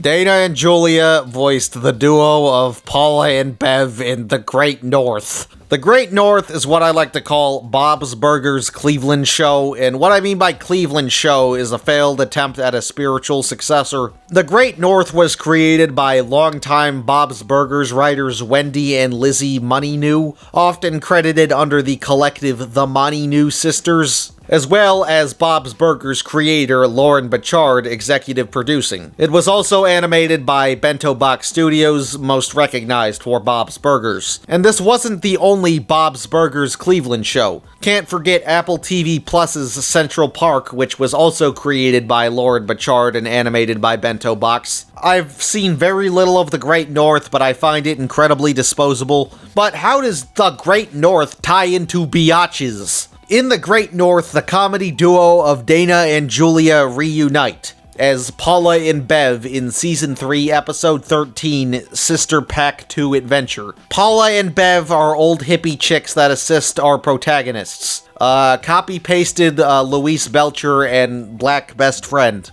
Paula and Bev barely do anything and aren't memorable.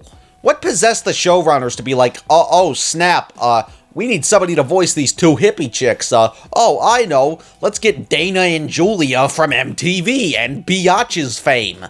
But thankfully, Dana and Julia finally got charged for their war crimes in 2025.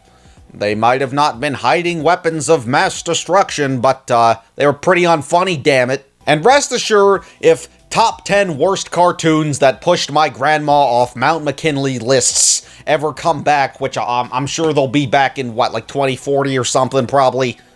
This show will be on all of those, and well-deserved. This show legitimately disproved to Reddit atheists that no one can escape God's divine judgment. Oh, and cartoon Twitters as well.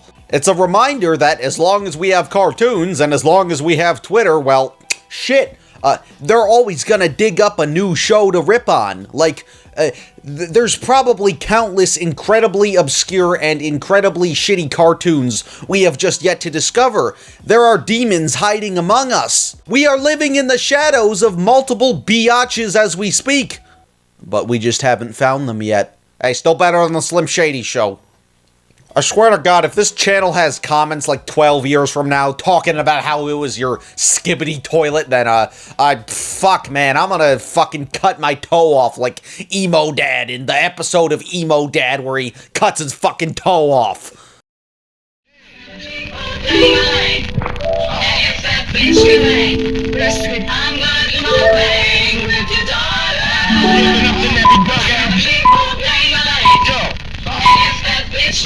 Yo, I'm gonna do my thing with your daughter. Giving up the nappy dugout. I'm gonna do my thing with your daughter.